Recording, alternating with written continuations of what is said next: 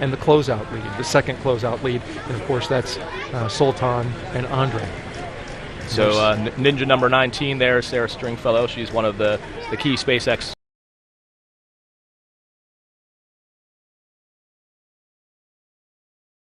Is actually Nick Hague of the astronaut office, but that's all the various members of the closeout team that will help when they get to into the white room and the crew access arm and around the vehicle itself. Getting a round of applause now as they get into their vehicles. You mentioned Nick Hague wearing number 12. He's currently in the position of astronaut support person.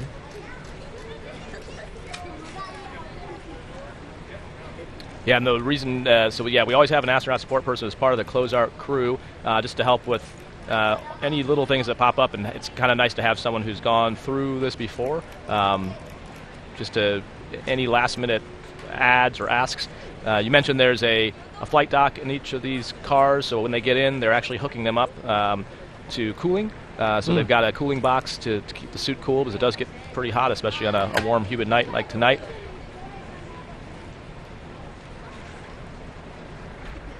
And if you're going to have an astronaut be an astronaut support person, Nick Hague and his experience, of course. Displays are configured for crew ingress. The launch abort in 2018. You know, this is a guy he's seen. Yeah, he's seen some stuff. Yeah. You heard the core there call that the launch displays, like the displays are configured for launch, which basically is telling the control team that the displays are powered up inside the Endeavour Dragon vehicle and should be ready for when the crew gets in there. Right now, booting them up. Exactly. Yep.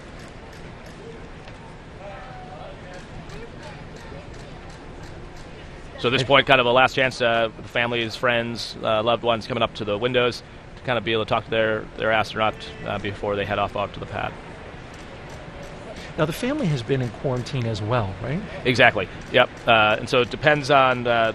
There's different levels of quarantine depending on when people traveled, but yes, there's full quarantine. And look at the high five. And then you see another UAE astronaut there, one of the astronaut candidates, Nora, on the other side, standing next to Hazza, who just walked off to the left.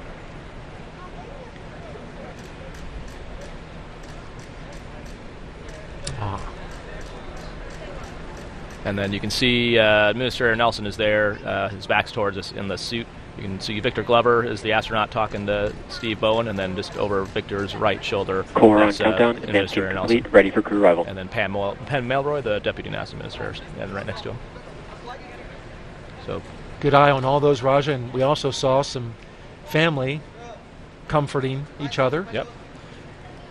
You never know what kind of emotion might come out. Yeah, it's exciting, exciting and I think surreal, having, knowing the people who are going on the rocket, knowing them, loving them. It's obviously a awesome time. You're so proud that we've gotten to this point and they've gotten to this point, but also, as with everything, also just concern. But I think just, one of the things that I think my family really appreciated was just how much support they got from the team around them, and it made them feel really confident that the same confidence we have, knowing that the team's safety concerns for us is paramount, and they do amazing work on these vehicles and getting us ready to fly.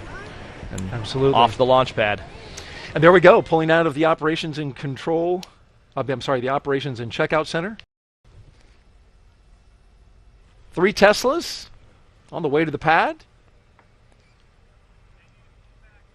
And we've got a camera on the lead Tesla looking forward. Yeah, this is an upgrade. We didn't have it. We enjoy seeing that view. We also have a helicopter high above that will be tracking them along the way. This is a night launch, so a lot of things will be in the dark. But one of the things about the night launch is that you get to see that lit up crew access arm, and you can see the astronauts as they go across, come out on the launch tower. It's neat to see. Yep, there's a view of the helicopter you can see going left to right at the top of the screen as it flies over. More than likely on the wet dress a few days prior, probably all these Teslas also have an additional sticker on the windshield. So my guess is the crew, we call Zapped It, with their patch sticker, branding it forever. And, really quick about the Teslas, you notice they were black, and SpaceX basically saying they're expanding their fleet of vehicles. More launches. We've got private, launches as well. And so they said that they expanded and added some cars to the fleet. and they're black ones. The ones that we've used from Demo 2 all the way up to Crew 5 were white. That's a good point. Yeah. Yep. So a new set of windshields to brand with new stickers. That's right. And so let's introduce you now to today's crew now that they're safely inside the vehicles and headed to the launch pad. Captain Stephen Bowen. He hails from Cohasset, Massachusetts, and is married with 3 children. He holds the title of first U.S. Navy submarine officer to be selected as a mission specialist by NASA. Captain Bowen is also a veteran of NASA space flights, including space shuttle flights on STS-126, 132, and 133. During those missions, he and his crew expanded the living quarters on the International Space Station. They delivered an integrated cargo carrier and a Russian mini research module. He has logged more than 40 days in space, including 47 hours and 18 minutes in 7 spacewalks. And today, Raja, he is the position that you held during Crew 3. He's the commander. Yeah, he is, yeah, and Steve is a great guy for it. Like you mentioned, he's the first submarine officer, but not the last in the astronaut corps. He has definitely got some experience, and as you mentioned, a lot of EVA experience. And then Steve also helped with the commercial crew program before Demo 2, actually. So he has some experience with Dragon and with the Boeing Starliner, which hopefully we'll be launching this spring. So he's got some experience on wide-body vehicles, also did some Soyuz training as a backup flow, and so he's very familiar with the Russian side, the Russian vehicles. So yeah, all around, just a great person to be in that commander role, which is really kind of like the coach of the team, really. How about that? And a lot of that experience is amazing. Also, I read that he's the only astronaut that flew back-to-back shuttle missions, that 132 and 133, and that was because one of the astronauts had an injury. Right, yeah, so and it's a good thing and a bad thing, right? Yeah, right. You're definitely exciting, but also a pretty rushed training flow, and you have to be really on your game to do that. Sitting next to Stephen is pilot Warren Woody Hoberg. The 37-year-old is from Pittsburgh, Pennsylvania. He studied aeronautics and astronautics from MIT before getting a doctorate in electrical engineering and computer science from the University of Cal Berkeley. During grad school, Hoberg worked as an EMT with the Yosemite Search and Rescue. Crew 6 will be Hoberg's first flight since NASA selected him to be an astronaut in 2017. A turtle, which we have another turtle here. He is also a commercial pilot with instrument, single engine, and multi-engine ratings. As pilot for Crew 6, he will be responsible for spacecraft systems and performance. Aboard the station, he will serve as an Expedition 68 and 69 flight engineer. You know him well as a fellow turtle. I do, yeah, and proud to keep the turtle tradition in space alive. Obviously, I'm super excited all of Crew 6, but I'm especially excited with Woody going up as a classmate of mine. So I've come to know and respect him well. The academic backgrounds don't really do it justice. I would say he's probably like 2 or 3 orders of magnitude smarter than any of the rest of us in our class. But you would never know it the way he carries himself. He's totally humble, just an amazing human, and can't wait to watch Woody launch to space with Crew 6 today. And you mentioned he was also teaching at MIT. He was, yeah. Not didn't just go there, actually taught, yeah. It's amazing. Well, in the role of mission specialist is astronaut Sultan Al-Nayati. He was chosen by the Mohammed bin Rashid Space Center of the United Arab Emirates to be part of Expeditions 68-69. The father of 5 spent most of his life in Al Ain and Abu Dhabi. But in 2020, he traded that in for astronaut training in Houston at NASA's Johnson Space Center.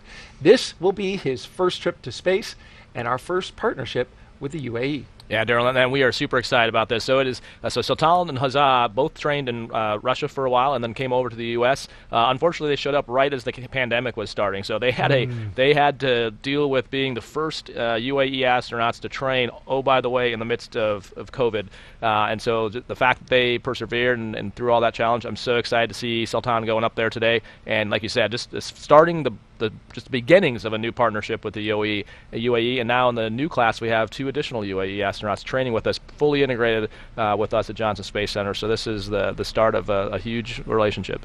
And many launches to come in that partnership. It's also the first trip to space for the second mission specialist, Roscosmos cosmonaut Andrei Fedyaev. Andrei was selected as a cosmonaut back in 2012. He will be working to monitor the spacecraft during the dynamic launch and re-entry phases of flight. And once aboard station, he will be a flight engineer for Expeditions 68 and 69. Yeah, and Andre, great to see the first-time flyer. So much like our mission, one commander with someone with experience, and then 3 rookies. So very much a testament to the training on both the Roscosmos and JSC side and the NASA side of being able to send that many rookies on one flight. Just the confidence and trust we have in our training teams and our systems. And oh, by the way, today is Andre's 42nd birthday. Oh, so well, he's happy gonna birthday. Get He's quite the candle lit for his day. The best birthday present you could get. No doubt. And, they must be getting close because the helicopter's coming by the press stand. That's right. You can hear it overhead. That's where we are, just across from the vehicle assembly building.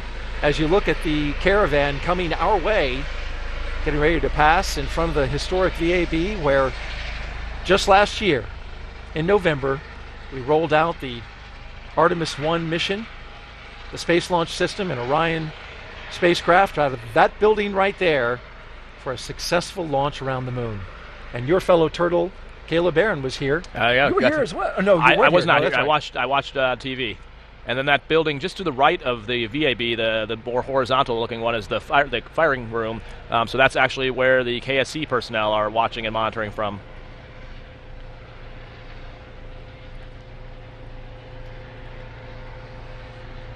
Well, you can see as they're passing there's some folks waving and wishing them good luck on the road.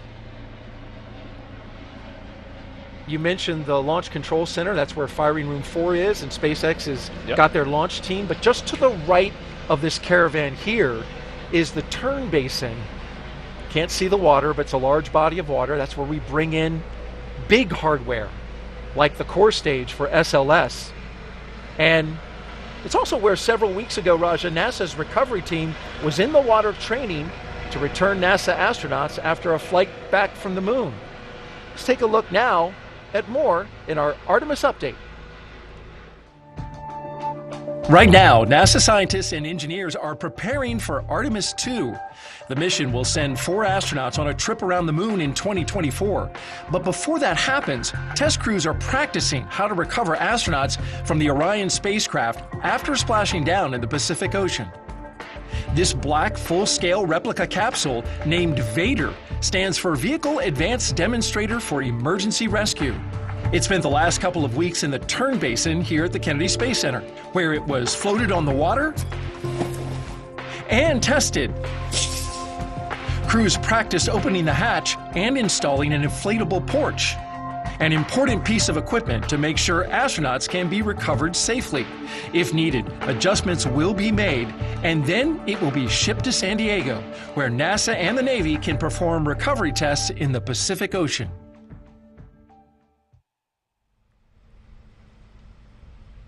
Some key technology there, Raja. You want to be able to get out of that Orion spacecraft and not fall in the water. Exactly. Yeah, so especially when you're coming back from space and being deconditioned, your balance is off, your muscles aren't quite work the same.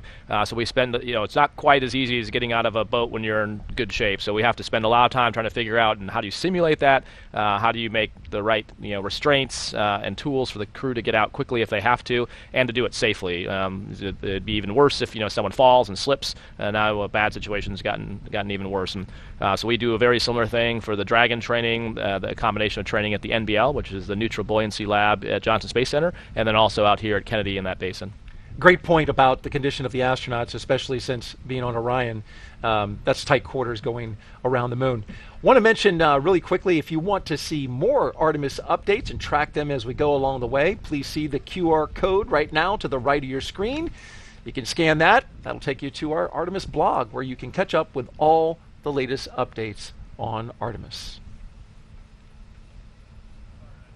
And now we resume our focus on Crew-6 and the caravan that's taking them out to Launch Complex 39A.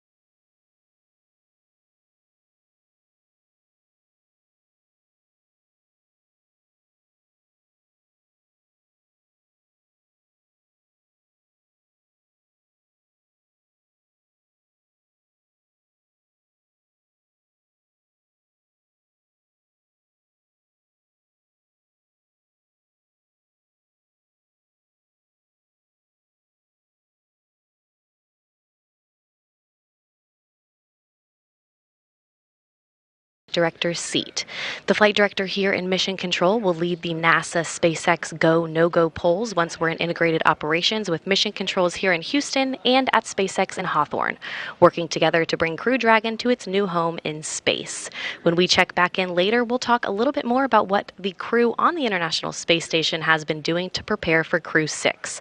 But for now, we'll send it back to the team at Kennedy. Daryl. Thank you, Courtney. And as we look back to the crew with that live camera on the Tesla, that was really neat to see. That shot driving up and seeing a rocket dead ahead. Yeah, that is a cool, that's awesome to be able to see what they're seeing. And the crew got to go do this usually a day prior to go do a pad tour, but now seeing it with the lights on, with the, getting ready to start loading prop here shortly, it's a much different feel. And depending on how you mentioned there's a flight surgeon and closeout crew with them in the vehicle. The other thing they're doing is monitoring their playlist. So yes. if everything is nominal and everything's fine with the suit and things like that, their other job is to curate the playlist for the crew, to try to time it such that their playlist is working out so that the time they pull up it's finishing. And some good effort and fun goes into picking the songs they listen to on the drive out. Yeah, you mentioned that. The playlist, we got them from Dan Hewitt over at Johnson. He mentioned that Steve and Woody, let's talk a little bit about their playlist, right?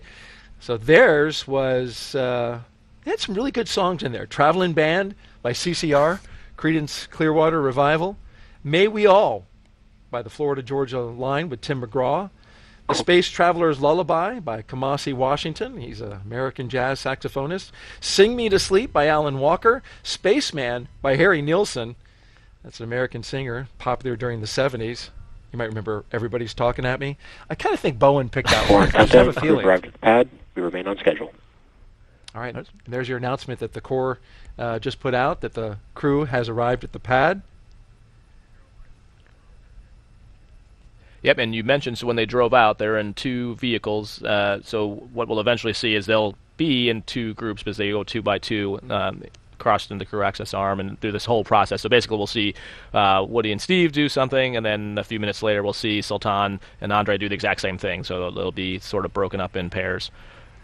And so they continue to rock out real quick with Sultan and Andre's playlist, A Sky Full of Stars by Coldplay, Don't Stop Believin' by Journey, and Push It to the Limit by Paul Engelman, which came from the Scarface soundtrack. And boy, that's some pure 80s right there.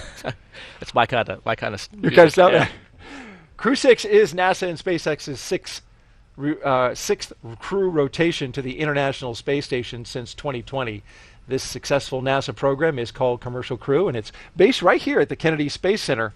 So now we want to turn over to Jasmine Hopkins, who is joining us live now with one of the leaders of this program. Jasmine.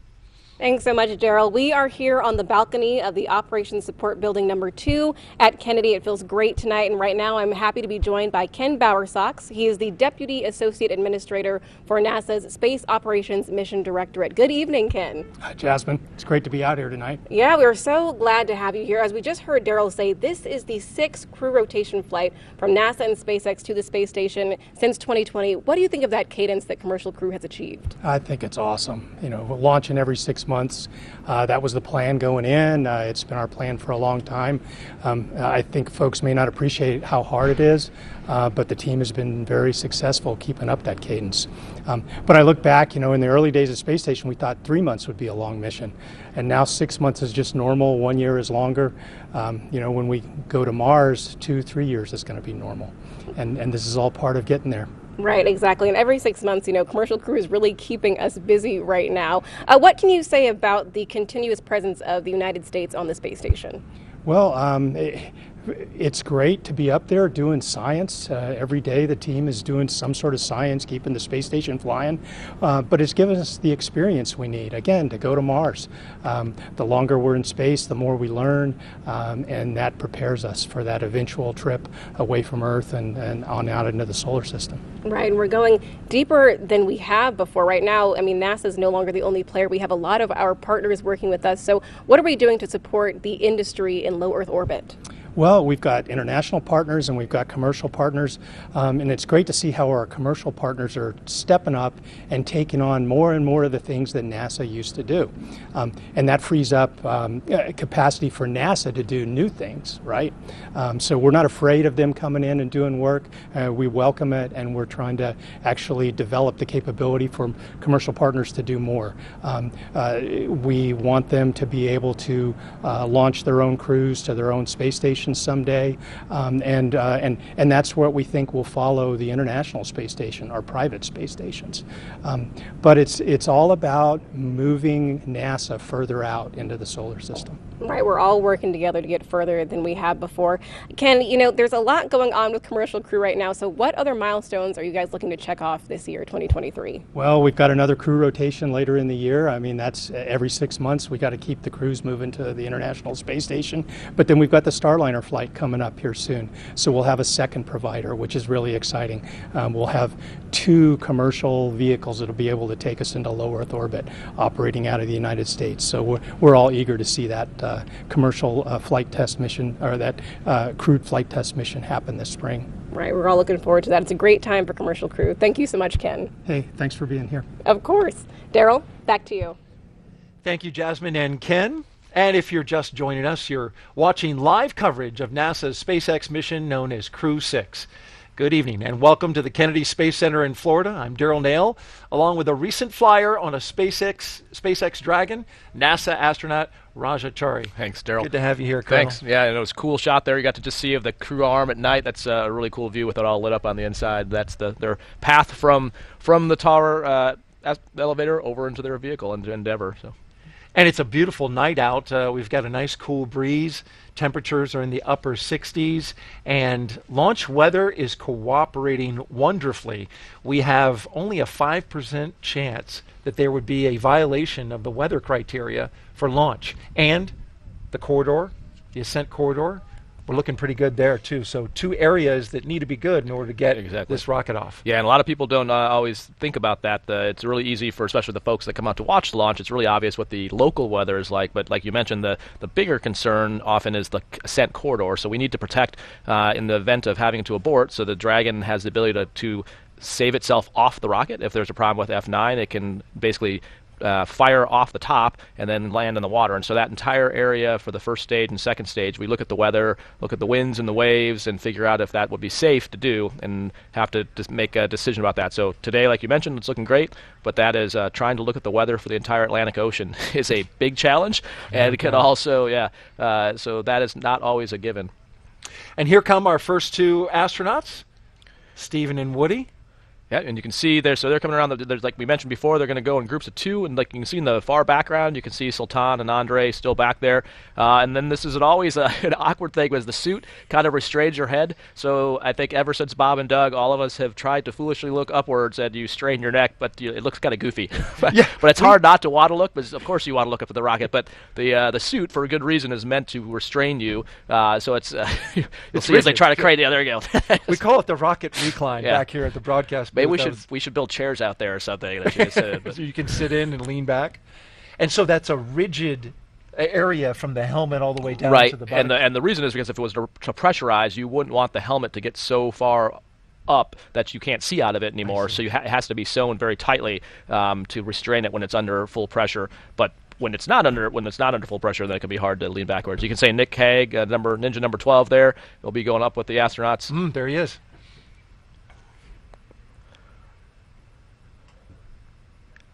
And I saw a picture online. I don't know if it was a meme or if they've actually changed the elevator panel to change the top button to say space. I'm not sure if that. I don't remember it saying space. What do you recall when you got it? I don't think it said space. Well, what I recall was it's the numbers are the feet of the launch pad. Right. Yeah.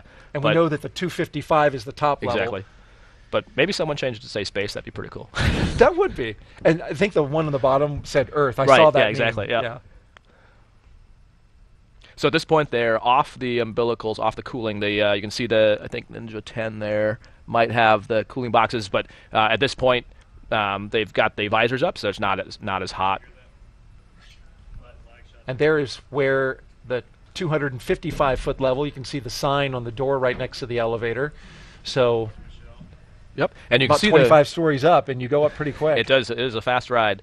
You can see the grading in the floor there. The reason it's not solid, and we'll probably get more views of this later, is if there was an emergency egress and there's water up there, you want the water to flow out. So that's why there's holes in the floor. And our two mission specialists now doing their recline. We need a chair. You just need one chair. You can just switch places in the chair. Yeah. All right, so there's Steve and Woody coming off at the top of the elevator.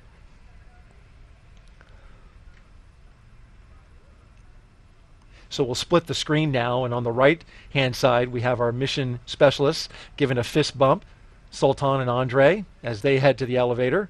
And Woody and Steven, commander and pilot, now going against the chevrons, which are there for a purpose. Exactly. So those chevrons are the direction you would go if there was an emergency egress. So if there's any kind of problem on the pad, the crew's well trained to basically be able to egress on their own if the closeout crew has already left. And those chevrons are a visual way to see exactly where you would go, and they take you eventually to slide wires, which are basically some high up zip lines with a basket that you get into and then ride down to the ground. You can see now they're standing in front of the red NASA worm there, the crew arms off to the right, and then Sultan and Andre are just getting in the elevator, head on up.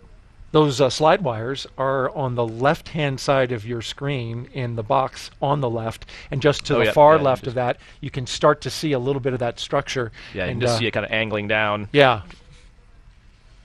Unfortunately, did you ever ride one of those? No, I was just going to say, unfortunately, we don't get to test those. We get to test it at the top, getting in, and then we test it at the bottom, getting out. But just because the first time we see it is about a week prior to launch, the last thing they want to do is have us fall out of the slide wire box and break a leg a week before we launch. The Sultan and Andre getting off the elevator, and they'll come upstairs and join. So right now, Woody and Steve are standing there's a phone up there. At the launch pad. These are the two astronauts in the upper right-hand part. Correct. Yep. So they're more than likely calling family or loved one just to kind of give the last "I love you" before you have to do it over the radio. Who'd you call? I called my wife. Yeah. But a key life hack is that you need to make sure that the person you're going to call has the phone number up there, which is for obvious reason guarded. But the last thing I wanted my wife to do is not answer the phone because she thought it was a spam call. Oh, right. So get that number in soon. Exactly. Looks like we've got a little backup in the queue here. So the mission specialist will stand by. You see they're handing the phone over. The other thing that's going on is because they've got their gloves on, it's hard to actually control the phone. So one of Nick Haig's job is to dial the phone number for him. Well, that's helpful. Yep. By the way, Crew-6 is the first of 3 SpaceX launches on Monday. It's going to be a busy Monday, Raja. We got Starlink off the pad 40 on Monday afternoon, followed by another Starlink launch out of Vandenberg. The pace here at the Space Center has really picked up, and that's just a testament to how much this place has transformed to become a commercial spaceport. Yeah, it is very neat just driving around Kennedy. Like just construction everywhere. You see trucks with parts of rockets moving around.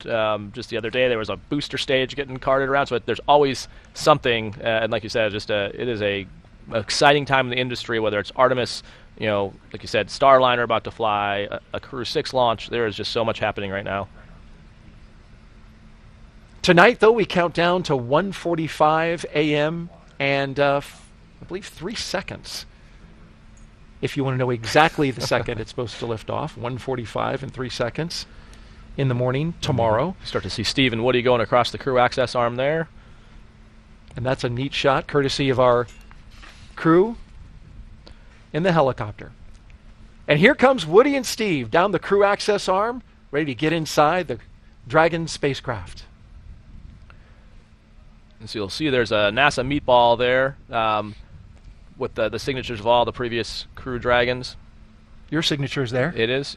Yep, and then the SpaceX for the private mission. So they basically and you'll see, I think they're about to hand them a Sharpie. Yeah, they are.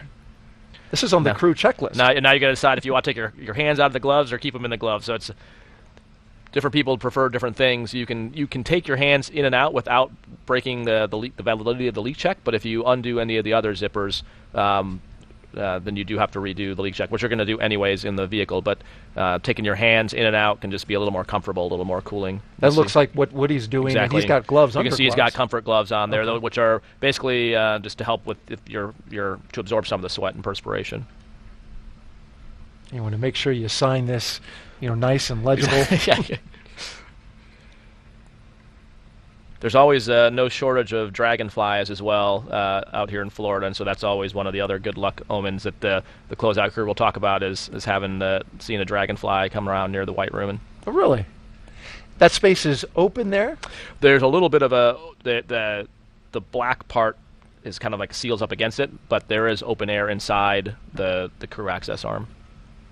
And you can see they're getting glasses positioned. So the other thing that the closeout crew is helping them with, they've got some crew personal items like glasses, watches. If they've got the watches they're going to wear on the outside of the suit, this is the kind of time we'd start donning that kind of stuff. If they'd have like wrist mirrors and anything like that, they'll start getting that on now, and as well as once they're inside the capsule. Well, White Room is a term first used during the Gemini era, literally for the description of the color of the room, but it's not really much of a room, right? It's pretty tight. Yeah, it's more of exactly. It's more of a clean room. You see they're grabbing name tags there. They'll basically kind of a tradition that started with the first Dragon launch of grabbing some of the closeout crew's name tags, people who haven't either worked on the closeout crew before or haven't had their name tag float in space, and then they'll fly it in Endeavour with them and bring it on back, so they have something to remember the flight by. That's really neat for the SpaceX team. Yep. Yeah, it is a cool tradition, and the hardest thing is remembering where you put them all after 6 months in space. I had a moment of panic when we came back. Like, what did we do with the name tags? We tried to take Did we leave them in space? Our mission specialists now having a telephone conversation with their family or loved ones, standing by, getting ready to make their walk down the crew access arm. The other key thing Nick Hague has to know how to do is dial internationally on that phone, especially with Sultan and Andre. Yeah. Oh, right. It's a government phone. It's not always easy. We had to practice. Core on countdown. And there was a dry dress rehearsal. Exactly. We remain on schedule. To hear the call from the core that they're on schedule. So normally, with the crew timeline, like what we train to, is about 2:35 prior to launch is when the crew should be ingressing. So you can see we're right on timeline, and they always build in extra time, of course, for the closer you get to launch, the less extra time you have. But they try to build in time to to repeat things if needed. So the commander and pilot take their place in the first two seats.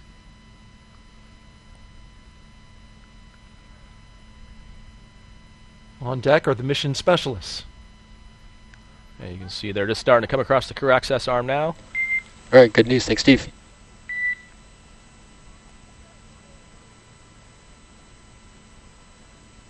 And here comes Sultan and Andre. Dragon SpaceX, for awareness, we're going to arm. be triggering an onboard manual alert.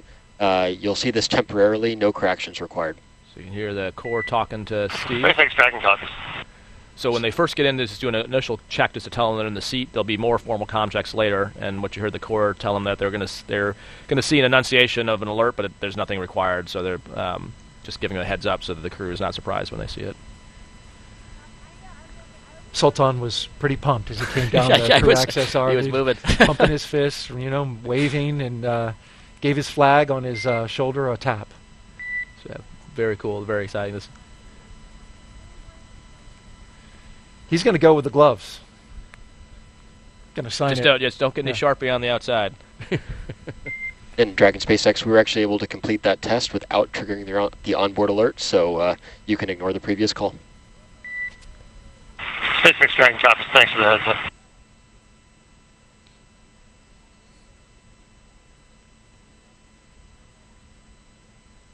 So what the ninjas are doing there is making sure that the suit, that's that white outer layer. SpaceX Dragon, seat 3, comm check. That's Woody checking in. Got you loud and clear, Woody. How me? I have you the same. Good morning, Arthur. Good morning, and for your awareness, as promised, I am wearing the shirt. I love it. That makes us so happy. So Arthur, one of the cores at SpaceX, and usually the crews have pretty good relationships with all the cores and the MDs because we've worked with them so much. So obviously Arthur has either lost some kind of bet or made some kind of bet to have to wear some kind of shirt. Maybe when we see MCCX later, we'll get a peek at what he's got on. You can see Sultan's grabbing some name tags there as well. The practical side of that is it would be great if one person grabbed all the name tags, but they don't fit. Those packs you have on your leg are so tightly packed with checklist pages, some emergency meds if you were to need those, things like that, that you actually distribute those name tags amongst a few different people in the crew so you don't bust the zipper on the pack. I see. And that's what, so you can see the crew support exactly. Yep, exactly. There's a little interior pocket there, so like a watch or glasses case or any things like that would be going in there at this point. Well, there's some motivation by the SpaceX crew to make sure it gets in the right place, right? Exactly, zipped up and nice and tight. You may have noticed something, folks, that's a little different than even when you flew, Raja, and that is that SpaceX is now doing some of the checks and operations in parallel. We heard the communication checks. That's going to reduce the total time by about 27 minutes, but it will still be included in the nominal timeline for troubleshooting. So, for example, when they perform the seat rotation, the core comm check, the suit lead checks, they'll also perform the side hatch inspection. And then we started hearing those comm checks as even the mission specialists are starting to ingress. Exactly, yeah. So I think every time we do a launch, we learn from it. So as much as we like to think things are routine, we're always learning and trying to improve from those.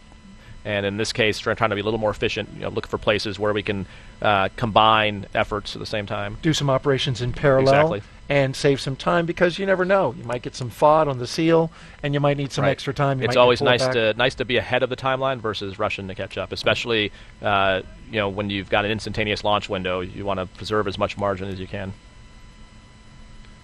So you can see Sultan and Andre getting in the vehicle now. Really got to duck. Well, the real danger is bumping your helmet visor, because you can see it's easier for the ninjas to get in there. Wearing that suit, and again with the kind of like limited head mobility, it's easy to forget that you've got a giant bulb attached to the top of your head and then bump that visor into something. I like that shot that SpaceX showed us going into Dragon with the closeout team, following right behind the astronauts and the cosmonaut. See pretty good view of Andre's armrest there, and you can see the buttons on there. And so you can see that one at the bottom center of your screen with the little white dot. So that's actually a little Velcro button. And so the reason we do that is all those buttons would normally feel the same. So you put a little piece of Velcro on that one, and that way, even through the suit, you can have the tactile feel to know that's the push to talk button. In case you're just like if you were typing on a keyboard, once you find the space bar and you can orient your fingers, that's the same thing for that. Once you find that button, then you know where the other buttons are without having to look down to see them. But you've got a volume, a Vox, which is the sensitivity of your mic, and then a push to talk. When the crew climbs aboard Dragon, it is referred to as crew ingress. The term ingress is used when crew members are getting into a spacecraft or airlock, while egress means just the opposite, they're exiting. Prior to getting on board, the crew completed a foreign object debris check or FOD check. That means they basically had to be inspected, and this is what the closeout crew was doing, checking them for substance or debris that isn't supposed to be on them or their suits, which could potentially cause damage to Dragon. And that's also why the crew wears covers on their boots. We didn't see it because the shot was kind of high, but they had them on. They also have their umbilical port on their suits. Those covers get removed. They have covers on top of them before they enter the spacecraft, and you can see them right there where you go in and just plug right into your armrest, right? Yep, exactly. So that umbilical on their right thigh essentially is that umbilical. And you mentioned the boot covers, all that is a precaution. You can see they're wearing gloves. The closeout crew is essentially a clean room. The capsule is built in a clean room, refurbished in a clean room, and even though it's out on a launch pad, we still have to maintain the integrity of that. It's the last thing you want to do is have something floating around the capsule, especially when it's in microgravity, that can either get ingested, inhale, cause an eye injury, or damage something. And the foreign object debris, Raja, actually, the prevention of it begins all the way back in Hawthorne. Before the spacecraft leaves SpaceX headquarters, it's carefully controlled all the way through launch day, and then until we will see in just a few, the hatch is closed. Exactly, yeah. It's the last thing you want is anything loose in a spacecraft, and so it is from the time they build the components, everything is very, very tightly controlled and accounted for. Well, the closeout crew is buckling them in. Comm check. You can see the next comm check there. Loud and clear. Seat 1, how me? Got you the same.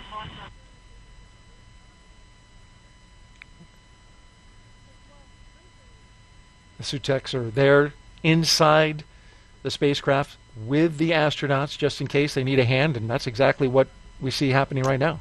Exactly, yep. And so, yeah, it's a mix of crew strapping themselves in, but then generally the closeout crew is going to cinch down the shoulder straps and just make sure you're really, really secure. It's, when you see them moving in the space, you'll see during launch, like, it doesn't look like they're moving because they are so tightly strapped in, but there's a whole lot happening to the vehicle. Right. The vibration. Exactly. The umbilicals allow the crew to have comms through the suit, air to help keep them cool, as well as nitrox for suit pressurization, which is similar to what scuba divers use. Yep. And you can see on Woody's, you can see now on his left knee is that satchel I was talking about. So that's like a little, it's got a knee board card on it, but inside that is where the iPads, like, so they have iPads that have backup procedures on them. You also have some cards you can write on, procedures on the inside, and kind of just a mix of different. This is seat 4, comm check. It's Andre's comm check, sounds like. Yep. Loud and clear, seat 4, how me? Loud and clear, call. Thank you. There's a little delay between the audio coming from the astronaut and coming on our broadcast. Yep. Yeah, you can see Woody's zipping in. So those two layers I was talking about the suit before, you can see there's an orange-colored zipper and a white zipper, and that's the orange is the pressure garment zipper, and the white is the restraint zipper. That's why there's two colors. And so what he's doing is looking to make sure, and he's showing the closeout crew that he's getting a visual inspection. There's a white tooth on the last piece of the zipper, and that's what he's visually verifying, as he can see that white tooth, and that makes you have a good seal. So that's what they're doing right now. Is basically it's a two-person check. So everything's a checklist, and anything critical you always want to get two sets of eyes on.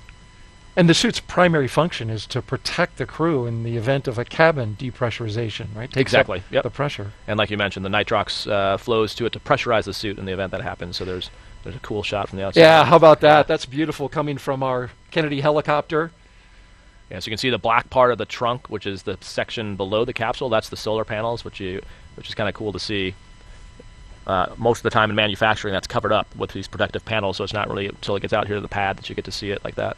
You can see the guy wires that lead up to the top of the tower. Our helicopters are up there performing a important role, and that is security, flying all around the area and making sure that nothing bad would happen from anybody who would want to harm or interfere in any way with this launch. And so we also have assets out in the ocean as well. You can see over in between Woody and Andre, you can see the stickers of previous crews. So important to note that one of the cool things about commercial crew and both the Dragon and the Starliner, that the capsules get reused. And so you can see the crews that have flown before have left their sticker behind. So ours is up on Endurance, up in space right now, and the three crews that have been in Endeavour have their stickers there.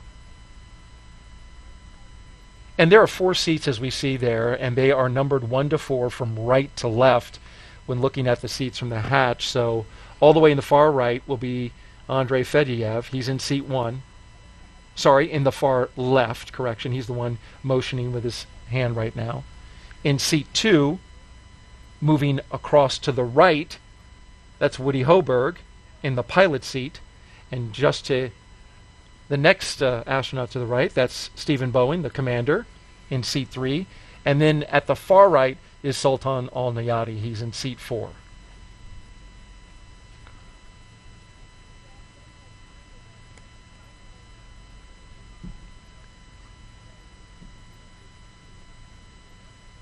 All right, kind of giving some last-minute handshakes here. Closeout crew doing some fist bumps. At some point, they'll probably get a photo, is my guess. You become close with the closeout. You do, yeah. Like I said, you know these people. Like it's actually really cool. By the time you're at the end of the sim campaign, you can tell just by the tone of someone's voice. Before you even hear what the problem is or what the thing is in a sim, you know, okay, this is good or bad, just by the way they sound. Well, we're ready for some social questions. We mentioned at the top of the show that we want to take your questions throughout this show. And while we've got a little moment here, while the astronauts and cosmonaut are settled into their seats inside the Dragon, we want to check in and take a question. This comes from Sotex Rangerman. What time does the crew wake up for this late night launch? So actually, they to them it seems like the day, even though it's dark out, because we do a thing called sleep shifting. So once they set the launch time, then the entire schedule, even as far back as when they were in quarantine, when they're at Johnson Space Center, they start to change the schedule of the crew to shift their circadian rhythm, and it's a blend of the launch time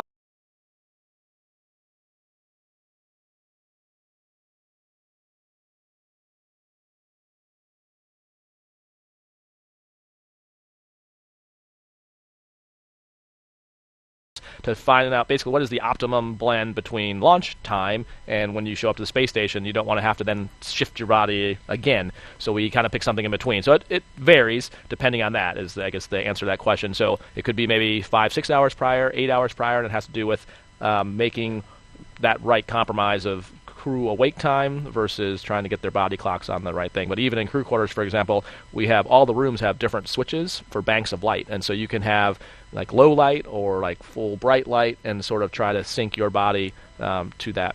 But my guess is today, probably like 6-ish hours prior, they were up. I think most people that were supporting, including us, took a nap this afternoon, so I think the crew did the same, and then woke up probably about 6 hours prior to start the prep.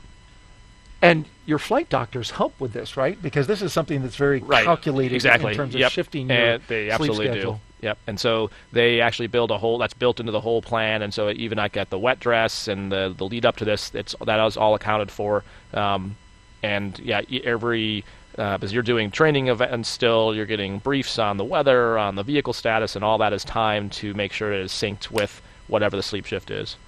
And SpaceX Dragon crew is ready for comm checks. SpaceX copies. Stand by for umbilical comm check.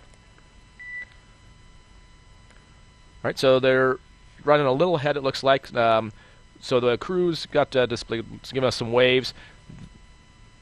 There's a procedure that they're running called, so SpaceX procedures are a number with a dot and something. So this would be 4.100, and the procedures are on their displays. And so usually they'll have one display that's showing the timeline and then another display with this procedure up. So they just talked about the fact that they're ready to do comm checks. And so there's going to be a series of checks here. We talked earlier, Daryl, about how there's different relays. One's to the umbilical, which is the physical connection between the Dragon, the launch pad, and the ground. There's a TDRS connection you'll hear them talking about, which is a satellite connection. And then you'll hear different people talking to them. The MD is a mission director. Commander, pilot, MS1, MS2, comm check.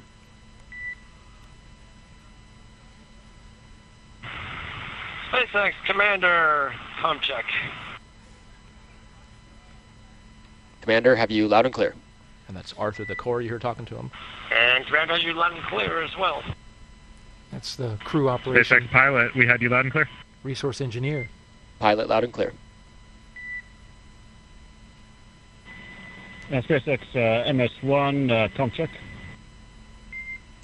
MS1, loud and clear.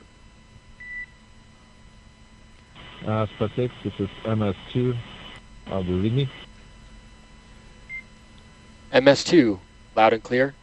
Umbilical comm check complete. Report when ready for seat rotation. So there you heard the call for the seat rotation. So we're seeing the astronauts and the cosmonaut for the last time with that camera inside the spacecraft before that camera has to pull out. And SpaceX Dragon crew is ready for seat rotation. And those seats articulate up so they can look at that display that is at the top of the screen. That's where the action Exactly, is. yeah. You'll see the seats rotate for both launch and landings. So that SpaceX copies. Dragon will report when initiating.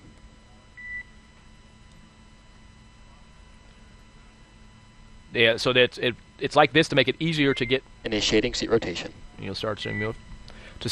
Make it easier to get in and out for both the people and the cargo, but then you rotate the seats for launch and landing so that the G-forces are more through your chest and not in like a more odd.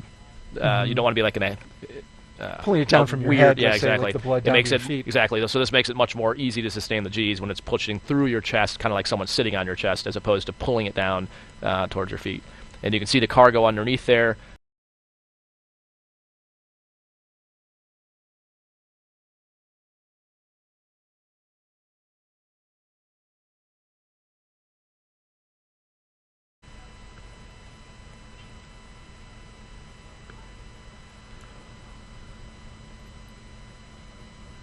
So the umbilical comm checks were all the way around good to go.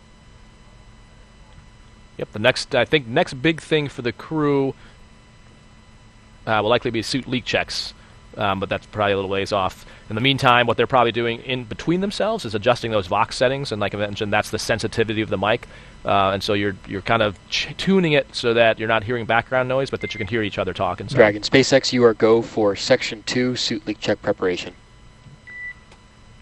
And we've got Section 2 suit leak check preparation in work.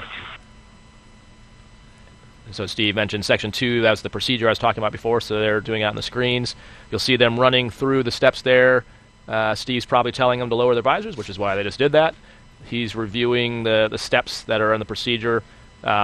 Essentially, when they're doing this, they're going to kind of stay still and let the nitrox start to flow. It's going to pressurize the suit. You'll probably see them tuck their arms in. You'll see the suit inflate a bit. You'll probably see the helmet move up again, and that's why I mentioned before why it has to be tight so that they can still see out of it. Got the visors closed as well. Yep.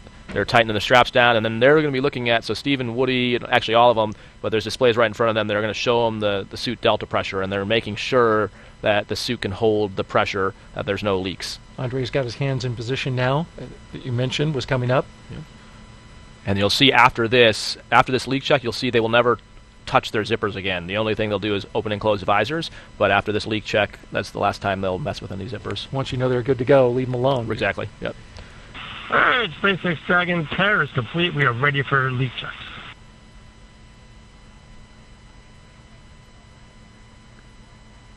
T-minus 2 hours and 24 minutes until liftoff.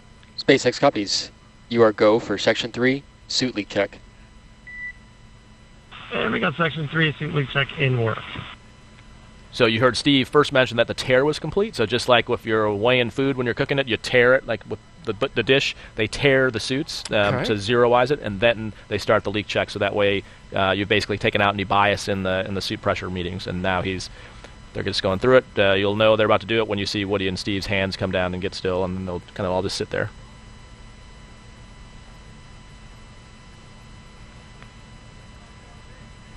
You were the commander for Crew 3.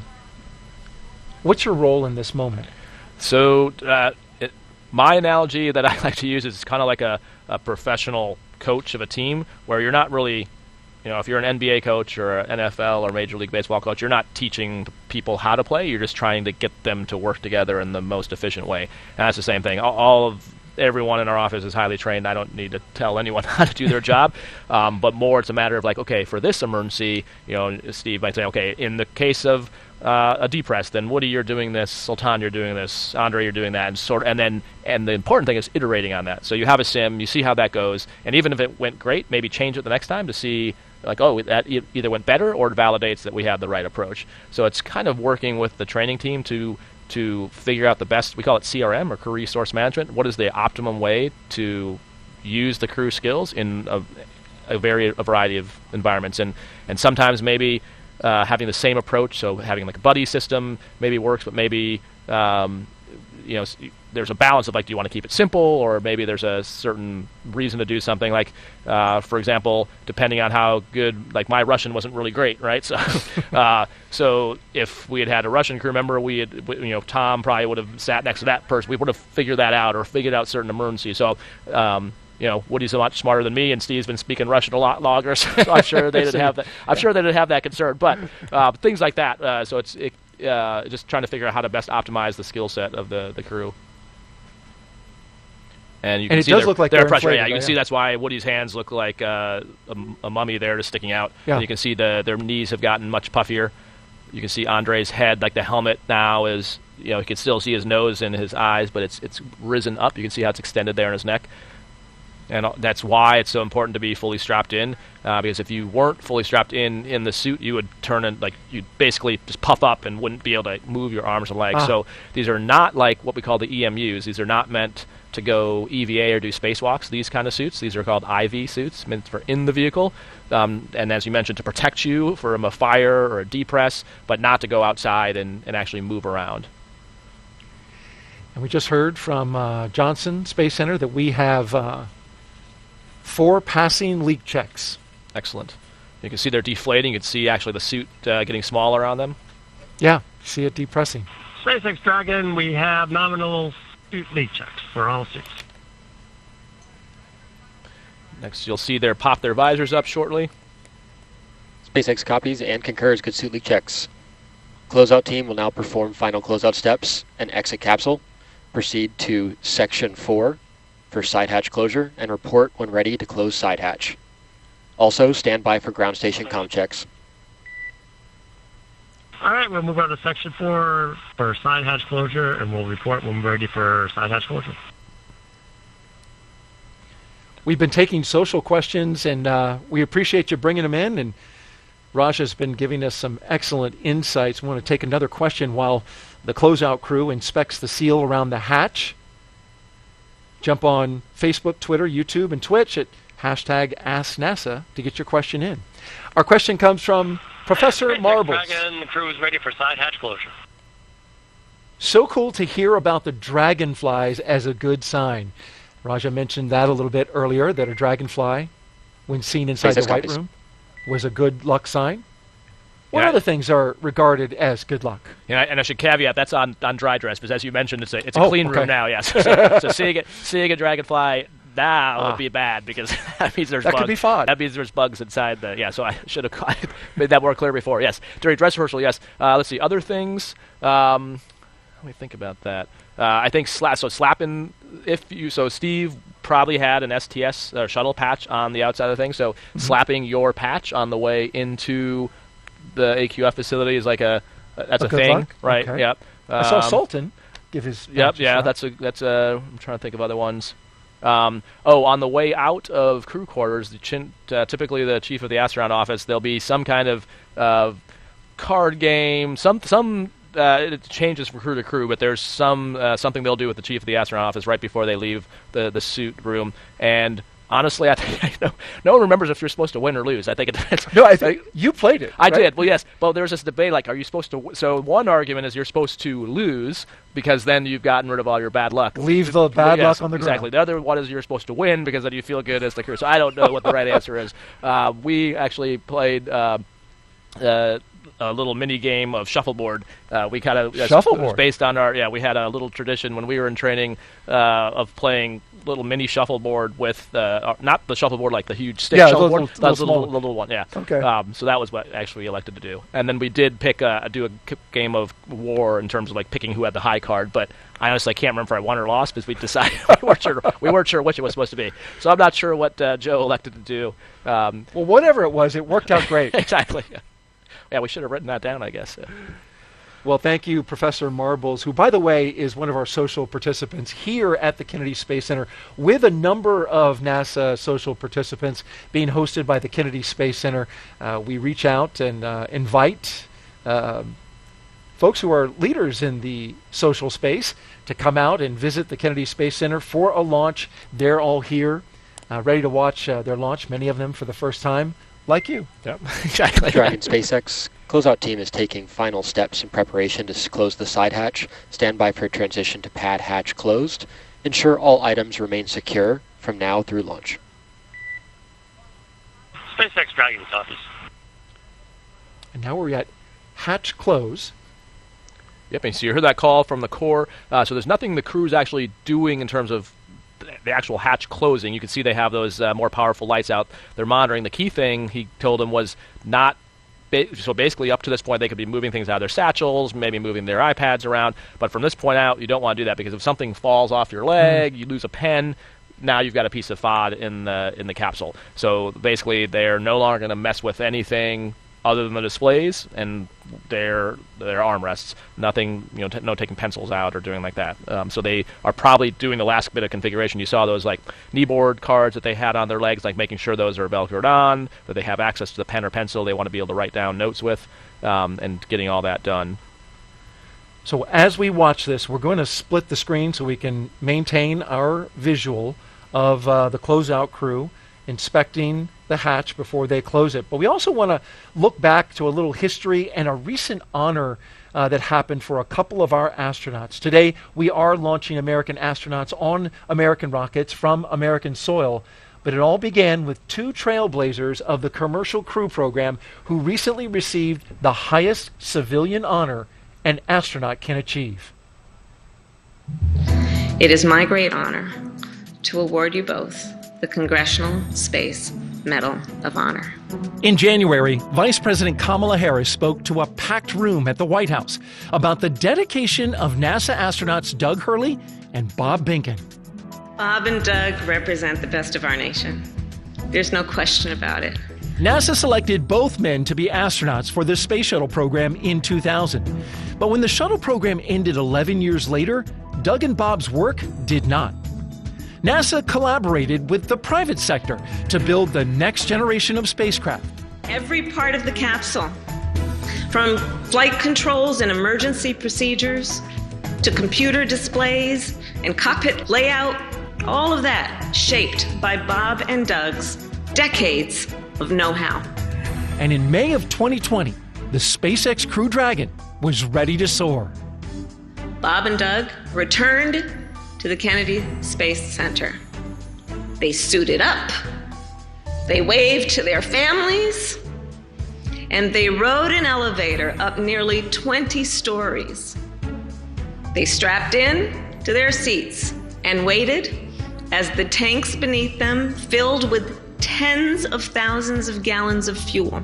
And then 3, 2, 1, 0. Ignition. Liftoff of the Falcon 9 and Crew Dragon. Go NASA, go SpaceX, Godspeed, Bob and Doug. Demo 2 was the first crewed flight for NASA's Commercial Crew program, ushering in a new era of human spaceflight. And now, the names Doug Hurley and Bob Behnken have been added to an elite list. Prior to the ceremony, the Congressional Space Medal of Honor had only been given to 28 people, astronauts like Neil Armstrong and John Glenn. We're following in their footsteps, and, so it's just an incredible honor. It was humbling to be a part of the mission. We got to be the smiling faces on the pointy end of a rocket ship. Because of their bravery, missions like Crew-6 are happening today. Bob and Doug together have written the first page of a new chapter in the history of American space flight. Bob and Doug dedicated their careers to space flight. What an honor, Raja.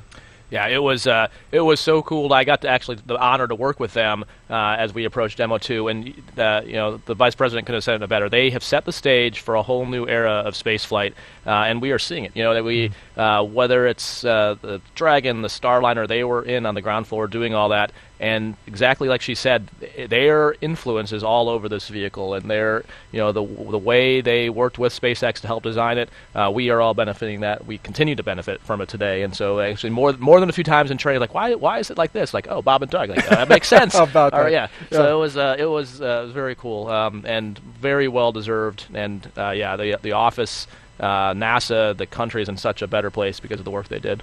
Well said, Raja. And while we're talking about honors and the office of the president, I want to mention that Raja was nominated by the President of the United States for the appointment to the grade of Air Force Brigadier General. Still needs to be confirmed by the Senate, right? Yep. But the Senate, of course, approves all senior civilian and military appointments. But congratulations Thanks very much, on getting that nomination. Yeah, my wife and I are super honored and humbled to be able to continue serving in the next grades. But yeah, we're very honored and special to be able to do that here at NASA. Oh, very good. I don't have to call you General yet. Definitely not. Please don't. Yeah. Okay, Colonel. Not even that. How about just Raja? Okay. Will do. Let's check in now with Courtney Beasley at the Johnson Space Center for an update in Houston, Texas. Hey, Courtney. Hey, Daryl. Thanks. As we said earlier, the team here in Mission Control Houston is actively monitoring the International Space Station as they await Dragon's arrival. The crew aboard the station is currently in a sleep period, and they are scheduled to wake up at midnight Central Time. They have completed a number of tasks to prepare the station for Crew-6, like setting up tools to monitor Dragon's arrival and prepping the sleep stations for new residents. Many of their clothes and other belongings launched on a previous cargo resupply mission. Back here in Houston, Flight Director Director Mike Lammers and his team are in constant communication with the SpaceX mission director for Crew-6's launch to the space station. Once we get to integrated operations, the NASA flight director will be conducting a series of go/no-go polls at the predetermined checkpoints for Dragon's approach. For now, we'll continue to follow along from here in Mission Control Houston, and I'll send it back to the team over at Kennedy. Over to you, Jasmine. Thanks so much, Courtney. Back at Kennedy here, joining us now is NASA Recovery Director Brian Berry. Thanks for being here. Of course, thank you. Of course. So, Brian, we understand that you are the NASA Recovery Director for Crew-5, but you've actually done a lot of things for human spaceflight. Can you tell us more about that? Sure. Yeah, that's right. So I started my career as a flight controller for the ISS program. My team was responsible for maintenance on the space station.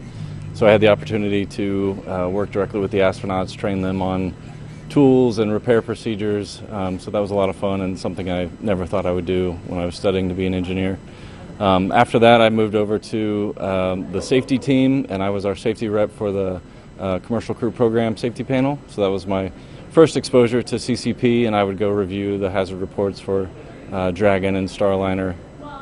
That was a pretty neat experience also because I was able to work with Bob and Doug prior to Demo 2, and just kind of work with them on the hazard reports and get their perspective on the risk and the mission overall.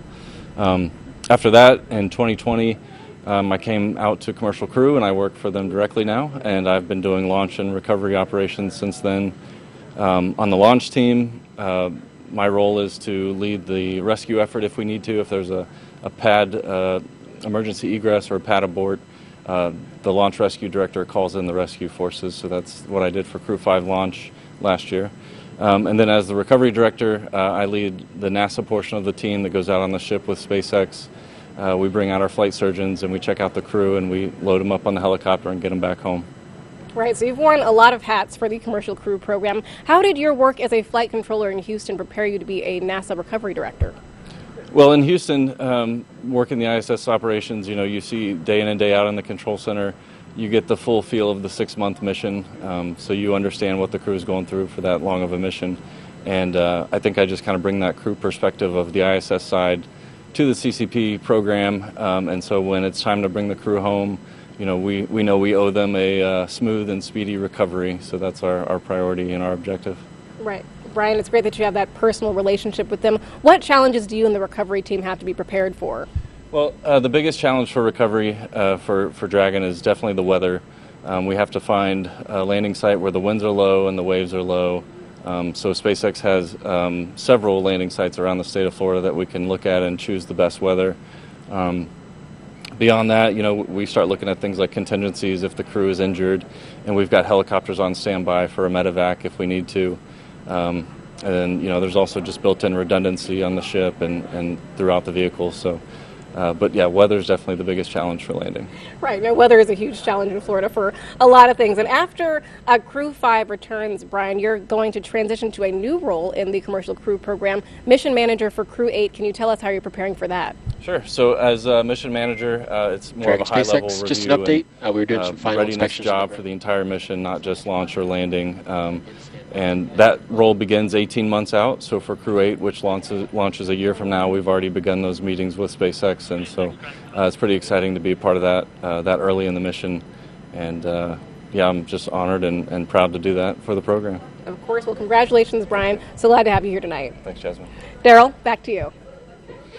All right, thank you very much, Jasmine. And if you're just joining us, we are currently 2 hours and 7 minutes until liftoff of Crew-6, launching as part of NASA's Commercial Crew Program, as we just heard so well.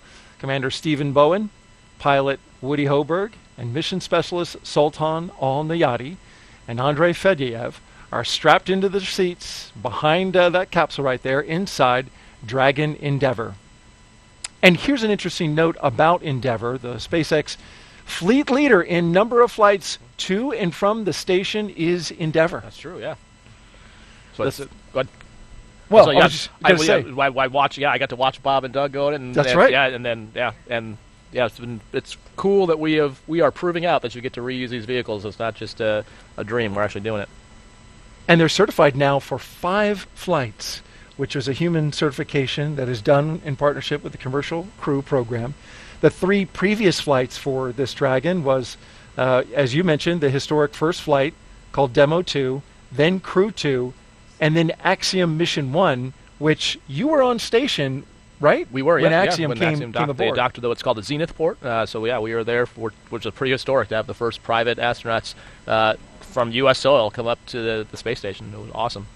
And these astronauts today, Raja, that could happen for them as well if Axiom 2 goes up within their increment, right? Exactly, yep. And so that's exactly the plan. And Axiom 2 is in training. I think they publicly released the names not too long ago, so you can see that online. But yeah, so they do some training at Johnson Space Center, and because exactly that, if they're on orbit on time, they'd be interacting with Crew-6.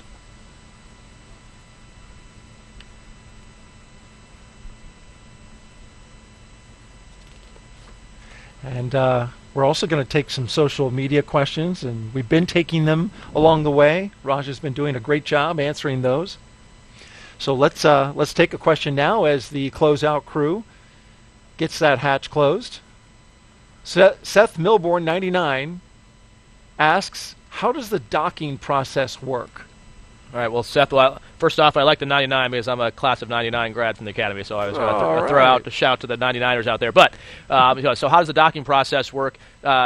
So we have what's called an instantaneous launch window, and the reason is because you're trying to align the orbit that we're going to put the Dragon into with the orbit of the space station. And there's different windows every day, but we choose that so that we're trying to, it's a combination of optimizing the prop you need to use, the propellant, and the timing. So you could go faster to the space station, you could go slower. It depends on the propellant, but we have to build in all these contingencies. So Dragon, SpaceX, ComCheck over ground station.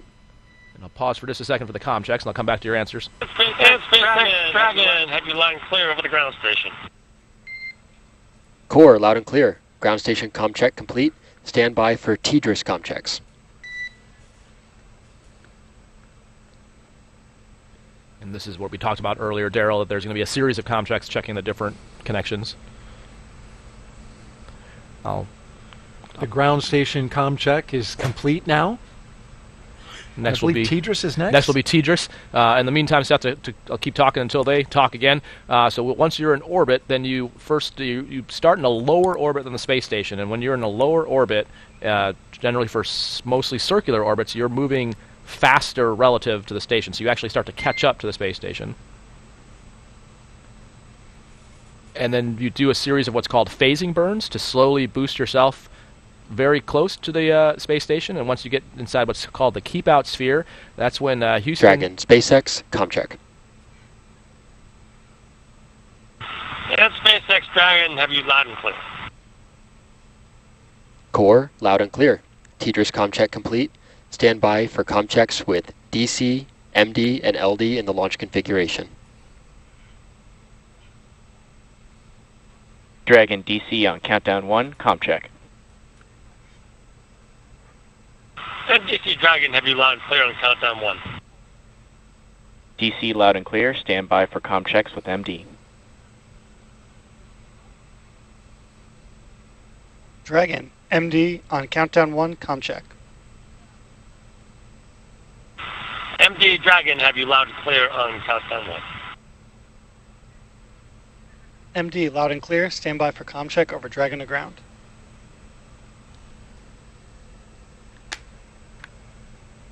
Dragon, MD on Dragon to ground, comm check. MD Dragon, have you loud and clear over Dragon to ground. MD, loud and clear. Stand by for comm checks with LD. Dragon, LD on countdown 1, comm check.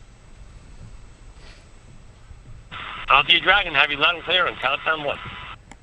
LD, loud and clear. Stand by for comm check over Dragon to ground.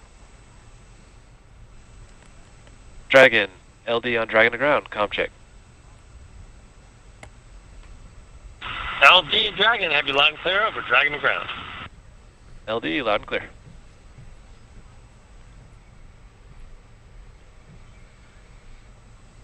Dragon SpaceX, with that, launch configuration comm checks are now complete. SpaceX Dragon copies. And so those comm checks, like we talked about, Daryl, were different people, different loops, and just making sure that all the key folks can get in contact with the crew if they need to, since there's a bunch of, if you can imagine, lots and lots of different comm loops on the ground with different people talking on different ones. So you want to make sure that they're connected. SpaceX, we are going to commence health checks for the launch escape system. Expect momentary flight computer state change, followed by a transition back to pad hatch closed. All right, so that flight state change. SpaceX Dragon, we'll be watching. Thanks. Yep, so the flight computer state he's talking about, so on the displays, in the bottom center of the displays, it tells you what state the flight computer is in. So right now it says hatch open, and the way that they know for sure that it's closed isn't just the door being closed, it's actually the flight computer state doing that, and that then allows them to initiate further commands. And then cleaning up your answer on the docking. So we talked about it's catching up to the space station, and then you do what's called phasing burns to get closer to the space station. Once you get in basically what we call the keep-out sphere, either along the velocity vector from below it, depending on what docking axis you're on, then you join up with the space station, and you'll see that tomorrow, actually. If you tune back on NASA TV, they'll show the docking. Indeed we will, right around 3 a.m. Eastern Time tomorrow. They've got about a 24 to 25 hour transit from launch to dock. We want to take a pause now, and we'll keep monitoring the progress inside Dragon with the 3 astronauts and 1 cosmonaut. But in the meantime, we also want to check in with a special guest. Jasmine Hopkins, take it away. Thanks so much, Daryl. Joining us now on the balcony of OSB-2 is Kurt Costello, the ISS Chief Scientist. Good evening, Kurt. Good evening, Jasmine. We are so glad to have you here tonight. After Crew-6 launches, they'll become part of the Expedition 69 crew, and their time will be packed with spacewalks, a lot of science. So can you unpack some of that for us? Yeah, they'll be there during a really dynamic portion of our year. We're going to have the cargo mission SpaceX 27 launch, the NG-19 mission launch, and then crewed missions with the Boeing CFT mission and then AX-2 later in their increment. So there is a ton of research going on. A lot of it's going to be dedicated to human research. And one of those investigations comes from ESA, and it's our immunity assay investigation, where we're trying to find out how spaceflight impacts the immune system of the crew members. Right, Kurt. As you said, I mean, this time is going to be packed with a lot of science, a 6-month science mission for them. One of the experiments that's been long-standing is called tissue chips. Can you tell us more about that first initiative with the National Institutes of Health? Yeah, this is actually the second in a series of the NIH NCATs, which stands for National Center for Advancing Translational Science. And what we're looking at are tissue chips, which are sets of cells and tissues that go into the ISS and are grown out. And this set of experiments from the ISS National Lab is really set to look at treatments for those tissues. So we'll be having 2 investigations go on board. The first is called Cardinal Heart 2.0, and they'll be looking at treatments that could help deal with cardiac stressors on orbit. And the other one is called Engineered Heart Tissues 2.0. And this one is really interesting. They've got those same heart tissues growing, but this time they're attached to a magnet. And the magnet tells us how hard that heart tissue beats and contracts on orbit. So these living heart cells are going to be able to tell us, 1, how hard they're working in the presence of the spaceflight environment, and then treatments are going to be applied to them so we can understand if that can help with those stressors. Wow, it's nice to hear that, some of the research we're doing on station could benefit our health here on Earth as well. There's also a combustion experiment called SOFI Mist. Can you tell us about that as well? Sure. SOFI Mist is a combustion experiment for solids. SOFI stands for solids in flight extinction. So ignition and extinction. And what we're looking at are how solid materials burn under different atmospheric pressures and different concentrations of oxygen. The reason for this is our exploration vehicles have different atmospheres, and we want to understand how solids burn in space and how they can be extinguished efficiently. So we want to be able to put out any fires that ever occur in a cabin. Right, that's very important. ISS Chief Scientist Kurt Costello, thanks so much for joining us tonight. Thank you very much. Of course. Daryl, back to you. Thank you, Jasmine and Kurt. And I thought it was interesting he was talking about that SOFI experiment and burning materials in space. You worked on some experiments yourself in which you burn things. Yeah, so we burning things in space, Roger. Yeah, well, you got to be really careful. Clearly. Yeah, so when you're up there as part of Expedition 66, we did several experiments with the combustion chamber, and it is a piece of engineering. So getting to work on it, install new materials. But the really cool thing, so Kirk mentioned part of it, like there's the one piece is making sure there's not fires. The other thing we're really interested in is there's some work going on like cold flames, and so flames on the Earth because of the gravity field, you have the hot part, and then you see it actually go up. And Jenny Seide in our class is a combustion engineer, so there's some really fascinating things. But in microgravity, it's a ball of flame, and so some really interesting research is some cold combustion engine type technology where you could reduce greenhouse gas emissions because of the way the flame burns. So that is the kind of fundamental science we're doing.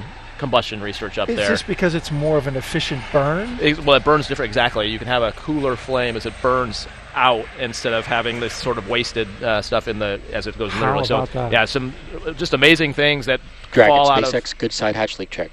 That fall out of research we never expected. That's cool. SpaceX Dragon copies. That's good news. And you just heard the Corps talk about the leak check pass. We covered that, Steve, and we also have a post-ingress briefing when you're ready to copy. Yeah, that's great news. We are ready to copy the post-ingress briefing. All right. We have no updates on weather from the previous briefing, and Dragon and Falcon are tracking no issues for launch. We're looking good here. The NASA team, for your awareness, is tracking a possible conjunction for ISS in about 22 hours and is considering performing a PDAM if required. We are still go for launch, regardless of if the PDAM will be required. If we do take that avoidance maneuver, or if ISS takes that avoidance maneuver, they may attempt to perform it prior to the Dragon boost burn, which helps to minimize impacts to our rendezvous timeline. We will come back after launch with more information as the joint teams evaluate if the PDAM is required, as well as if there are any updates to your mission timeline. I'll copy. And SpaceX Dragon, we copy all. Thank you for the heads up on the PDAM, and we'll be waiting for those words after we get to orbit. So a possible conjunction. Right, conjunction is a fancy term for hitting something, running into it. For the space station, right? Not the for the Dragon. So as you heard, there's still go for launch, and kind of ties into this question we had from social media before about docking. I mentioned there's a timeline, and you heard the That's Corps a good read back, Dragon. And at this time, we'll step into comm checks with Falcon 9 operators. Please report when you're ready. All right, SpaceX Dragon, we're ready for comm checks with the Falcon 9 operators. So before they did the comm checks with the SpaceX, the Dragon team, now this is the rocket. CE on countdown 1, initiating RE comm checks. GNC is first. So this is the launch Dragon, team. GNC on countdown 1, comm check. And GNC Dragon, have you loud and clear on countdown 1. GNC loud and clear. Stand by for comm check by the propulsion engineer. Dragon, prop on countdown 1, comm check. And prop, Dragon, have you loud and clear on countdown 1. Prop, loud and clear. Stand by for comm check with the avionics engineer.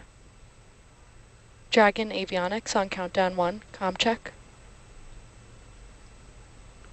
Avionics Dragon, have you loud and clear on countdown 1. Avionics loud and clear. Stand by for comm check by the ground segment engineer. Dragon, ground segment on countdown 1, comm check. And ground Dragon, have you loud and clear on countdown 1. Ground segment, loud and clear. Stand by for comm check by launch control. Dragon, launch control on countdown 1, comm check. Launch control, Dragon, have you loud and clear on countdown 1. Launch control, loud and clear. Stand by for comm check by the chief engineer. Dragon, CE on countdown 1, comm check. CE Dragon, have you loud and clear on countdown 1. CE, loud and clear. This completes the F9 responsible engineer comm checks.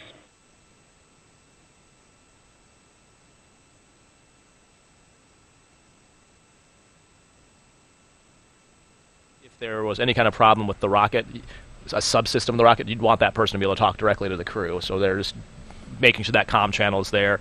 Going back to the PDAM you mentioned, that stands for a debris avoidance maneuver, and so Space Force is actually constantly watching all the things in orbit, and then if there is any chance that we think someone will get close to the ISS, they notify Houston.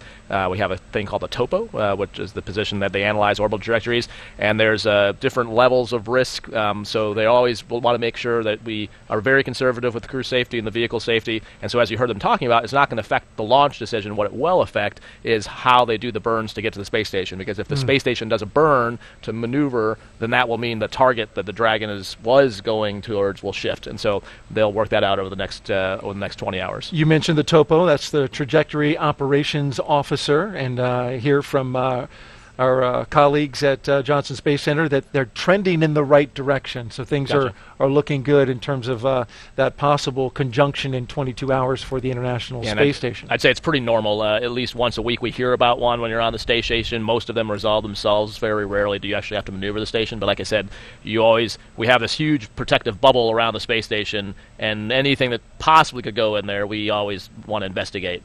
So this is probably just the beginning of that investigation, and then as we learn more about it, it's probably not going to be a problem, but we always are wanting to make sure we're very conservative with the crew. Make sure and the you're vehicle. ready in case Exactly. it's not. All right, Yep. very good. Well, now we want to throw it over to Jasmine, who is with NASA Administrator Bill Nelson. Thanks so much, Daryl. Yes, right now we're honored to be joined by NASA Administrator Bill Nelson as well as astronaut Reed Wiseman. Thank you both for being here tonight. Well, it's always a treat when we start launching and going into the heavens. Exactly. We're always happy to have you back here, Administrator Nelson. So first question for you. International partnership is the lifeblood of the commercial crew program. We have the second time we have a Roscosmos cosmonaut on board, but this is the first time we have a UAE astronaut on board. Can you talk about those international partnerships? You know, as we go back to the moon after 50 years, it's not just the U.S. government. It's now an international mission, and it's a public-private partnership as we go back to the moon and then on to Mars. In this particular case, going a commercial crew to the International Space Station, it's very much both of those as well. Public-private partnership with SpaceX, and then international crew. So much so that you've got our partners ever since we built the space station, the Russians. We're now sending an American astronaut on the Soyuz, and they are sending a Russian cosmonaut on Dragon. And we will have many other nationalities going as well. Right, we go farther if we go together. Reed, question for you.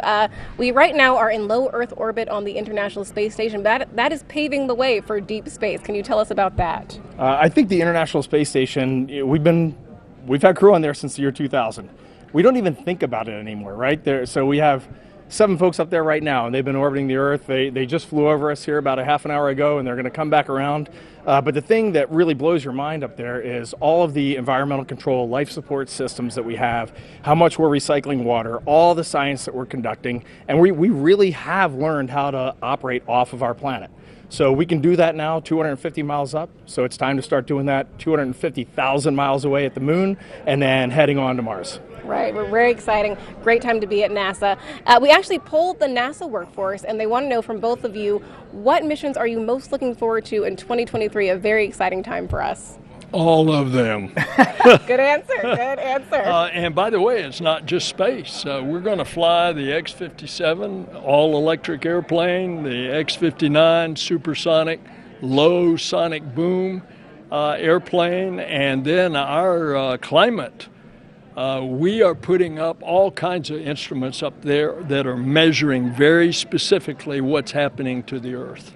Right, that's really important for us to know what's going on here on the planet. Reed, would you like to add anything? I have to add that we're standing here at Cape Canaveral. We got 4 of our friends behind us, so I'm rooting for Crew 6 today.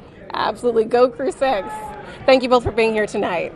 Daryl, back to you. All right, thank you very much, Jasmine. And although going into space is not child's play, every Dragon astronaut crew brings, every Dragon astronaut I should say, they bring a stuffed toy with them. And its purpose, when the toy starts floating, the strapped-in crew has confirmation they've reached microgravity. And what is this called? This is called a zero-G indicator. It's a long-standing tradition, and there's been 7 on Dragon so far. There's 1 in this Dragon as well, starting with this guy. It all began with Plush Earth. Who can forget him floating around by himself in the first uncrewed flight in 2017 called Demo 1. That was followed up by a sequin-bedazzled dinosaur named Tremor, picked out by Bob Benken's son Theo and crewmate Doug Hurley's son Jack. Crew 1 took a toy Baby Yoda with them to show the first 4-person crew when they reached space. But since then, it's been all stuffed animals. A penguin for Crew 2. And then, of course, Raj's flight, a turtle for Crew 3. Good old There's foul, Caleb Aaron, yeah. And then a turtle and a chimp for Crew 4. For the last mission, though, on Crew 5, they unveiled the first humanoid, the Albert Einstein Little Thinker plush doll. And so that begs the question, what is Crew 6's zero-G? We'll find out later. But you had the turtle, and there's a special reason for that. What it is, yeah. So our class of 2017, we're called the Turtles, which, so the previous class always names the next class. And I think a lot of people thought Turtles was supposed to be an insult because it's slow, but that's actually quite the opposite. The reason is when the vice president announced our class, he said that if you ever see a turtle on a fence post, you know the turtle didn't get there by itself. And so we take it as quite a nod to the people that got us to where we're at, which is very true, that none of us would be where we're at without our families, the flight controllers, the trainers that got us there. And so we actually love the term turtle and don't take it as an insult at all. But yeah, we had every crew takes a while to develop theirs. With ours, actually our turtle was named Pfau, which is German for turtle, since Matthias was our German crewmate, and it was actually a rainbow turtle, a peacock turtle, which is because Tom was class the peacock. So it was a nod to everyone on the crew. You merged that in We there. did, That yep. was nice. All right, as they seal up, get the final, they've sealed the hatch, but now they're doing some final checks there with the crew. We want to check in back with Mission Control in Houston and our own Courtney Beasley. Courtney? Thanks, Daryl. When Crew 6 arrives at the space station tomorrow morning, they will officially become Expedition 68 flight engineers. Once on board, they'll do something known as a direct handover, basically saying that Crew 5 and Crew 6 will be aboard the space station all together until Crew 5 comes home. Crew 5 will be able to give Crew 6 an orientation and show them the ropes, which might be particularly helpful for the first time space flyers on this flight, NASA's Woody Hoberg, UAE astronaut Sultan Al-Niyadi, and Roscosmos cosmonaut Andrei Fedyaev. A direct handover also helps ensure a continuous presence on the space station, a record we've held for more than 22 years. As the station is first and foremost a laboratory, the crew will jump right into conducting experiments with new research still to be delivered on upcoming cargo flights. And now we'll go ahead and toss it back to the team out at Kennedy. Daryl. All right, thank you very much, Courtney. And as you can see on the screen there, the closeout crew, they are tethered because they're up so high. That's a 255-foot level. It's a safety measure. Yep, they're basically taking some closeout photographs to document the hatch closure. We heard them talk about earlier that the hatch closed state. Remember, that's the cue to the crew that's happening. And after they get some closeout photos, they can start backing away and closing out, hence the name of the crew, closing out the white room. And while we do that, we've got a special guest here that we want to talk to out here at the host desk. Our next guest played a key supportive role in the development of the Falcon 9 rocket and that Dragon spacecraft that we've been watching and will eventually launch here in an hour and 42 minutes. His name is John Posey, and he is NASA's Crew Dragon lead engineer. Thank you so much for being here, John. Glad to be here. So tell me, we want to, first of all, make something clear about SpaceX's Dragon, right? They designed it, they built Dragon, they fly it for us, and our astronauts go in it. But since the beginning, there's been NASA expertise supporting them. So what would you say is some of the best expertise that NASA has provided in this regard? Oh yeah, excellent question. So with the commercial crew program, it's kind of different from past crew spaceflight programs, right? We have a smaller team. Like for the spacecraft, there's around only about 100 NASA engineers on our team that are getting all the work done. And NASA brings a lot of very special expertise to the table to try to help SpaceX and our other commercial partners, prepare for this day, right? Getting everything ready. We especially brought some great expertise in things like life support systems, of course, spacesuits, thermal protection systems, and perform a lot of analysis, in a lot of cases double checking the great analysis performed by SpaceX, running the numbers, making sure everything matches up so that we're assured of crew safety on launch day. Absolutely. Well, that is important. And you were telling me that, speaking of safety requirements, that there was a NASA safety requirement in the case of extreme fire emergency that combined with a Dragon design will make it so that astronauts will be able to do something that's never been done before. What is that? Oh yeah. So as you mentioned, right? NASA set some really great safety requirements for our crew.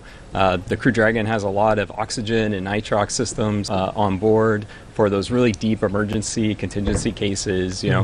For instance, feed the leak. If we were to have a 1/4-inch sized hole in the cabin, we could provide breathable nitrox air to the crew all the way to landing. Also, in like a fire scenario, if our air scrubber systems couldn't scrub it out or dilution purge wasn't enough, we had the ability to vent the cabin completely to vacuum while the crew safely pressurized in their spacesuits and press it back up with a clean atmosphere. And so, that's where, the commercial aspect of this is really exciting for us. You saw SpaceX announce for Polaris Dawn, right? Yeah. They're going to perform their first Dragon extravehicular activity, EVA, right? Actually do that similar type of a thing where they can vent down the cabin, create like an impromptu airlock, and then repressurize it. How about that? Yeah. And we've got Raja here, an astronaut, depress the cabin. You were ready for it as an emergency scenario, but for Polaris Dawn, going to depress the cabin and they float right out the door. Yeah, it's super exciting to see the progress going on in low Earth orbit and commercialization. I mean, that's exactly the NASA dream. I mean, you heard the administrator talk about that's what we want to do, is enable industry to do things in low Earth orbit and then let NASA work on exploration in the Moon and Mars. So this is it's amazing to see it happening. And NASA is right there by the side. Let's talk a little bit now about the Falcon 9.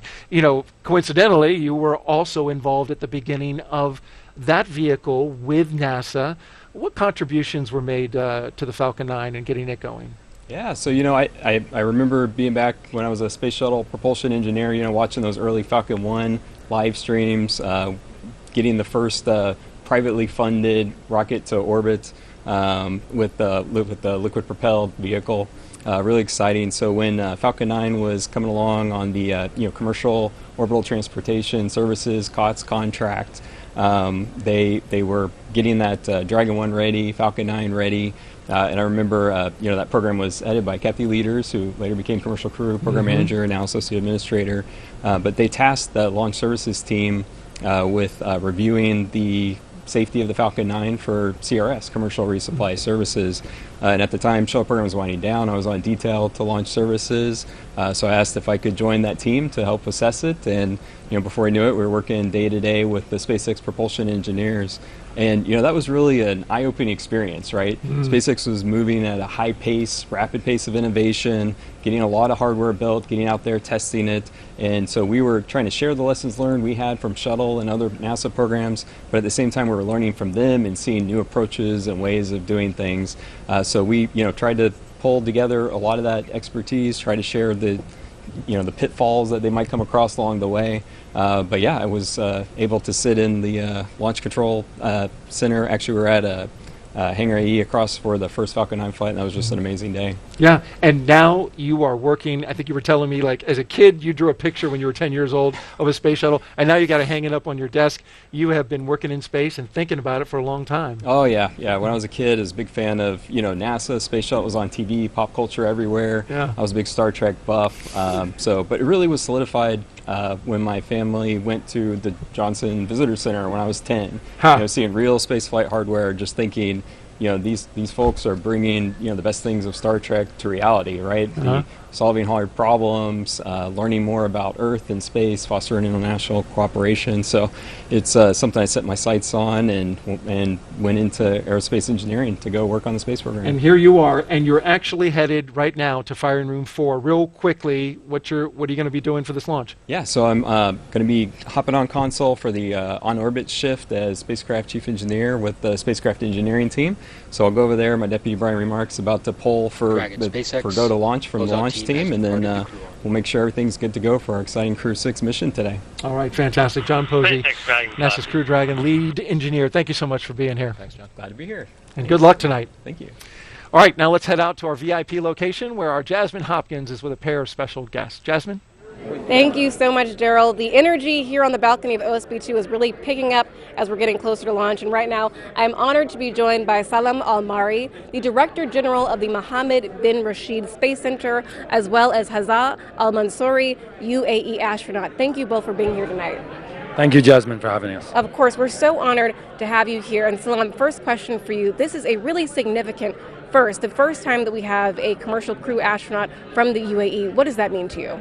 I mean, that means a lot. I mean, it's a big responsibility for us. And I think from day one, when we kicked off this program in 2017, we wanted to have a long-term program, a sustainable program, and a program that has a positive impact on human spaceflight.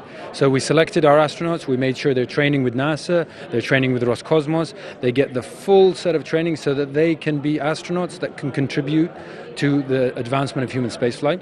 So this mission really is a fulfillment of that vision. Today, when we get an astronaut from the UAE going on a 6-month increment and doing the same things that NASA astronauts and the USOS astronauts will be doing, I think that really means a lot to the UAE. It really does. And as you just mentioned, training with NASA, Hazza, you were the first Emirati in space. You and Sultan actually trained together. Can you talk about that? That was really great privilege. I mean, since childhood, back in UAE, that to dream to go to space, that was a little bit critical. And even just to say that in schools back home, to say that I want to be an astronaut, that was something that not an option for us. But when they did the announcement back in 2017 and we saw that opportunity, we applied, Sultan and myself and 4,000 applicants from UAE just to apply to be UAE astronauts. So we had that privilege. We have been selected for the first batch in UAE. We went to Russia to train, and I went to space. I flew to space in 2019. Sultan, he was my backup in that mission, and I am now as his backup in this mission. That was an amazing journey for both of us. I mean, we trained back in Russia, and we came here. We did the whole ASCAN training. The amount of support we saw in the whole community here at NASA, that was really huge. Just to make this mission happen for UAE. It's big and huge, and we are really excited. I am super excited to see my colleague Sultan and Woody, Steve, and Andrei Fedayev launch to space. It's going to be an amazing mission for them. 6 months on board the station, doing science, exploring, and conducting different sessions with different schools and kids. That, for me, is big thing. It really is. It's a big thing. We're so glad to have both of you tonight. Thank you so much. Thank you. Thank you. Of course. Daryl, back to you. Thank you, Jasmine. And now we are T-minus 1 hour and 33 minutes from launch as we get ready for Crew-6 to take off from the Kennedy Space Center. Now, here's a closer look at some of the life-changing science astronauts are performing aboard the International Space Station. The International Space Station is a state-of-the-art microgravity laboratory that is unlocking discoveries not possible on Earth and helping us push farther into deep space. Every single day we are answering big questions about Earth and about space, about where we came from and about where we're going. But the other thing that we're doing is we're learning more questions to ask. Microgravity turns almost everything we know upside down. Liquids behave completely differently. Fire burns in new ways. Biological systems reveal surprises.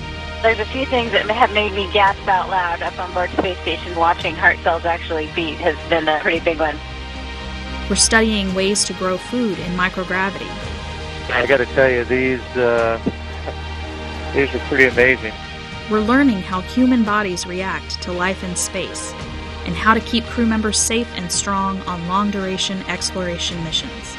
Deadlifts are awesome on Earth. They're also awesome in zero gravity.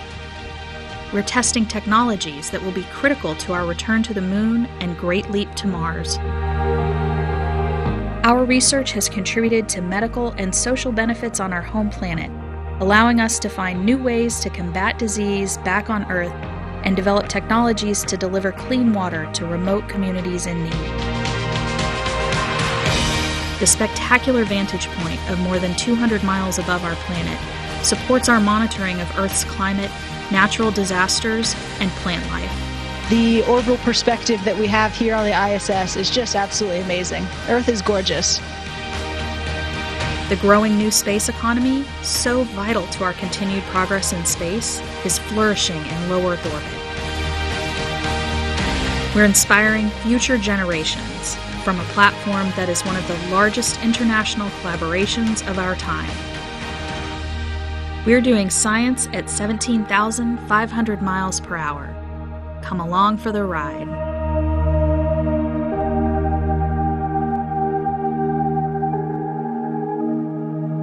And that's where our 3 astronauts and 1 cosmonaut are headed. But first, got some pre-launch configuration to do. Got to fuel up the rocket. And then, of course, light it and launch. We're coming up on 1 hour and 30 minutes before we launch Crew 6 to the International Space Station. The crew of 4 are in the capsule, as you just saw. The hatch is closed, and we successfully completed a leak check on the hatch, as well as the cabin. Launch engineers are located in Firing Room 4 at the NASA Launch Control Center at Kennedy Space Center. They have a view through their large window of Pad 39A, and this is what they're looking at. You can see the Launch Control Center. It's the building just to the right of the large VAB, just below that NASA logo. The Falcon 9 team is loading helium and nitrogen gas into storage bottles on the launch vehicle. They completed the RF checkouts, the radio frequency, did a final review of the vehicle testing performed earlier today. And the SpaceX chief engineer for this mission, he's Dan Alix, and he will check with the team at T-minus 80 minutes to verify that we are good to continue the countdown. Now, the next major activity is flowing a small amount of fuel into the first stage to prime the Merlin 1D engines for ignition. The team is also monitoring fuel and liquid oxygen loading preparations to make sure the propellants in the ground tanks are correctly chilled prior to loading them on the Falcon, and that will happen at T-minus 35 minutes. I'm with NASA astronaut Rajachari, and let's take a look at the weather really quick. Weather is looking great. We are only a 5% probability of violation, and that's only for the possibility, a very slight possibility, that a cumulus cloud goes over the launch pad. Right now, we're looking clear. We are green on weather. Winds are 7 to 12 miles per hour out of the southwest. Temperature is a comfortable 72 degrees. And the weather in the ascent corridor is also good to go in case there were abort. Can't ask for better weather conditions than this, Raja. Yeah, this is a great night for a launch, and let's hope the vehicle stays on progress. Like you mentioned, right now, the next big thing will be when they arm the LES, but before they do that, they'll have to clear out the crew arm. So we saw, like you mentioned, the hatch seal's been checked, and now they're closing out the white room. They'll evacuate the closeout crew, and then that will be when they let the crew know that they're ready to arm the LES before they can start prop loading. You mentioned the Falcon engineers, so like the F9 team is really kind of taking the prime role right now, monitoring the systems, getting ready to make sure it's ready to actually start to load the prop on the vehicle. And the reason they do it on the vehicle, it's because rockets are hard, as it turns out. Getting space is hard, and so your mass margins, the weight is so critical. So you really want to wait until the latest you possibly can to put the gas on the vehicle, because it's cryogenically cooled. I mean, it's super cold, and so it starts to boil off. And so the less amount of time it's on the rocket, the more gas you have. And so you want to wait until as late as you can, but also have enough time, obviously, to do it and get to space. So the longer you wait, and it's a balance of wait as long as you can, but still have enough to get it all on board, and that gives you the most gas to use to get into orbit and then have gas to get to the space station. And SpaceX using super chilled, highly densified liquid oxygen that, as you say, you get more performance out of it the later they load. Currently, we're at 1 hour and 27 minutes and counting, looking at Launch Complex 39A and the Falcon 9 rocket, a new booster on this one, along with the Dragon Endeavour. The booster 1078-1. No soot on this one, so it didn't return from a flight. They're going to fly it for the first time for Crew 6. It's in good shape. and ready to go. Dragon will fly its next 4-person crew to the International Space Station. The astronauts that are inside are Commander Stephen Bowen. He's in seat number 3, pilot Woody Hoberg, and mission specialist Sultan Al-Niyati and Andrei Fedyaev. And you can see they've got their visors up. We talked before about they'll leave their visors up until they arm the LES, or the launch escape system, just to be a little more comfortable. And you did mention we had actually the opposite configuration for Crew 3. We had a new capsule, Endurance, and a reused booster. But today, like you said, the fleet-leading Endeavour capsule and a new booster, a new first stage.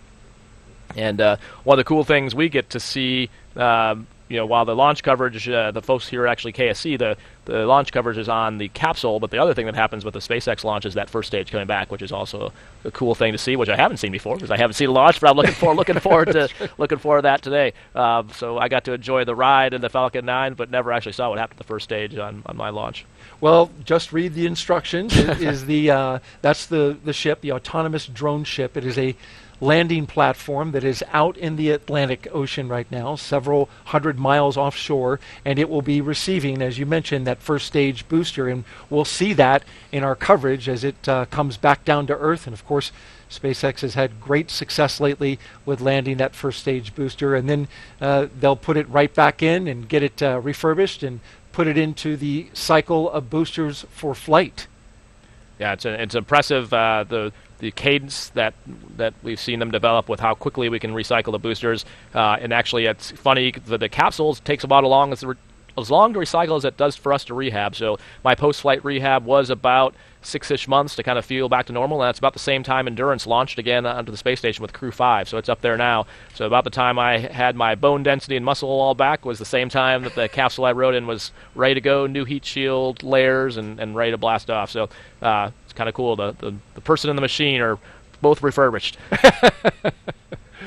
Yeah, you were mentioning when you came back from space, you had to get acclimated, and there was an adjustment period. Yeah, absolutely, and it's kind of different phases. When you'll see, like when Crew 5 comes back here in a few weeks, you'll see them take them out of the capsule on gurneys. It's difficult to walk and maintain your balance. You can, but it is easy to tip over, and so it takes a few days for your vestibular system to reset, of about a week for kind of your balance and stability, and then potentially a few months for some of your full strength to come back.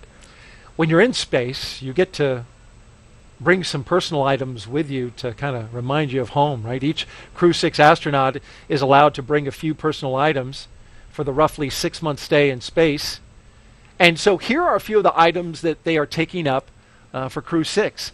Sultan Al-Niyati said he's bringing a kimono, the traditional training attire of the martial art jiu-jitsu. He's on all the way far right of the screen. He's also bringing some small toy rockets from the popular European comic Tintin.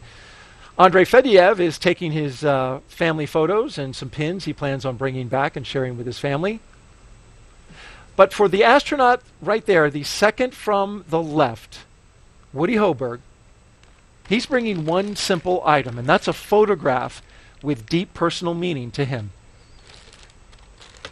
In terms of personal items, mine's simple. Unfortunately, over the summer, I lost my father, and so I'm just bringing a photo of him that means a lot to me. And I wish he could come along with me, but at least I will be bringing him along with me. So. Yeah. And here is the photo that he's bringing. Woody says it's a picture of his dad, Jim Hoberg, finishing the Boston Marathon and leaving it all on the course. Jim Hoberg, along with his wife Peggy, raised Woody and his brother in Pittsburgh, Pennsylvania. He was an electrical engineering professor at Carnegie Mellon University, where he was known for his exceptional teaching. He was 75 years of age when he passed away last year. Woody says he will remember his father for always showing up and for his relentless pursuit of truth. And he says when he gets to space, he plans to keep the photo in his crew quarters. That's a touching thing to do. Yeah. And an honor for his father. And I think just all the more reason we're proud of the turtle's name is Woody's dad is why Woody is Woody, right? So it's just like all of us. And yeah, it was sad for that to happen while he was in training, and I'm glad he's able to take him with him to orbit. Now, you mentioned that you actually brought some items aboard, and we actually have some of them, some of the things from your flight kit, so we want to take a look at that. So basically, in the Dragon, you have about a shoebox size of stuff that you can bring, the crew can bring things, so I brought some show and tell. So so I also brought some pictures along with my kids, so I've got some cards that my children made for me. So all in all, just like Woody, all these things wound up in my crew quarters on the space station. This went to space. This all went to space. This is my my PT gear from the Academy, the Air Force Academy. Okay. And people accused me of buying one, but it's legit because it's still got the stamp with like the there it laundry is. stamp. Yeah. So that's the real deal. That's it doesn't fit. I think maybe the shirt shrunk over the years. I think is what happened. That's what I tell myself. My wife's gonna kill me, but I'm not supposed to show this. Oh, this boy. is my space retainer because so I had braces when I was a kid, and now that I'm a dad, having to think about braces for my kids, I know how expensive it is, and I didn't want to have to get braces again, so I took this is costly. This is my space retainer. Yeah. You don't want to have to redo braces. Exactly. No. But so those things floated around in space these and were in your mouth. in my mouth. Yeah. A turtle patch. Of course. So that's pretty typical for bring patches, things like that. My wife made me. I had several cards for different days of the week, so care package style cards. Really, so, for every not every day. Okay. But this was like any Thursday card. Oh, that's sweet. So like most things in my life, she's better than me, so she thought of that. This is a pair of dice. So this is in my first fighter squadron in the Air Force was the 90th Fighter Squadron, which is the pair of dice. And if you notice, any direction is always 7, lucky 7. And so you get your first one. You basically get these pair after you're combat qualified in the 90th Fighter Squadron, and then you wear them on your pocket. And then an RMO, which stands for round metal object. We avoid saying the word COIN in the Air Force. It's tradition because when you say the word, that's a challenge to someone that they have to have it. So we use the acronym RMO. But so this is our Crew 3 one, our Crew 3 patch, and then our Expedition 66 patch on the back. Hold that for a second. That was really neat. You helped in the design of this with the fire coming out of the Dragon. Oh yeah, with the Dragon. Making the 3. Exactly. Yeah. So the Crew 3 patch has the 3 and then the Dragon, like the head of a dragon in the flame. And people do point out this is you wouldn't want to actually see flame. Well, yeah, no. That would be a bad thing. That would be the abort engine. But it's a cool visual graphic. Yeah, very good, very good. And all that stuff went to space. It did. Yep. So thank you for sharing that with us. That was really neat to walk through everything that you took up, and all of that fit into a shoebox. All of it fits in a shoebox. Yeah, exactly. All right. Well, thank you so much. In space, it floats out, so you got to be really careful to keep track of it all. Right. You mentioned the crew patch, and so on that note, every NASA space flight going to station has a mission patch designed by the crew, and this is Crew 6's mission patch, and what you'll notice right away is the wooden Dragon ship with a dragon figurehead. That's because each Crew 6 member has an affinity for seafaring vessels. How about that? And check out the anchor. It's the International Space Station sitting right there on the ship. Lastly, the sail, Crew 6 says, represents the 3 planetary bodies of the Earth, Moon, and Mars. And you can see the Earth in blue, the Moon in gray and white with the number 6, and then the ultimate destination of NASA's Artemis program, the red planet. That's a pretty cool design. Very cool, yeah. That's the cool thing about patches. There's always so much hidden meaning in it. It's all the subtleties and the themes, even down to the colors and the number of stars. All that it goes into it. So it's always a fun thing to design a patch and kind of pull in a little bit of each person in the crew into it. And you work very closely with the artist that designed your patch, and every astronaut does, right? We do, yep, yeah. So the JSC helps. We had a known artist. I'm not sure if I'm supposed to say his name, but basically did it pro bono for us. That helped out, which was super super grateful for that.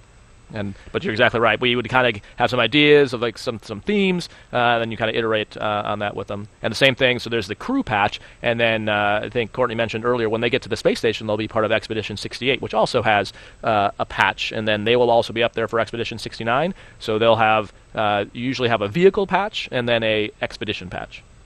Raja, full of so much exciting information here and insight into what it's like to be a NASA astronaut and to fly this Crew Dragon, go up to the International Space Station. So we want to ask another social question. Send them all in. Facebook, Twitter, Twitch, and YouTube. And here's a question from @11B. Does the 2+ hours in the seats prior to launch go slowly, or is the level of activity such that time passes quickly? It's a good question. So I would say it actually goes pretty quick because what they're actually doing, and you can see actually all of them are tapping away at screens there, even though the crew's not, right now they're waiting for the closeout crew to finish up, and the F9 team is doing most of the work. What they're doing is kind of walking through all the displays, and we call it chair flying, going through the sequences and actually kind of talking through some off-nominal events as well. And so they're using all this as rehearsal time because now that's the actual day of, there's different things that will be specific to the weather in terms of what egress set you might go to. And we mentioned before, like what's the commander's job is kind of like the coach and talking about like, okay, if this happens, remember, and I don't know what their sequence is, but like, okay, Sultan, you're doing this, Andre, you're doing this, and you're kind of just walking through those and mentally talking through all of them. And then what Woody and Steve are probably doing on their iPads is going through the displays they're going to see for the different phases of the launch, the different stages. So they have basically a preview mode on there, and they can talk through, okay, at, stage 1A, I'm going to make that call, this is what we're looking for, remember we're looking at the altitude tape. So they're basically mentally walking through all the phases, because once it happens, once the rocket lights, it happens fast. That's exactly from the time it lights to orbit's like 8 to 9 minutes. So you can't. It's too late to talk about it then. So you're using all this time to go through all those sequences and talk about, okay, what if we have to, what if the cage of a stage 2D abort, and what are we going to do, and all the different what ifs, because there's different decision paths in each of those procedures, and you're sort of walking through like, okay, if we go down this path, remember, here's the things to remember. So it's just one last training session, if you will. Seems like a lot doing these mental reps and going through, but that really greases you. Exactly, and that's why then it becomes just kind of muscle memory when you're actually in the moment. Then. All right, we have another question. Joab MSM asks, what does an astronaut do for NASA while they are not in space? I'm glad you asked that, because that's one of the things I try to harp on the most when I do public affairs events is most of our job is not flying in space. Of course, we all love to fly in space, but for example, Tom Marshburn, who was my pilot on Crew 3, he was in the office for 28 years and spent about a year and a half in space, but that's not much time compared to the 28 years in the office. So most of our job is all the development and engineering and science work for all the programs that are going on. So right now, Artemis is what we're all working on. So there's the SLS rocket, there's the Gateway lunar habitat, there's the HLS, which is the human landing system. That's the lunar lander. That's what you're working on. That's what I'm working on. Yeah. There's the Orion capsule. So all of us are working on these different programs, helping with the development of them. And then we also have all kinds of other jobs just to keep the office going. So we have you saw Reed, who was the former chief of the office. Joe is now the chief, so that's a job. Right? You've got branch chiefs who are running all the different personnel in the office. So these are all those jobs are what we do when we're not flying in space, but we still maintain a currency. So you're doing a job, but you're still flying the T-38. You're still doing NBL runs, the neutral buoyancy, which is where we practice our spacewalks. You're still doing biology training, geology training. You're doing all these things, ISS training at a currency level, and then once you're assigned, you stop doing your technical job and work solely on preparing for the launch vehicle on that particular expedition on the space station. And I know you've been busy too, because even in your time helping us with the broadcast, we're greatly appreciative of you being here. You've been busy, like you're on your laptop, finishing up some work and stuff. So we really appreciate you taking the time to be here for the broadcast. I think that's why we all love our jobs. Yeah. It's fun.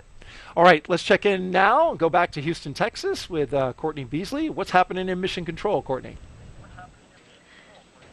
Thanks, Daryl. The flight controllers here in Mission Control Houston are laser focused on the onboard systems of the space station, ensuring it is ready to receive Crew Dragon. They're also making sure all communication links between the station, Dragon, and the ground are working properly. The consensus to this point is that everything is proceeding right on track. Teams here in Mission Control Houston, the team in Hawthorne, and the astronauts aboard the space station will monitor the autonomous docking of the spacecraft tomorrow. They'll perform a series of leak checks, then work to open the hatches on the Dragon side and inside the station's pressurized mating adapter. We expect hatch opening to take place about an hour and a half after docking. Once on board, the astronauts will be greeted by the space station crew and will then join in for welcoming remarks for the new crew members. From there on out, they will no longer be referred to as Crew 6, but rather as flight engineers of the International Space Station until their return back to Earth. Here in Mission Control Houston, Flight Director Chris Dobbins is now on console overseeing the team for launch. And that's it from Mission Control Houston for now, so I'll toss it back to the team in Florida. Daryl. Kennedy's Commercial Crew program. It was created in 2011 and has been flying astronauts from American soil to the International Space Station for the last 2 years. Let's bring in NASA's Jasmine Hopkins again, who's with Kennedy Center Director Janet Petro and Deputy Director Kelvin Manning. Thank you so much, Daryl. Janet Petro, Kelvin Manning, always a pleasure to have you guys here. Thanks for being here tonight. Thank you, Jasmine. Of course. So, Janet, I know that one of your catchphrases is embrace the challenge. So talk to us about how the workforce has done that here at Kennedy to return to human spaceflight in just the past few years. Yeah, you're exactly right. I do like to say embrace the challenge, and I would tell you the Kennedy workforce has really embraced the challenge. You know, if I start with last year, we were celebrating our 60th anniversary. We ended the year with that very historic Artemis 1 mission, and we were established 60 years ago, all about the Apollo missions and going back to the moon. So Artemis, we're going back to the moon, more sustainable way. And here we are, and we are going to be with our 6th SpaceX operational mission, Crew-6 tonight. So the whole transformation of the center from that just government-only focused center to what we are today. We have a very vibrant space ecosystem out here, multitude of commercial companies as well as our government programs working. So we have embraced the challenge of transforming to be the 21st century spaceport. Exactly. And Janet, I'm glad you used that word spaceport. Kelvin, question for you. It's no longer just NASA out here. We're working with a lot of our industry partners. So how is Kennedy supporting them? Well, we're supporting them in many ways, Jasmine. It's interesting because we have a new vision statement, and our vision is that igniting exploration and discovery for all. And the mission is to provide continuous access to space from Earth's premier spaceport right here through creativity and innovation. So you see all that coming to fruition here through our vision, and it's the government, industry, as well as our international partners. That is great. Kelvin, thank you so much for sharing that vision. And right now, Crew-6 is launching at the end of Black History Month. We know that Kennedy has been doing a lot to celebrate that as well as the agency. Can you both tell us about that? Yeah, so we've had a number of events around. One of our employee resource groups is the Black Engineering Strategy Team, BEST. That's our African, but really all of our ERGs here really promote our core value of inclusion that we have here at NASA. We're so proud of all the ERGs. Numerous events throughout throughout the month of February celebrating that. Exactly. Kelvin, would you like to add anything? Oh, sure. So, by the way, Kelvin's our champion for BEST. Oh, executive fantastic. champion. Executive champion. That's correct. And through diversity gives us innovation. You know, people with different backgrounds, different thoughts. We want to be inclusive, like Janet said, and through diversity, we get that innovation that helps us solve the agency's challenges. And we've got a lot in front of us to return to the moon and onto Mars. Exactly. And one last question. Last year we had 57 launches from Cape Canaveral. This year we're slated to have over 90. What do you think of that fury of launches coming for us, Janet? It really is amazing. You know, the year before last, it was 31, 57, 94. We're going to be well over 100 in a couple years. And all of across the center requires the support for every single launch, whether it's on our property or if it's on the Space Force property. Together, Kelvin talked a little bit about those partnerships. We work together to make all those launches successful, whether it's commercial, whether it's a government launch, a national security mission. We all work together for that. So we're busy. You know, I thought we were really busy for Artemis at the end and 57 launches this year. We're even going to be more busy, if you will, supporting all those launches. But we are incredibly proud of what we have accomplished at the spaceport. Couldn't have imagined it 10 years ago that we would be at nearly 100 launches in the decade from the last shuttle launch. So incredibly proud of the entire Kennedy workforce. Exactly. Busy is the right word. Kelvin, anything last to add? Sure. And the cool part is we have commercial partners out here that haven't launched yet. So we tell people we're just getting started. So exactly. It's very exciting. Right. No, that is perfect. We really are just getting started here at Kennedy. Always great to have both of you here tonight. Thank you, Jasmine. Of course. Thank you. Daryl, back to you. Thank you, Jasmine. And if you're just joining us now, welcome to the Kennedy Space Center in Florida and NASA's live coverage of the Crew-6 launch to the International Space Station. I'm Daryl Nail. I'm joined by Raja Chari, a recent flyer on Dragon. Crew-3, the commander. Glad to have you here. Thanks. It's glad to be here, and it's getting close. The rocket's looking good out there. It sure is. We've run down through a few milestones already. We've gotten to a critical part where we are awaiting now the launch escape system to be armed, as well as the fueling of the rocket. Leading up until that point, we've had the crew go into the spacecraft that you see right there. They were helped by our closeout team. The umbilicals were attached, which provide breathing air and communications to the astronauts. They did their suit leak checks. We saw them pressurized and then depressed. And then the comms checks were completed with the core, the crew operations resource engineer with SpaceX, and the launch director. And now we are standing by for those next big milestones. And in the meantime, we've been taking your questions from hashtag AskNASA, all of them from social media, YouTube, Twitch, Twitter, and Facebook. And we've got a question coming up for us right now on the screen for Raja. And from Twitch asks, how long will the crew stay on space station? Well, it varies, but generally the expeditions are about 4 to 6 months. It can change a little bit depending on the traffic flow. The space station is sort of like a giant bus terminal in the sky with vehicles coming and going. So yeah, Crew 6 planned about a 6-month stay. When I was up there, Mark Vande Hei did a year-long mission. Then Frank Rubio, who's up there now, will also be about a year-long mission.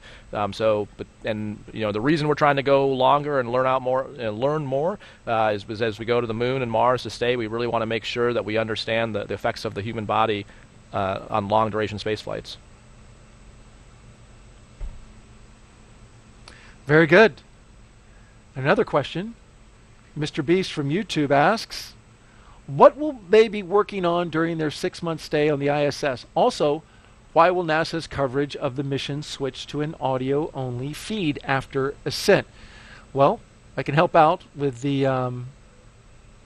audio-only feed, but you want to answer about what they're going to be working on? Sure. So the big answer is science, and so the ISS is a national laboratory in the sky, and it's specifically we do research that can only be done in microgravity. You heard Dr. Kurt talk a little bit earlier about some of the things specific to their increment have to do with some tissue chip research. They're going to do some swabs on the outside of the space station, which is the first time we're going to have done that, to see if microbes from our human body, so we bring along as humans this whole, all this stuff that comes off of us, and one curiosity is from a planetary protection standpoint is whether we would be contaminating the outside of the space station and what implications that has for the moon and Mars. They're going to be doing some more plant research, so I would say, we understand how to grow plants in space, but it takes a lot of crew time to do it. So kind of the next step is how to do that with better what we call regolith simulants, which is like basically dirt, because you just can't have normal dirt in space. It floats away. So you need to figure out some way to have a root system, and so that's where kind of the research for plant technology is at right now. So they're going to be involved in all that, but all told, in a normal 6-month increment, they're probably going to do upwards of 300 different science experiments, which is just an incredible number, over 2 a day, and then all the work to support those science experiments. That's an incredible amount of science that's going to be done. Now, with regards to the second part of that question, why will NASA's coverage of the mission switch to an audio-only feed after ascent? Now, traditionally, we've done video the entire time, but that is correct. We are going to switch to audio only after the ascent portion of the flight, and that's because the length of the crew transit to the station, which is 24.8 hours, we elected to maintain commentary on mission audio circuits during the lengthy period of non-activity and while the Dragon crew is asleep. So we are continuing coverage non-stop and will resume NASA TV coverage on Monday night prior to the start of critical rendezvous operations. But in the time in between, we're going to allow you to hear the mission audio, that critical communication between the ground and Dragon. If there is any, we'll keep that up live, but we won't have a commentator speaking to it.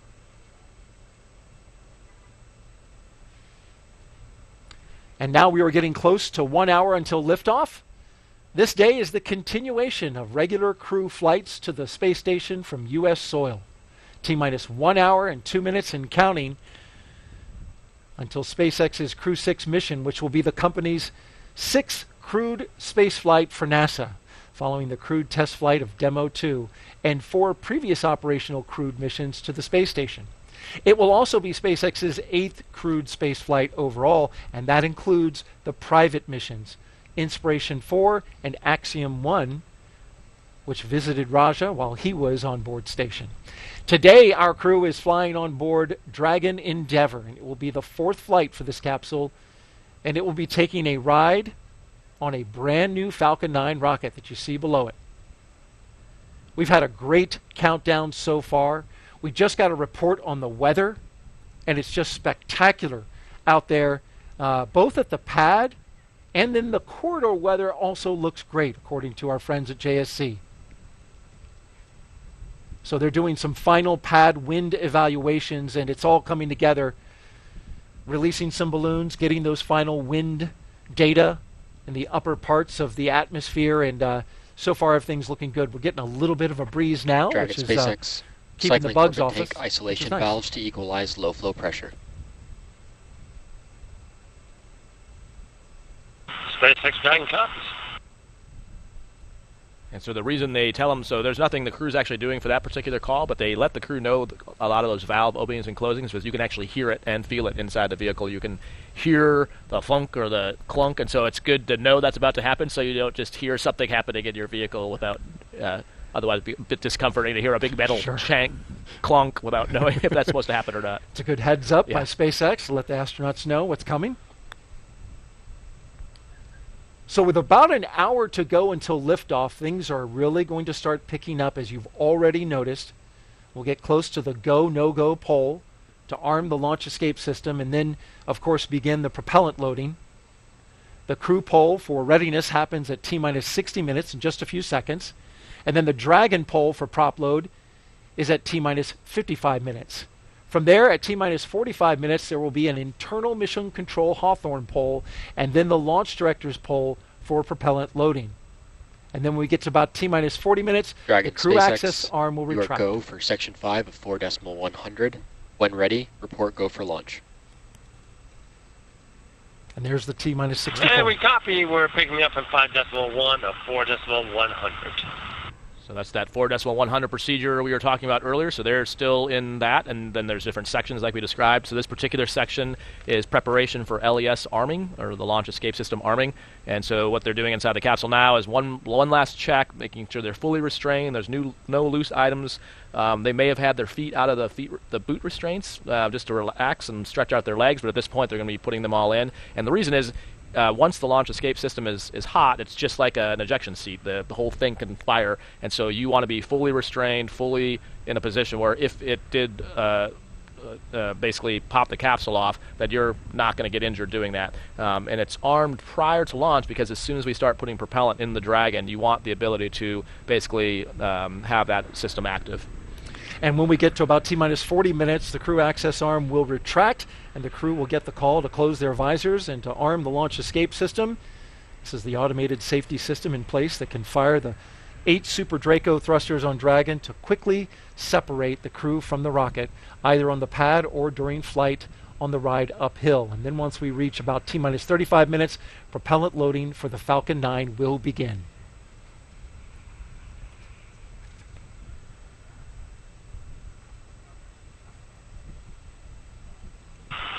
And SpaceX Dragon, we are go for launch.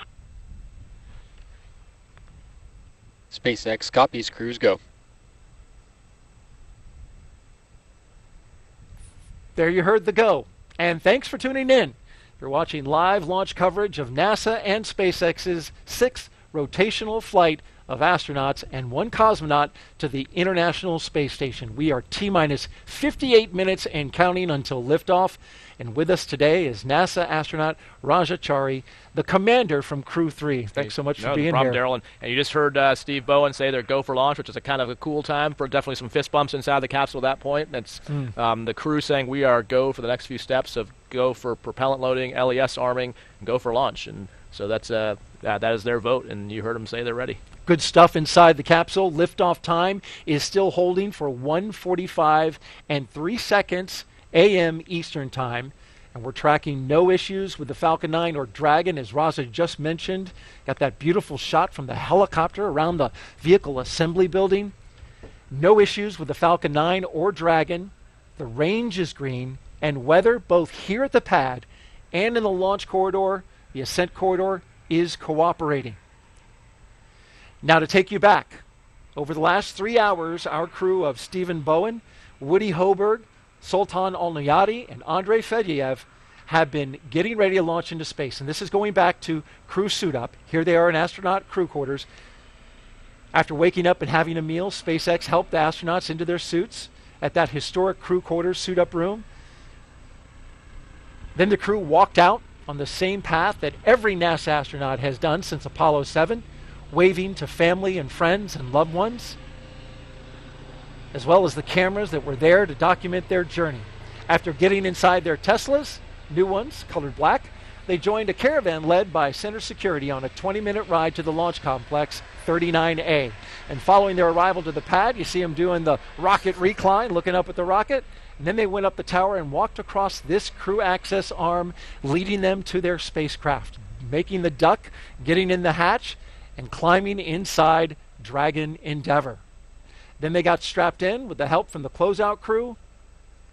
And now we are watching them live while they await liftoff. And we're here at the host desk at the Kennedy Space Center. Raj and I have been counting it down as we went along, and he's been giving us great insight into the whole process of getting ready to launch on a mission. It's been really good. It's been very exciting to be here and to get to see a rocket launch from the outside, so looking forward to it. Your first time, as a matter of fact, and Yep. so we're interested on hearing your reaction after that. But at this time, we are expanding our coverage and would like to welcome in SpaceX and NASA commentators joining us live from Hawthorne, California. Welcome to you both. All right, thank you, Daryl, and hello to all of our viewers. I'm Gary Jordan with NASA Communications. And I'm Jesse Anderson, a production engineering manager here at SpaceX. Gary and I are joining you today from our headquarters in Hawthorne, California, and it's definitely been a very busy evening so far. As we continue the countdown to liftoff, we'd like to welcome you to SpaceX Mission Control in Hawthorne. This is where our teams are staffed around the clock to monitor Dragon and the mission overall. On console or headset in Mission Control are 6 key positions. The mission director is in charge of the room and tasked with making real-time decisions to ensure mission success. The person that you may have heard talking to the astronauts is the Crew Operations and Resources Engineer, who you'll hear us refer to as the core throughout the broadcast. And the 4 additional team members are focused on vehicle systems, including avionics, navigation and control, software, propulsion, life support, and communication with ground support teams. Now, apart from Mission Control, our Falcon 9 team is currently located in Firing Room 4 in the Launch Control Center at Kennedy Space Center in Florida. With less than an hour until launch, they are settling in for final checkouts, propellant loading, and for launch. That's right, and NASA has its own team members in Mission Control in Houston, Texas, where they've been preparing the space station for Dragon's arrival, and recently gave their go for launch, saying that the station itself is ready to receive the new crew.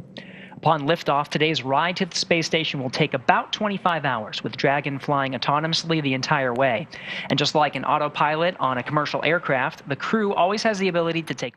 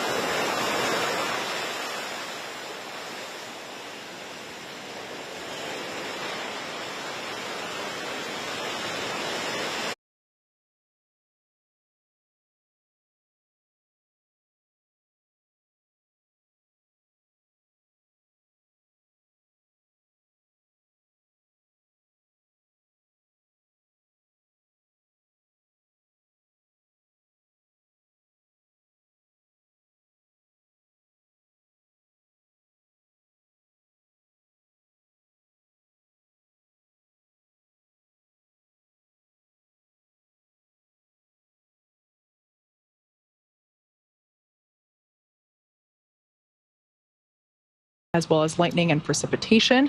However, for tonight, we expect acceptable weather conditions for launch, both at surface level and upper altitudes. As we reported earlier, the possibility of violation for all of those criteria is only 5%. So pretty good for Cape Canaveral, looking good there.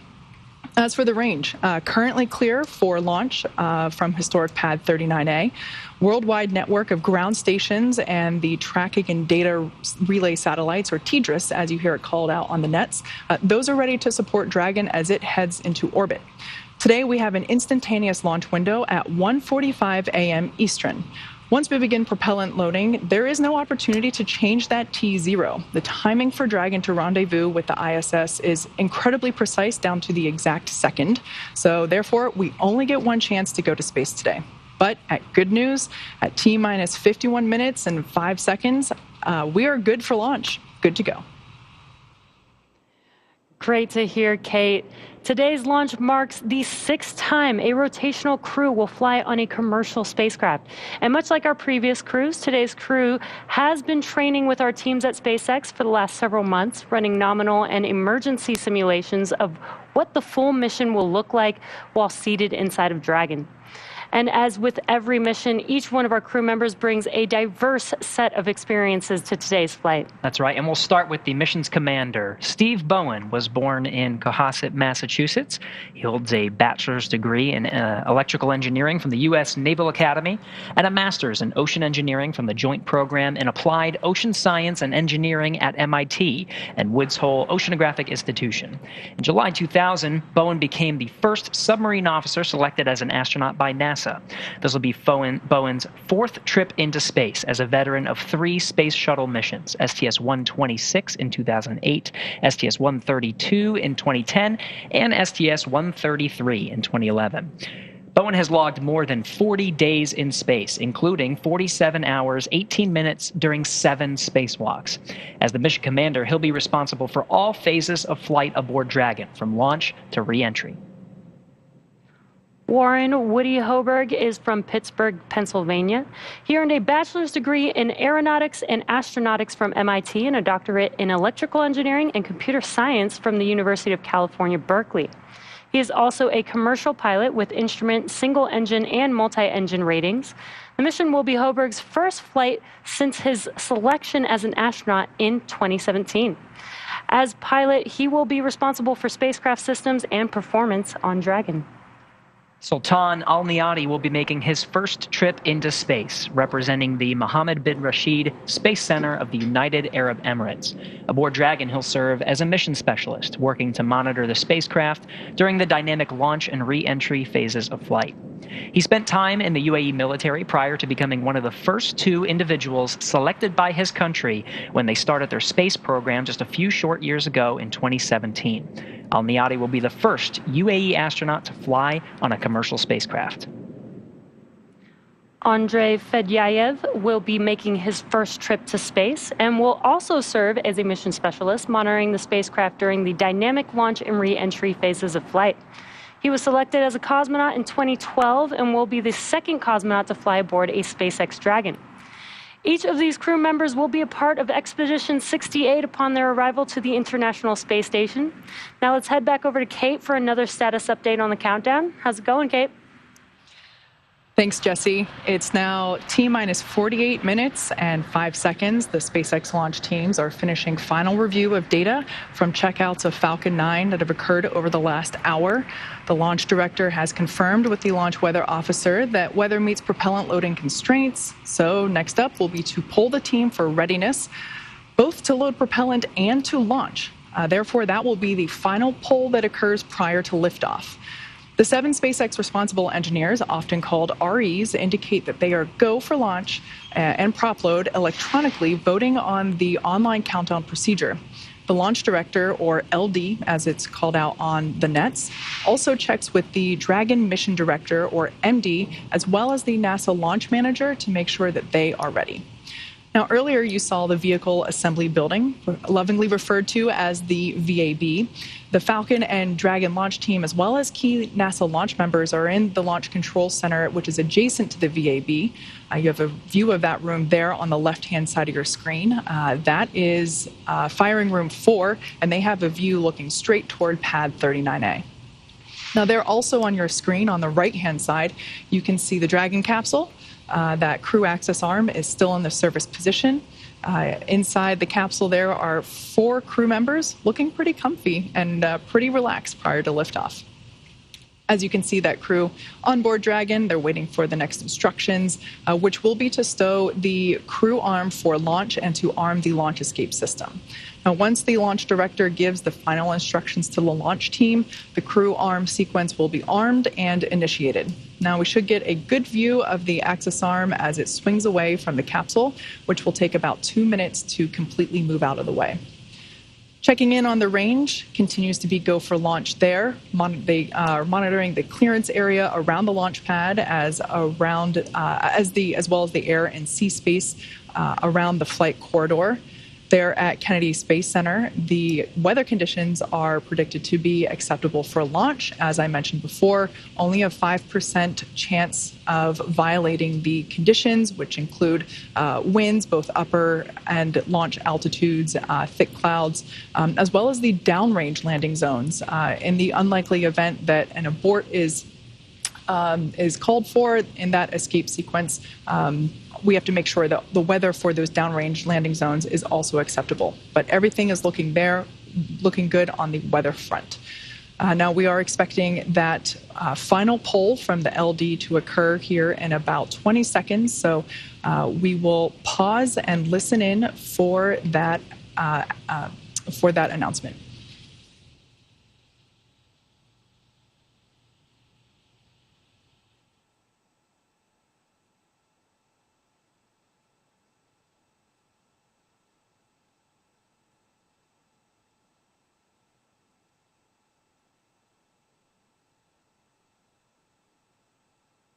Pull is complete, and the team is ready for crew access arm retract, propellant load, and launch. Both control rooms will go into lockdown at T-minus 45 minutes and remain in that state until the launch escape system is disarmed. All operators are to remain in their console and maintain a sterile cockpit until MD confirms successful disarming of the launch escape system following orbit insertion or propellant offload in the event of a scrub. For non-urgent no-go conditions, brief the CE or the LD, and they'll approve aborting the launch countdown. For urgent issues affecting the safety of the operation, operators shall call hold on the countdown net. Launch control will abort the launch sequence immediately and proceed into the launch abort sequence. At T-minus 10 seconds, launch control will be hands-off, relying on automated abort criteria for the remainder of the count. Operators advise the launch director whether structural breakup is imminent or occurring per Dragon manual escape flight rules. Launch control, you may proceed with arming the crew arm for movement. Proceeding with crew arm movement.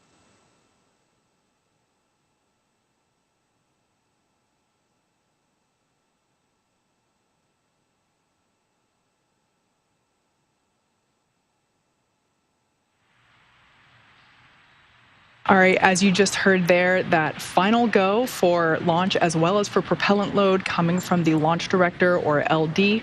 So all good news there. We are still go for space tonight. As of right now, the crew access arm is being prepared to be moved out of the way. So to clear room for the Falcon 9 to lift off. So to follow along with that action live, let's go back over to... Arm retraction has started. And there's that call out for that retraction beginning. Let's go back over to Daryl to follow that live at KSC. All right, thank you, Kate. Appreciate it. The countdown continuing to tick down as you see the crew access arm moving away. I'm here with astronaut Rajachari. That crew access arm, as it rotates out of the way, is that something that you can feel when it disconnects? So we talked about that. we could definitely hear, thought we sense the vibration of it. I think we got a little bit of sense of motion from the wind, but I don't know if we were just imagining it or not. Because there's a whole lot of your senses are super heightened right now. Yeah. So you're definitely we actually did talk through. I do remember talking to them as we talked earlier about how you're going to going through different scenarios and timelines. And one thing is, if there is a emergency egress button in the capsule, but one of the things, the big difference is now that the arm is swung back, is you definitely want to make sure the arm has swung back towards you in the event of an egress. That makes sense, because you don't want to step out into nothing. Because at this point, the LES is not hot, but the arm so has the retracted arm would away. have to come the arm back. has to swing back. Yes, and there's two rates. So the arm moves away at a slow rate, but in the event of an emergency egress, it swings back at a pretty quick rate, rightfully so, because you want to get out quickly. Yeah. But that's one of the things they're probably talking through. Is like, hey, don't forget, first person out the door, make sure to look down first. Make sure there's that's important. That's a big first step. Yeah. if it hasn't swung back into place. Great insight there, Raja, on the crew access arm. I didn't know that about it being able to return so quickly, but it makes great sense from a safety perspective. And so now, coming up, we expect to hear a call to arm the launch escape system. Yep, and so the crew at this point, in preparation for that, will be putting the visors down. They should have already done all those steps. They'll verify that, and once they get the go, then they will arm the LES and get confirmation that it is armed. We talked before about the hatch closed state, so that's also in this phase. That's the way you actually know it's armed, is you see the flight computer state change. So it's a command you send to put it into the armed state, and then you know it's happened. When you'll hear sounds, but that's the official way you know it's actually there. And really the purpose of the LES, of the launch escape system, is it's both an automated and a manual system. So there's the vehicle is monitoring a whole bunch of parameters, and so one of the reasons they have to do a poll for arming is all the operators on the ground are checking that there's no parameter out of limits that would trigger an escape inadvertently. So you don't want to turn on the system only to have it immediately fire the capsule off. So the first thing they're doing is making sure all the parameters are stable, the telemetry is good, there's no noisy signals in the data that would inadvertently trigger it, and then you arm the system. And then once it's armed, there's the automated abort, and then there's also a manual abort. So I don't know that you can see it in the camera views we have, but there's a handle that sits between Woody and Steve that you can reach, you rotate and pull, that will manually initiate an abort. And so just very similar to an ejection seat where you pull the handle. Arm retraction complete. I mean, that's a big responsibility for the commander and pilot if you had to pull that handle. I mean, you don't want to do that unless you're absolutely certain. Exactly. You gotta get out of there. Exactly. And so there's the few cases, or if that's why earlier they did all those checks on the loops to make sure that the people on the ground that have the insight to the status of the F9 and the Dragon have the ability to talk to the crew. So if there's a failure of the automated system, that someone could tell the crew to manual initiate, or there may be some scenarios where the crew may notice something first and manually initiate. In just a few seconds, we're going to hear Dragon to ground and that announcement for go for section 7. And, Dragon, SpaceX, you are go for Section 6. Close visors and arm launch escape system. Okay, Section 6. Right. All right, Section 6 is in work. I think it used to be 7, though. It is, yeah. So which it's a great sign that they're constantly, like we talked about before. SpaceX Dragon visors are closed. Constantly learning and making changes to procedures. Right. Earlier tonight, we saw a lot of work happening in parallel for the first time. So we had a lot of margin left over. And there you can see the white room exposed to the elements outside. SpaceX Dragon arming the launch escape system. Okay, so that's Steve telling them that they're SpaceX copies. Initiating the command. Like we mentioned, they'll do it. Actually, you can hear this. You can definitely hear this and feel it in the vehicle. There's some valves that are opening that are to the Super Dracos, which are the engines that would fire to initiate an abort, and those valves are safed until this point. So this command is essentially unsafing those valves, and you can very definitely hear and feel that inside the capsule. Those Super Draco engines you mentioned, Raja, capable of moving Dragon half a mile in just 7.5 seconds, equivalent to a peak velocity of 436 miles per hour. Such a tremendous focus on safety because the astronaut lives are in the hands of SpaceX and they want to get them out of there as fast as possible if there were to be an abort. It's an impressive system. So actually, we did a flight test of the abort system before Demo 2, and that was impressive to see that thing work. And yeah, just a strong testament. I think one of the key things of the Commercial Crew program of having launch abort systems on both the Starliner and the Dragon, just a testament to how much we've learned over the years of space flight and try to make it as safe as we can going forward. You heard the call from SpaceX confirming that the launch escape system is armed, so the next big thing now that it's armed, now it is safe to start loading prop once they get the go for that.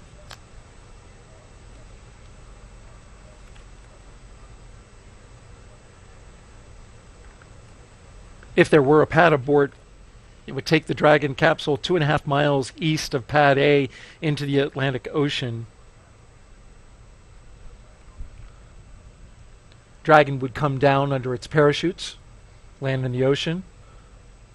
Could take about 4 hours to remove the crew. We have assets with the Air Force called Detachment 3. Yep, Det 3 is what they call it. Yep. Yeah. Yeah, so there's what's called PJs, or pararescue jumpers. So we use a myriad of assets. The Air Force and Navy help support these launches on both coasts. Basically the C-17, C-130s, helicopters, PJs. It's quite a group, and all the more reason we have to look at that whole weather and abort corridor to have that ready if we need help. Yeah, because if they landed in the Atlantic Ocean, it would take some time to get there. We've got assets along the eastern seaboard. Could take about 6 to 8 hours. So you want those seas to be calm and not bobbing around in the ocean for that long. Yeah, exactly.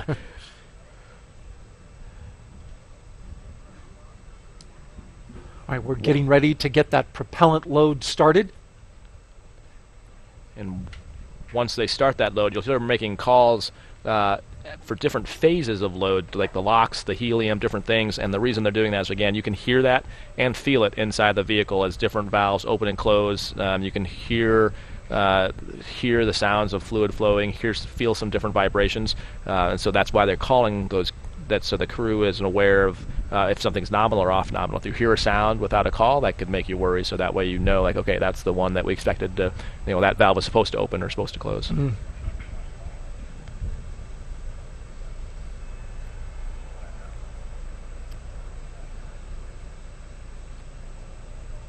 Propellant load has started.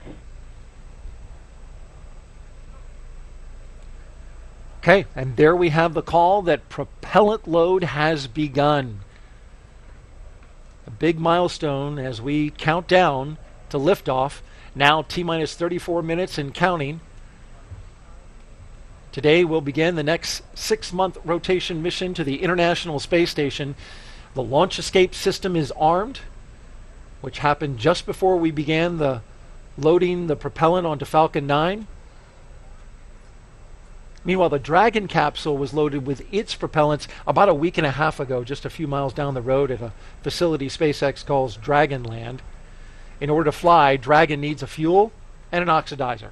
For the fuel, SpaceX uses monomethyl hydrazine, or MMH, and nitrogen tetroxide, or NTO, for oxidizer, and together, these propellants feed those Draco engines that maneuver Dragon on orbit, as well as the 8 Super Draco engines that would power the launch escape system in an abort scenario. And again, now that the fueling for Falcon 9 has started, that means the 8 Super Draco engines inside Crew Dragon are ready, if needed, to launch the capsule away from the Falcon 9 rocket in an instant, should there be any kind of emergency associated with the rocket or the pad. Of course, NASA and SpaceX trains extensively for exactly that type of contingency. So now let's head over to SpaceX commentator Kate Tice at SpaceX headquarters in Hawthorne for an operations update. Kate. Thanks, Daryl. Yeah, exactly right. We're continuing to count down the final minutes. Everything's still looking good for Falcon 9 and Dragon, with the teams reporting no major issues at this time.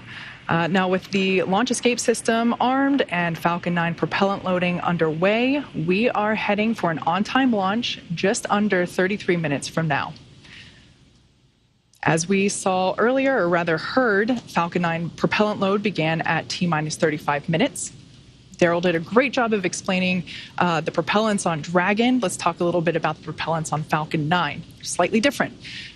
The first and second stages of Falcon 9 are each loaded with 2 liquid propellants. One is fuel, loaded into a tank at the bottom of the stage. The other, an oxidizer, loaded into a tank at the top of the stage.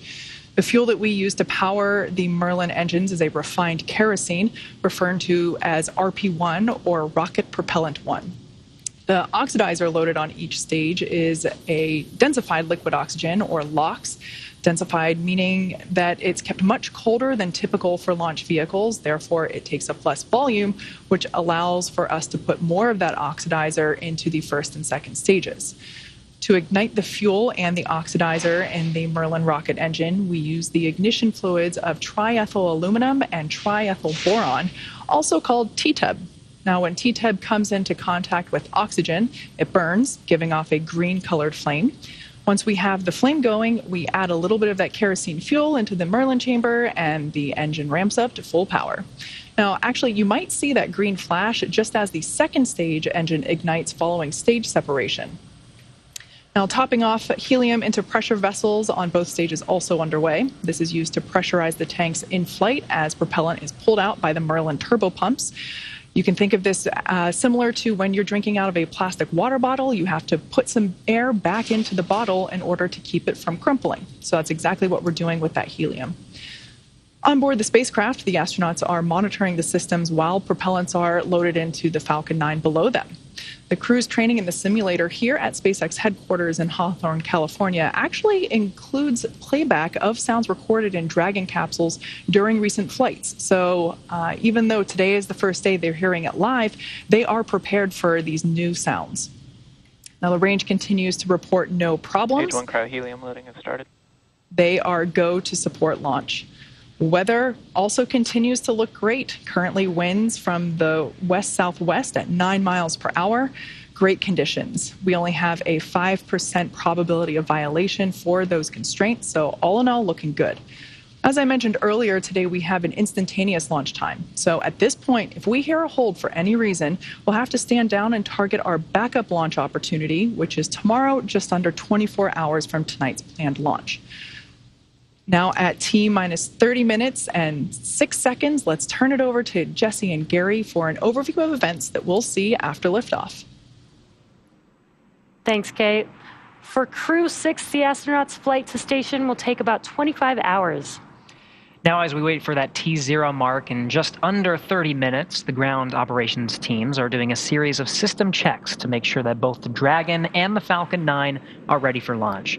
You're looking at a live view of our teams at the Cape as they prepare for liftoff. Now, as we wait for that launch clock to hit 0, we wanted to give you an overview of what the ascent portion of the mission is going to look like. Once we hit T0 and a successful launch occurs, we will watch Falcon 9 and Dragon lift off from historic launch pad 39A and make their ascent. At about 50 seconds into flight, Falcon 9's engines will throttle down to help pass through the period of maximum dynamic pressure on the rocket, or what we typically refer to as max Q. It's worth noting that once we hit max Q, the vehicle will be going supersonic. Now, once we are through the period of maximum dynamic pressure, we can throttle up our 9 Merlin engines again. From there, at about 2.5 minutes into flight, we have a series of 3 events that will happen in rapid succession.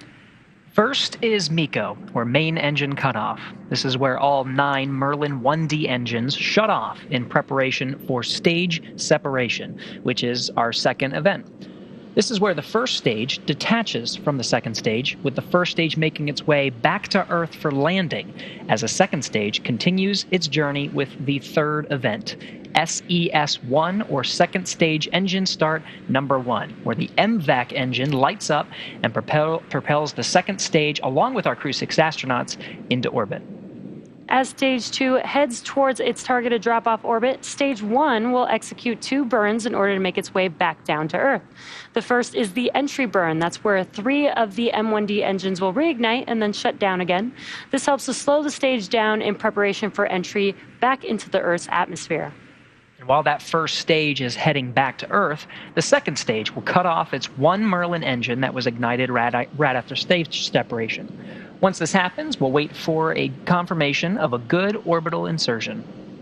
About 90 seconds after Dragon gets into orbit, Falcon 9 will land back on Earth. The landing burn is just a single engine burn, but it's powerful enough to bring the vehicle's speed down rapidly in order to land on the drone ship at about 9.5 minutes into the mission. While Falcon 9 first stage is landing, Dragon is preparing to separate from the second stage. At about 3 minutes after the second stage gets into orbit, we should have a great view of Dragon with its 4-person crew drifting away from the second stage. Once Dragon is a short distance away, it'll begin checking out its Draco maneuvering thrusters to make sure Dragon continues to increase separation distance from that second stage. It's worth noting that these are not the Super Draco engines that would be used during an abort scenario. About 40 seconds after separation, Dragon's nose cone deploy sequence will begin. It will take roughly 4 minutes for the nose cone hooks to unlatch and open, exposing its guidance navigation controls that will help Dragon autonomously fly to the space station. And lastly, once the nose cone is deployed, the remaining Draco thrusters on the forward bulkhead will be checked. From there, over the next 25 hours, Dragon will be on its approach and rendezvous phases, undergoing a number of phasing burns as it makes its way to the station. And all of that will be coming up soon. But for now, let's check back in with Courtney in Mission Control Houston. Courtney. Thanks, Gary. The flight controllers here in Mission Control Houston are laser focused on the onboard systems of the space station, ensuring it is ready to receive Crew Dragon. They're also making sure all communication links between the station, Dragon, and the ground are working properly. The consensus to this point is that everything is proceeding right on track. The team here in Mission Control Houston, the team in Hawthorne, and the astronauts aboard the space station will monitor the autonomous docking of the Dragon spacecraft tomorrow. They'll perform a series of leak checks, then work to open the hatches on both the Dragon side and inside the station's pressurized mating adapter. We expect hatch opening to take place about an hour and a half after docking. And once on board, the astronauts will be greeted by the space station crew and will then join in for welcoming remarks for the new crew members. From there on out, they will no longer be referred to as Crew 6, but rather as flight engineers of the International Space Station until their return back to Earth. Here in Mission Control Houston, Flight Director Chris Dobbins is on console overseeing the team for launch. And that'll do it from here in Mission Control Houston, so I'll toss it back over to our team in Florida. Daryl, how's it looking? Thank you very much, Courtney. And we're out here at the Kennedy Space Center. Folks are gathering on the lawn now, getting ready for this launch. And it's a beautiful sight behind us, Raja. It's looking pretty good. It's a great view, and looking forward to seeing my first launch and watching another turtle go to space. Yeah, we're going to watch the launch. We're going to watch you. see your reaction. Well, if you're just joining us, we are T-minus 24 minutes and counting now until the 6th astronaut rotation mission to the International Space Station under NASA's Commercial Crew Program. Commander Stephen Bowen, pilot Woody Hoberg, and mission specialists Sultan Al-Niyadi and Andrei Fedyaev are strapped into their seats inside Dragon Endeavour. They're in that capsule right there as the Falcon 9 rocket fueling operation is well underway. The launch escape system is armed, and that means Dragon is prepared to launch itself away from the Falcon 9 in case of an emergency on the pad or after liftoff. So far, operations look and sound as expected, counting down to that liftoff at 1:45 and 3 seconds a.m. Eastern Time. Yep, and we heard the call from the Corps that the Stage 2 cryo-helium load had started, and like they described out at Hawthorne, so far what we've loaded is the gas to pressurize the tanks. Around probably about 3-ish minutes from now, we'll actually start the gas itself. So, like they were describing, you need pressure to move the gas, and then you need the actual gas in the LOX itself. So, right now they are loading that helium that pressurizes the tanks, and then the next thing will be the fuel and then the oxidizer. Those inert gases, key to pressurizing those, especially the LOX. This mission is the continuation of rotational crew flights to the International Space Station from U.S. soil on private rockets and spacecraft, and it would have been possible without the success of course, NASA SpaceX Demo 2, that test flight, now two and a half years ago. Of course, it was the safe delivery and return of Crews 1 and 2 that got the operational flights rolling. There you can see inside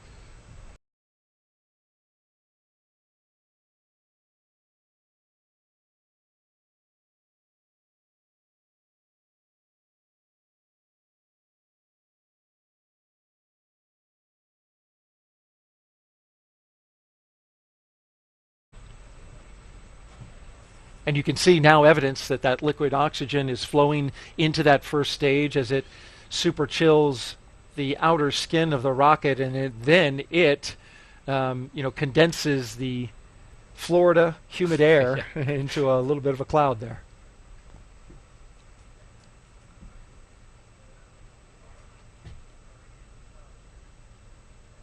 Talking about the crew inside, the commander of Crew 6 is Captain Stephen Bowen. He hails from Cohasset, Massachusetts. He's married with 3 children. He holds the title of first U.S. Navy submarine officer to be selected as a mission specialist by NASA. Captain Bowen is also a veteran of NASA space flights, including space shuttle flights on STS-126, 132, and 133. And Steve's a veteran spacewalker and just a great veteran to have around the office, and great command.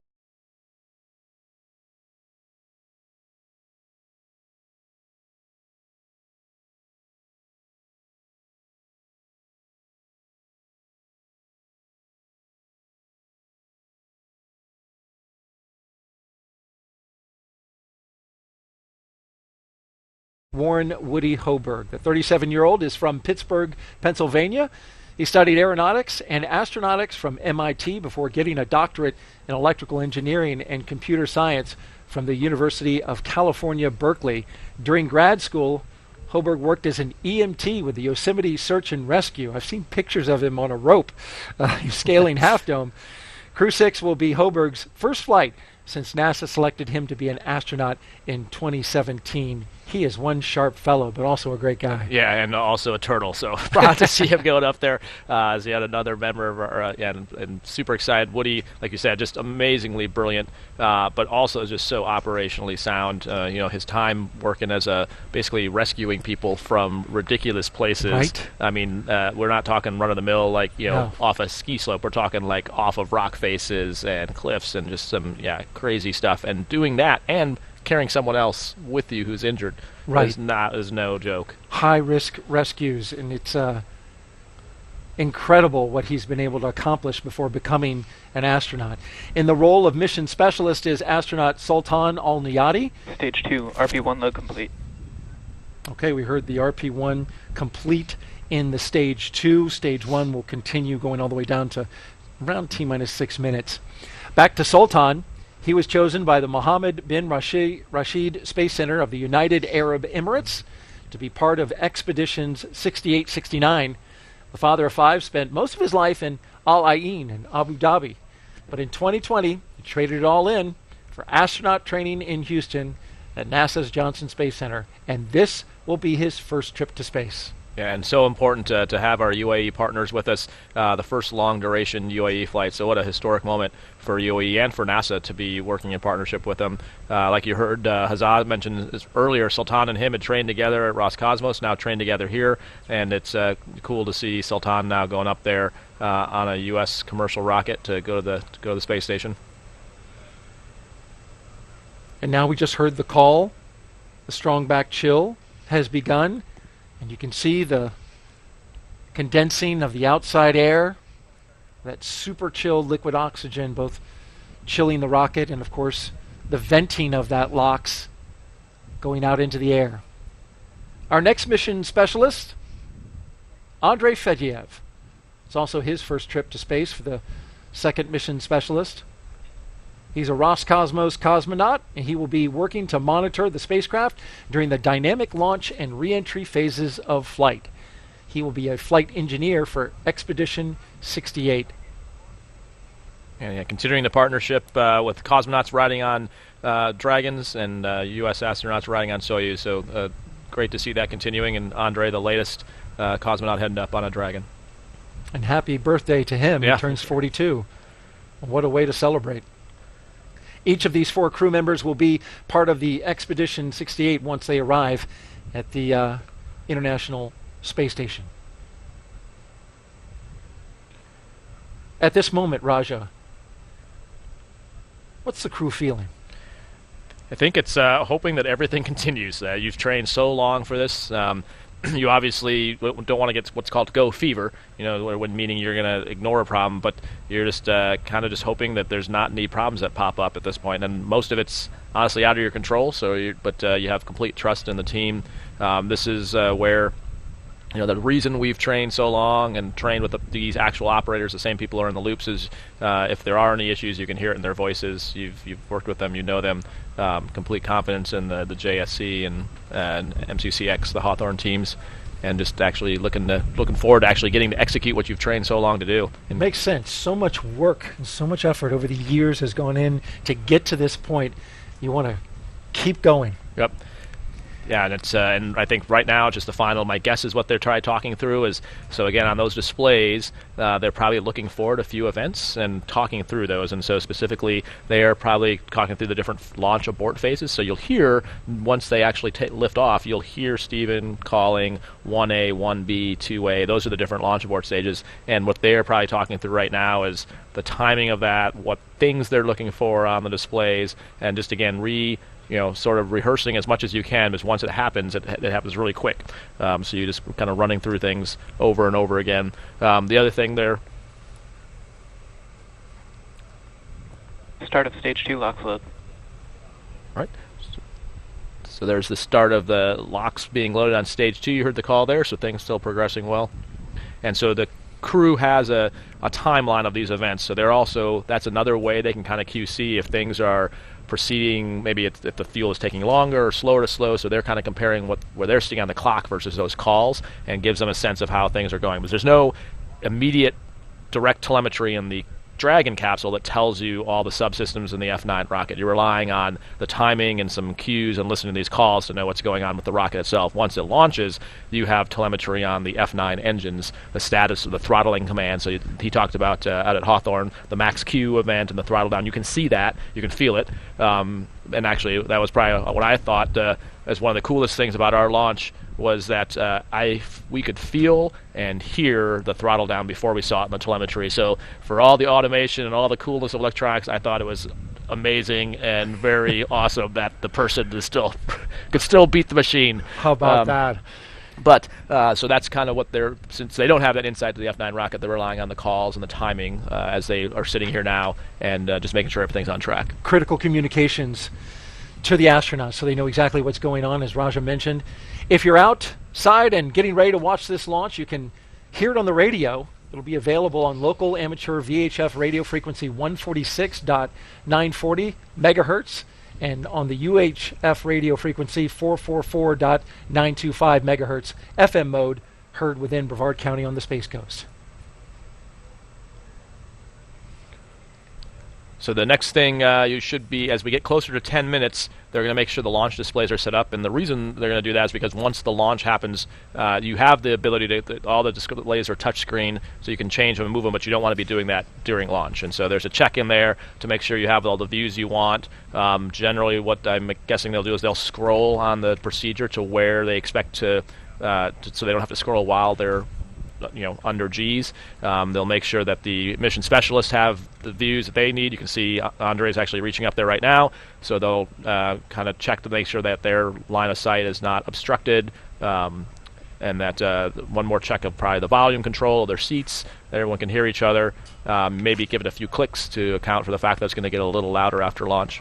All right, let's get another update from SpaceX and check in with Kate Tice. Thanks, Daryl. We are T-minus 13 minutes and 47 seconds from launch. Everything's still looking good for tonight's Falcon 9 launch for Dragon Crew-6. If you've been following along, you know that Falcon 9 began propellant load at T-minus 35 minutes. Loading of the RP-1 fuel on the second stage is complete. That finished around T-minus 20 minutes. Fuel loading on the first stage continues. It's approximately 75% full and will finish around T-minus 6 minutes. Densified liquid oxygen loading is underway on both the first and second stages.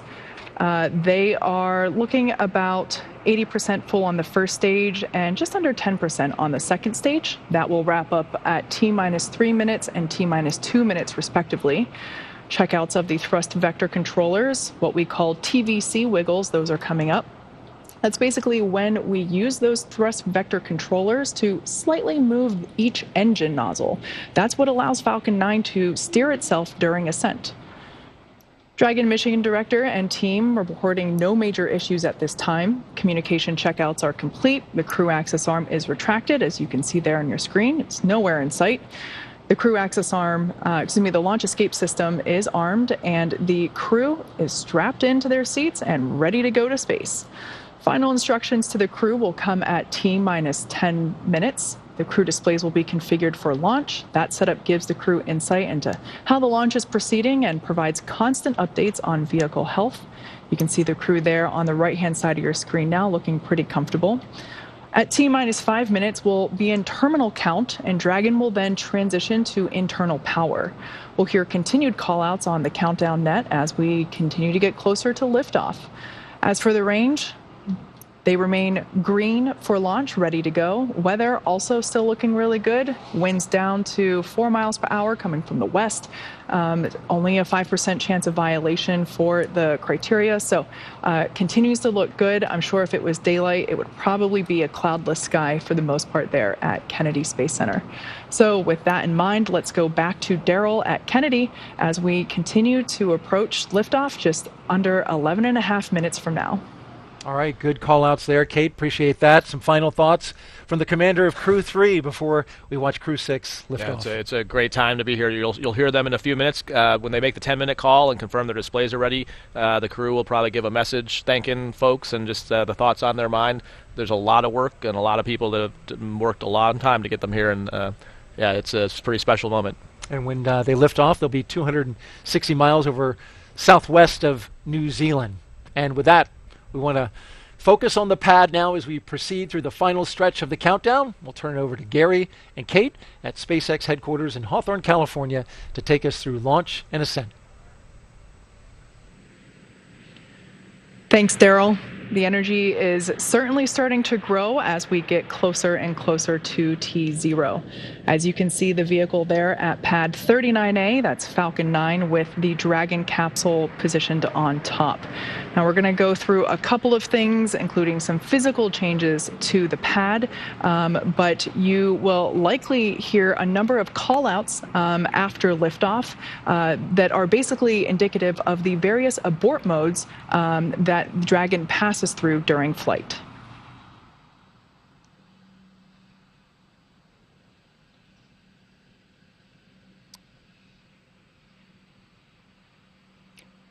Now T-minus 10 minutes. Dragon, SpaceX, confirm crew displays are configured for launch. SpaceX Dragon crew displays are configured for launch. SpaceX copies. On behalf of our entire team at SpaceX, we are honored to have you aboard Dragon Capsule Endeavour today for its next trip to the International Space Station. We wish you a great mission, good luck, Godspeed, and enjoy the ride. Thank you very much for those kind words. We'd like to thank all the trainers, technicians, engineers, decision makers, and planners who have defined our mission ahead and trained us and given the faith in us to execute that mission. And Crew 6 is ready to launch.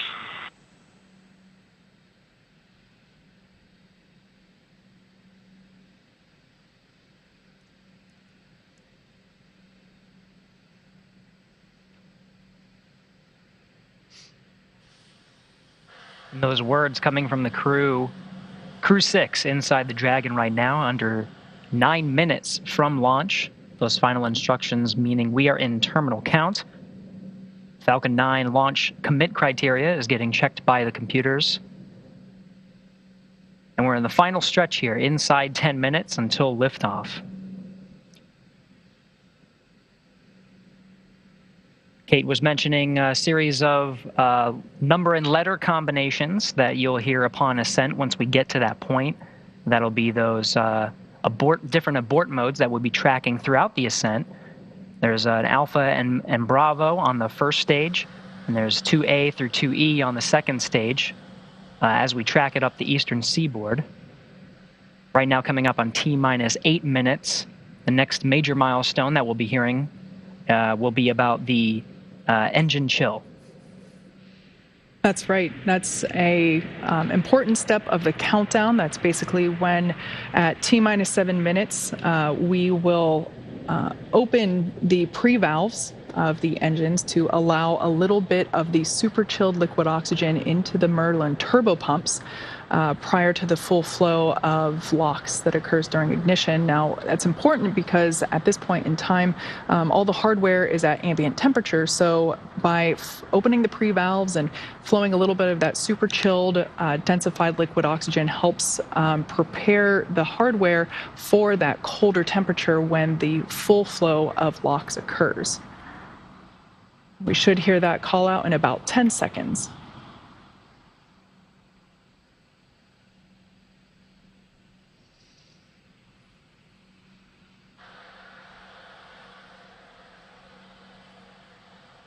Engine chill.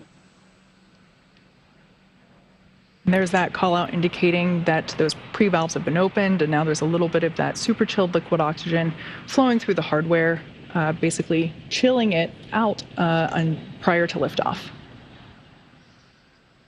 That's right. In the meantime, we're tracking fuel on the vehicle. Stage 2 RP1, or the fuel on the second stage, is complete. It's one of the earlier tanks to be completely filled in the countdown. But as we continue to track the fuel loading, the next thing will be the Stage 1 RP load. Complete. That's coming up here in about 15 seconds. Later in the countdown, we'll be tracking the tanks of oxidizer being completely filled. That RP1 load is now complete on the first stage. So at this point in time, all RP1 is now on Falcon 9, both for the first and second stages.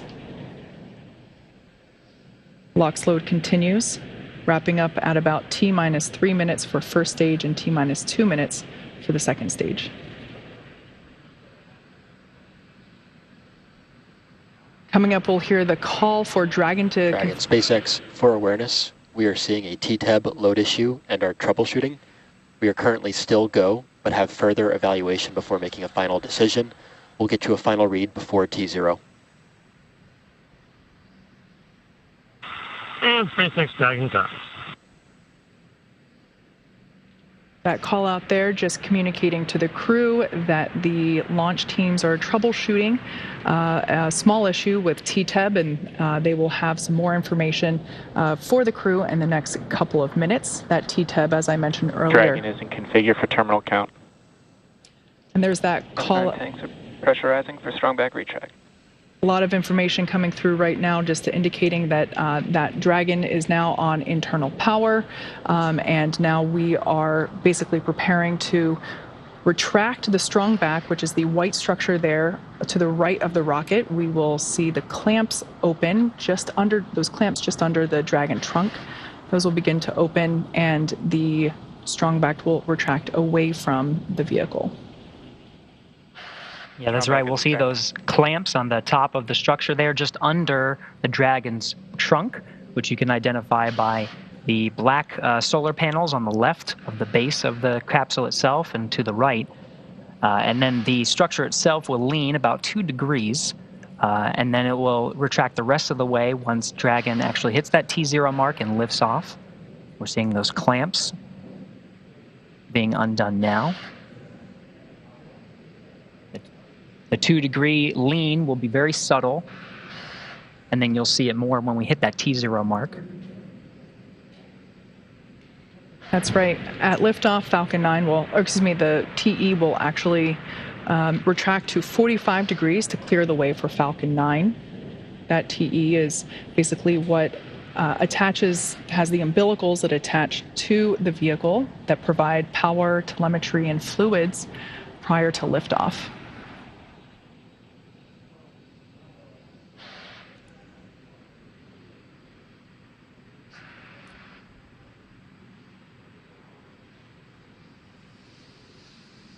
Now coming up in 10 seconds, we'll be listening for a call on Stage 1 liquid oxygen load being complete.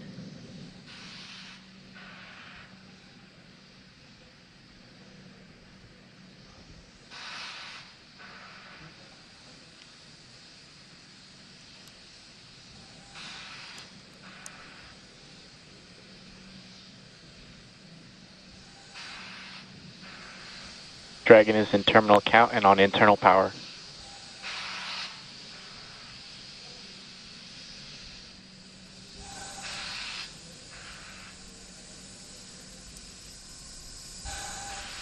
Is 2 minutes, this 30 is the seconds. LD on countdown 1. Hold, hold, hold. We are standing down due to a T-tab ground issue.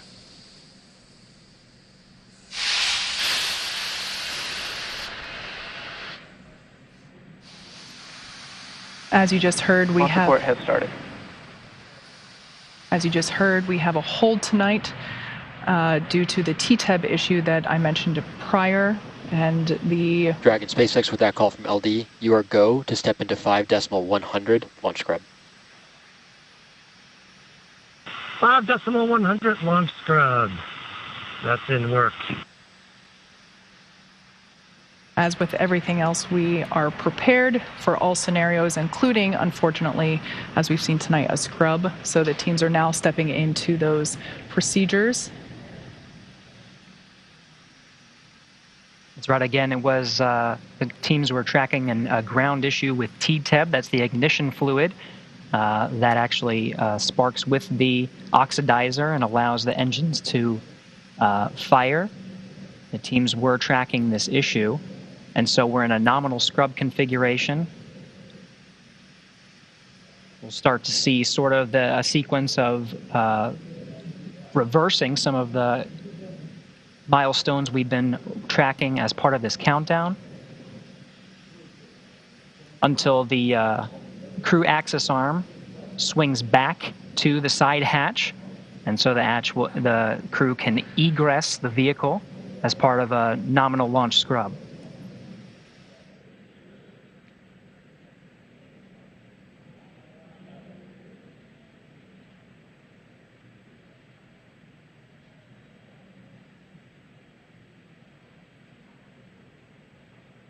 So for those of you just joining at about just under T minus 2.5 minutes, we unfortunately had a scrub due to a T-tab issue with the ground systems. So as Gary mentioned, we are in a nominal scrub configuration. There we have our procedures now being enacted to basically reverse all the progress that we made this evening, including propellant offload and bringing that crew access arm back into position and getting the astronauts out. Up until that point, everything was looking good. The ground team had reported that issue. I believe it was around T minus 5 minutes.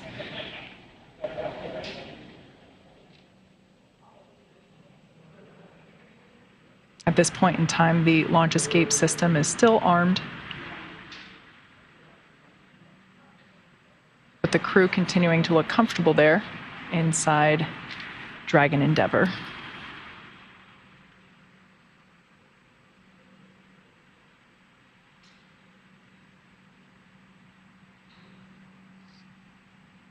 And Dragon, LD on countdown 1. At this time, our offloads are underway. Vehicle is safe and proceeding nominally with offload. Expecting about a 50-minute offload. SpaceX Dragon copy is about a 50-minute offload. We'll be sitting here waiting. Thanks. So it will be a very methodical process to offload the Falcon 9 with the propellant and oxidizer. You can see some of that oxygen billowing off still. That'll be part of the sequence. They've also re-enabled auxiliary power by umbilical to the Dragon as they work their way through the nominal scrub timeline. Again, that's a 50-minute offload. For those, again, that are joining, we are in a scrub situation just under 2 minutes and 30 seconds from launch. Teams declared a scrub due to tracking a ground issue with T-tab. This is the ignition fluid that's used for the first and second stages that ignites the oxidizer for igniting the engines themselves to lift Dragon into space.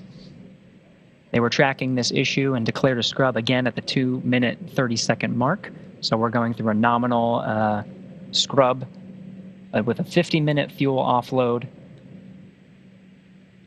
You can see the strong back clamps have been re-enabled in this view right here. After we offload prop, we'll see the crew access arm swing back to get the crew out.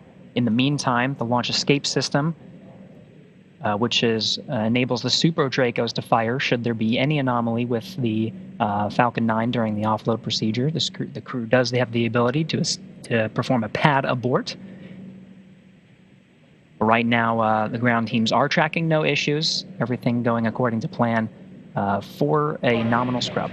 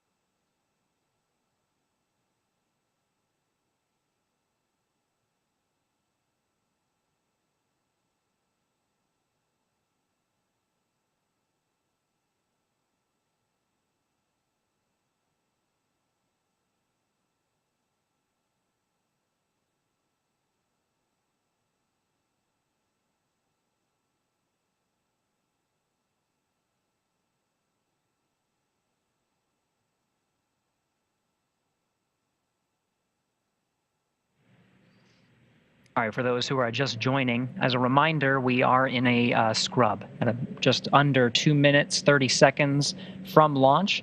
The ground teams declared a scrub as they were tracking a ground issue with the TTEB ignition fluid. And as a precaution, made a scrub for today's launch as we were counting down to T0. Now we're working our way through nominal scrub procedures, which include offloading the fuel and oxidizer that are loaded on the Falcon 9 right now. You can see we made our way through the countdown to a strong back retract that has been put back into place, and the clamps just under the trunk of Dragon are now in their configuration that they were prior to that part of the countdown. And Kate, we're making our way through offloading that Falcon 9. That's right. In total, that prop offload is expected to take 50 minutes, 50. So unfortunately, at this point in time, there's not a whole lot that the crew there can do except patiently wait. I could imagine that they might be a little sad as of because otherwise they would be in space at this point, effectively. But right now, as you can see, they are just sitting back and relaxing as the Falcon 9 teams on the ground continue to keep them updated. As Gary said, this is a nominal scrub procedure or configuration. We have procedures listing out every step of this. So right now we are basically unfueling Falcon 9 from both the first and second stages, as Falcon 9 was nearly fully loaded at the time of the scrub. So as this continues, we will see some puffs of white clouds like you just saw there live, as that detanking effectively is underway. We will also see the crew access arm go back into the service position. That will enable the basically the pad team to re-enter the pad, go back up, and help the 4 astronauts that are currently there in the capsule basically unbuckle and get out of the capsule and make their way back down to the ground. And it is going to be a methodical process, like you said, Kate. Through the fueling that began at T-minus 35 minutes, we made our way quite a bit through the timeline, and those tanks were pretty full. So the ground teams estimated a 50-minute offload of that fuel. In the meantime, the Crew 6 astronauts are in a passive state.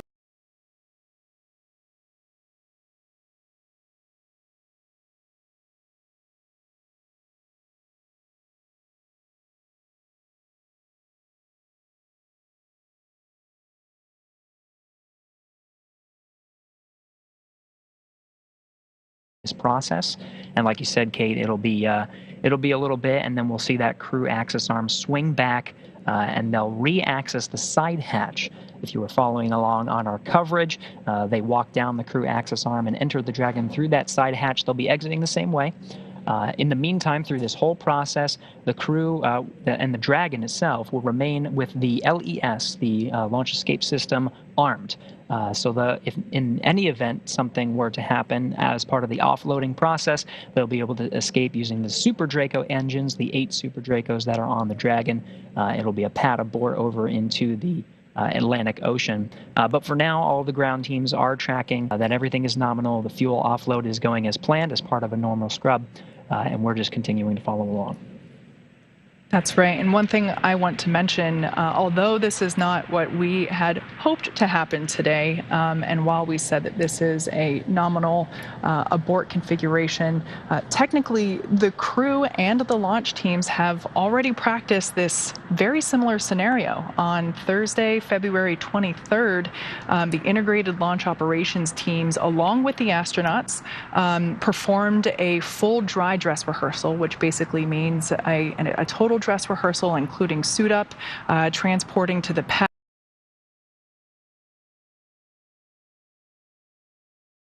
doing a full rehearsal of launch day as if it were real, but no propellant involved. So that's why it's called a dry dress rehearsal, because there was no propellant involved.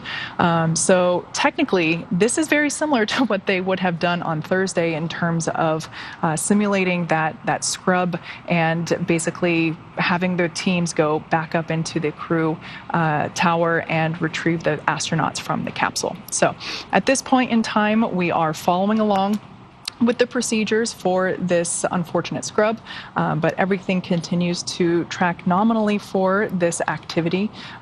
Right now, for those that have recently joined, we had a hold called on the countdown at about T-minus 2.5 minutes. The crew had reported around T-minus 5 minutes, or excuse me, the ground teams the SpaceX ground teams had reported around T-minus 5 minutes an issue with the TTEB, which is the basically the stuff that we use to ignite the engines on the first stage. So out of an abundance of caution, the teams called that hold at T-minus 2.5 minutes and then proceeded into nominal off detanking or basically unloading the vehicle with all of its propellants. Given the fact that that occurred at T-minus 2.5 minutes, the majority of the propellants were already Dragon on the vehicle. SpaceX with a propellant offload update. SpaceX Dragon, go ahead. Offloads are proceeding nominally, anticipating another half hour until closeout. Understand, looking about a half hour to close out. Copy, thank you. All right, so good news there coming from the ground teams, indicating that we have about 30 minutes left of the propellant offloading. We heard Commander Steve Bowen sounding pretty unbothered by everything. Like I mentioned before, everything is written down in the procedure. They practiced this very similar egress procedure during Thursday night's dry dress rehearsal. So all in all, everything continuing nominally there for these next steps. As I mentioned before, we will see eventually the crew access arm swing back into the service position, and we will have the pad teams re-enter the pad area and basically enable the astronauts to egress. I also mentioned earlier that our backup launch opportunity is about the same time tomorrow, roughly 24 hours after our initial T0.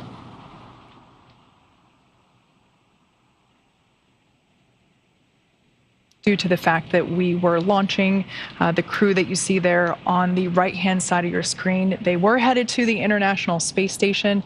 As such, that is down to the very second in terms of catching up to the International Space Station when launching from Kennedy Space Center. So when it comes to crew launches, there's only one shot.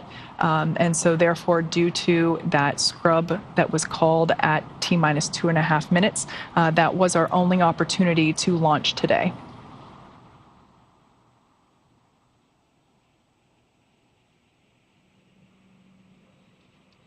That's right, Kate. And as you mentioned, that scrub would be 24 hours. So we'll get to do this all over again. You mentioned the dry dress rehearsal. With a nominal offload of the fuel for this particular scrub, this is almost like a wet dress rehearsal, just taking it one step further. As you mentioned, for the dry dress, they did everything that we saw today, driving out to the pad, going up the elevators, and making their way into the vehicle, buckling up. The seats rotated, and they made their way far into the countdown, but before they started fueling the vehicle. Now they fueled the vehicle prior to launch, and again, we're following a scrub that occurred at about 2 minutes and 30 seconds prior to the T0 time. Due to tracking a ground issue with the TTEB ignition fluid that's used on the engines to ignite them and fire the crew into orbit and eventually catching up with the International Space Station. But as they were continuing to look at this issue, decided to declare a scrub for today. That scrub is, again, a nominal scrub, so we'll be going through the scrub procedures, which include the detanking. They seem to be going a little faster than originally predicted. They called out to the crew about 50 minutes. Now we're inside 30 minutes from detanking the Falcon 9. That means the RP-1 refined kerosene and the liquid oxygen, that's the densified liquid oxygen that's on board, is being brought back into the lines that fuel them. So we'll be emptying those tanks. You can still see some of the oxygen, some of the gaseous oxygen billowing off the Falcon 9 rocket itself. So there is a little bit of fuel in there. You're seeing some of the puffs that are part of the detanking process. In the meantime, just a reminder that that launch escape system is armed through the whole thing just to keep the crew safe. But you see, for the crew themselves, it's a very passive experience, the launch scrub, all of these commands being issued by the teams on the ground. They'll continue to wait until and get status updates from the ground teams. Right now, they are connected by umbilical. We did hear that as part of the normal countdown, the Falcon 9 transferred to internal power, but they re-enabled auxiliary power back into the vehicle. So through the detanking process, we're getting power from the ground and not relying on the batteries inside the vehicles, so we can continue to work through this process. Again, Steve Bowen, Woody Hoberg, Sultan Al-Niyati, and Andrei Fedyaev on board. Crew Dragon Endeavour now, passively waiting for the scrub process. Detaking fuel first. This is going to be one of the lengthier processes before the crew access arm swings back and allows the crew to egress or exit the Dragon vehicle and get back on the ground. We'll do the same thing again in about 24 hours. Witnessing the same series of events, suiting up in the suit room before going down and making their way over to the pad via Tesla until they make their way up the launch tower, the elevators over there, and make their way back into the same vehicle.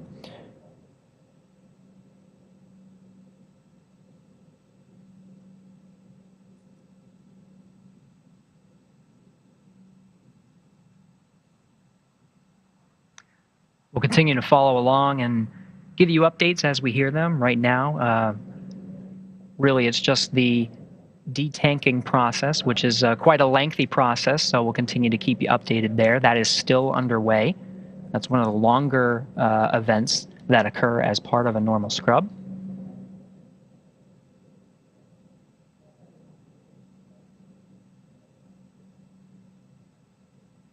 From left to right, Andrei Fedyaev, Woody Hoberg, Steve Bowen, Sultan Al-Niyati on board Crew Dragon Endeavour now.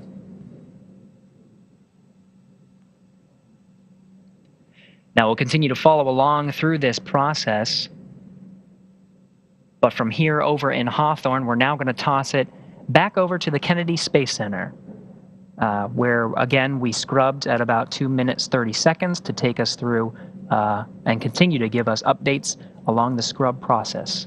Daryl. All right, thanks so much, Gary.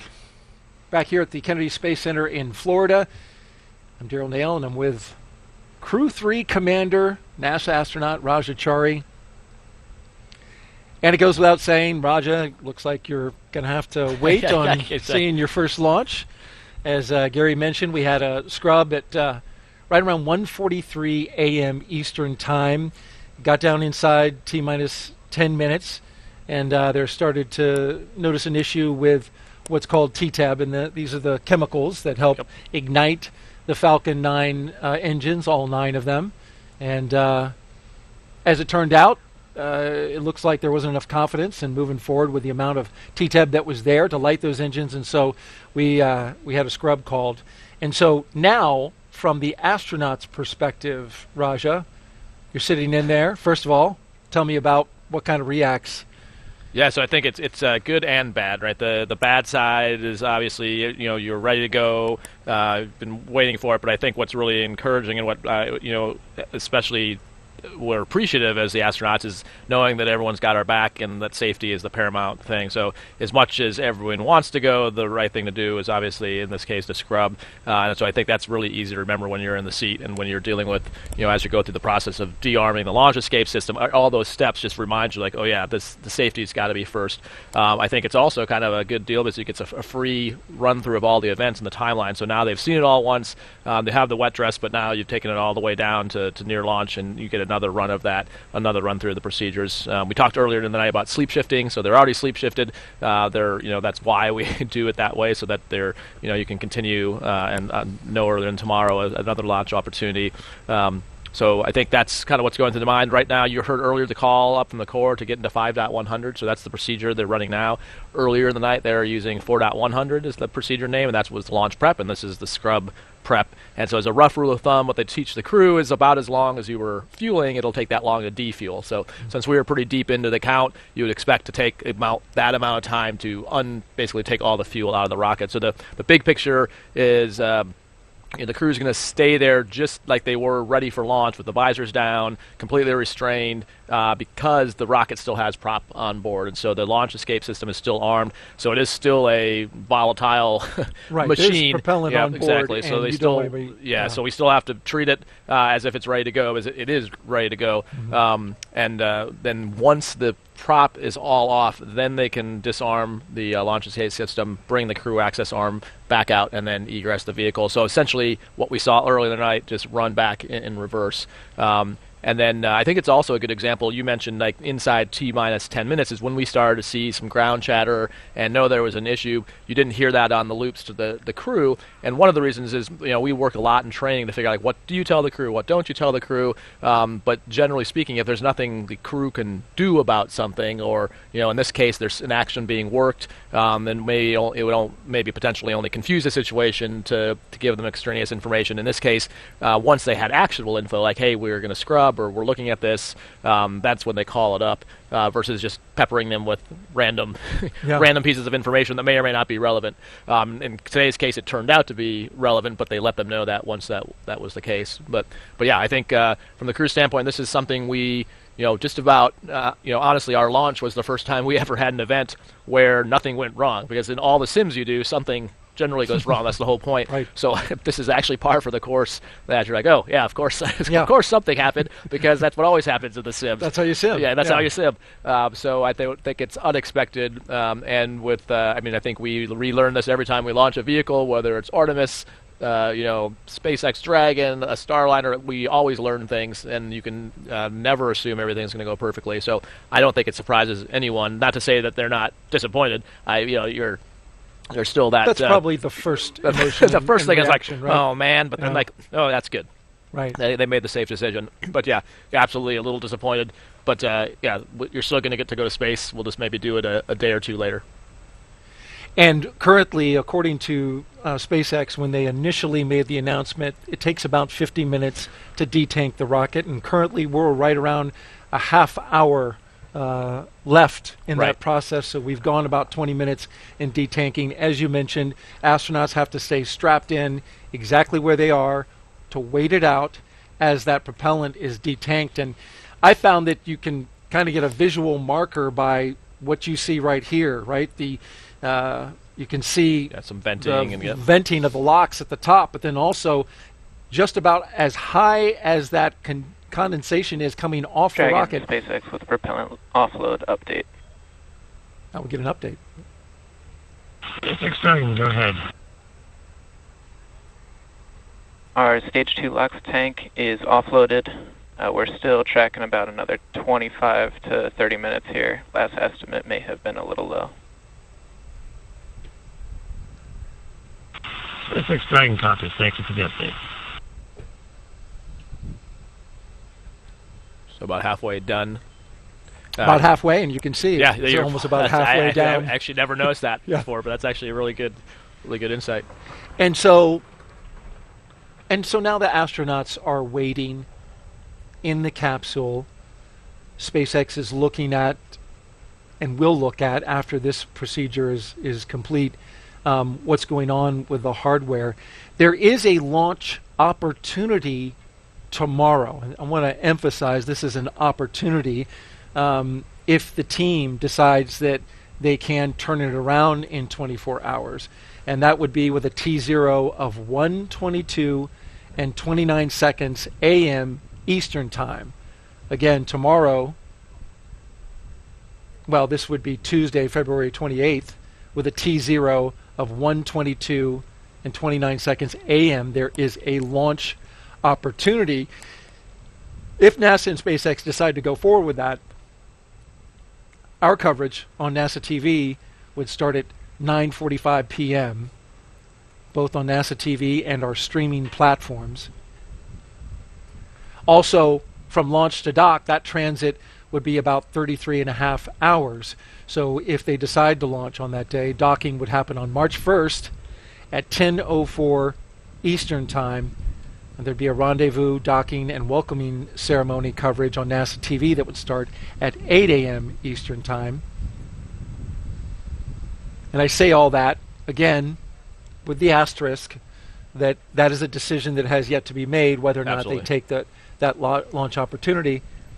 There's going to be a time to look at this situation. Right, and so like we heard that it was a situation with the T-tab, which is again sort of the, if you will, the igniter for the engines and making sure the fluid, there's enough fluid or sufficient fluid. So whatever the technical underlying of that problem that led to today, if that's something that can be resolved, and obviously that's something the teams will be diving into probably as soon as the prop is off the rocket. I'm sure they're going to be crawling all over it. And that's one of the other logistical things that's happening here. So there's, once they start fueling the rocket as part of the countdown sequence and the crew armed the launch escape system, all the personnel around there also cleared out. And so right now there is no one really close to the rocket. So once the fuel is off the rocket and then the crew de-arms the LES, then people can approach again. So it does take some time for the vehicles and people and the closeout crew, just like it did to clear out the arm and prep it. They'll have to do the same thing to bring people back to the arm,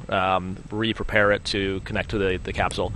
But again, it's actually in the long run kind of a good thing is when they do try this the second time, it means it'll go all the more smoother because they'll have got another rep of doing it. You mentioned the one thing having a longer time to rendezvous, the 33 hours. Actually, that's kind of another little maybe a positive silver lining out of this, because I know for us, for Crew 3, we really enjoyed our time in the capsule. You spend so much time training in Hawthorne, training in Houston, and there's something special, I think, about being in a small vehicle. Yes, it's cramped, so I wouldn't necessarily want to spend 2 weeks in there, but more than a few hours is just kind of fun because catch your breath, exactly, relax. Yes, because once you hit the space station, you are on a tight timeline. Everything, every 5 minutes is accounted for, and it should be because it's expensive to get there, and we're doing a whole lot of science. The nice thing in the vehicle when you're just rendezvousing or waiting for those, we talked about phasing the orbits, you get time to just look out the window, hang out with your buds. It's kind of like a a glamping trip. It's like, because you're sort of roughing it, but obviously it's some pretty nice digs. But you can get out of your seat, right? Exactly, and it's a great time. Yeah, so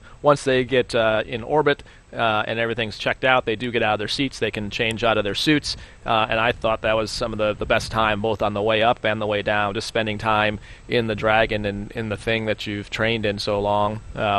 And you can really hear it. It talks to you. You can hear when you do burns. You'll hear the prop flowing. You can see the thrusters out the window. So it's a nice time, and it gives you some time to adapt to space. So for especially our crew, just like their crew, having 3 rookies on board, getting some time to adapt to zero gravity, getting used to moving around, how you restrain yourself. The more time you can get in the Dragon, the quicker you can adapt and get to work on the space station. So I think it's all time well spent when you have a few extra hours in the Dragon. Raj has talked a lot about the crew and what that means for them potentially going forward. Want to go back to the TTEB. We've mentioned this, heard it a couple of times. I think one of our commentators actually spelled it out. If you look at the picture on the left, the SpaceX rocket on the pad, for those who are familiar with watching launches at night, that TTEB, it's the ignition fluid. You can actually see it light because it flashes green all around the bottom of the rocket. You can see a green flash, and that's what it does. It lights those 9 Merlin engines, and then you have a liftoff. And they call it TTEB because that's the acronym for triethyl aluminum triethyl boron. And when they come together, they create that ignition that's necessary to light the rocket. And so that's something that SpaceX is going to look at. We also heard an update from SpaceX on the loops about the timing of the D-tank, which we are currently just about 27 minutes into that process.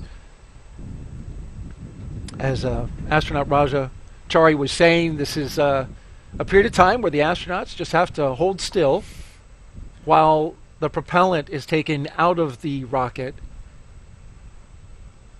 Yep, and they're probably also going through.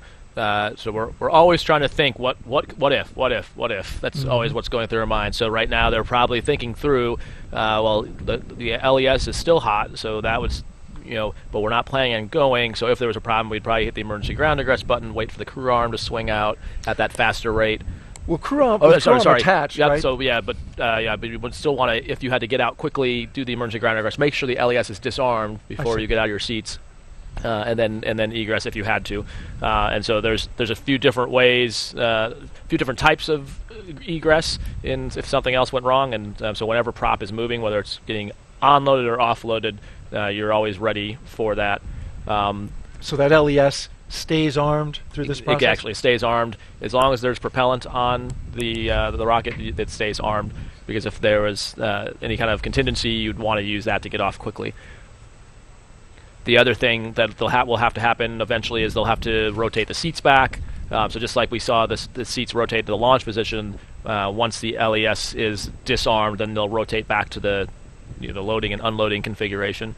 There's also, we didn't talk about it too much, but it's not just people that the Dragon takes up there, it's cargo. And so you can't really see it in this view. We saw it earlier in the night when they were first loading up, you got a shot underneath their legs. Yeah, exactly. And so you could see the cargo that's under there, and that the stuff on the left under Andre's seat is mostly crew related in terms of like survival equipment. You see that red, you can kind of just see the red bag. That's the life raft. And so you saw that video earlier tonight. We talked about the Orion, the porch, and the Orion water training. So a lot of the water recovery equipment is in those pallets underneath Andre's seat if the crew had to do something on their own for some kind of landing in an unplanned area. And then this stuff that's kind of under Woody and Steve's seats, you can see they look more like metal lockers.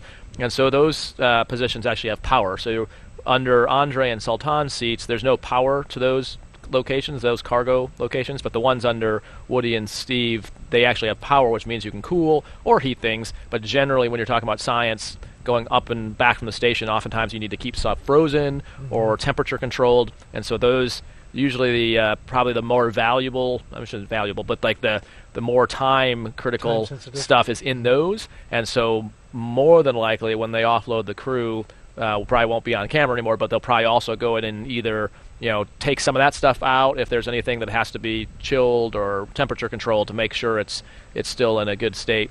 And then when you dock with the station, those are some of the first things that come off to make sure that they get into Dragon the right. SpaceX with propellant offload update. SpaceX Dragon, go ahead. Offloads are proceeding nominally, expecting another 15-20 minutes here.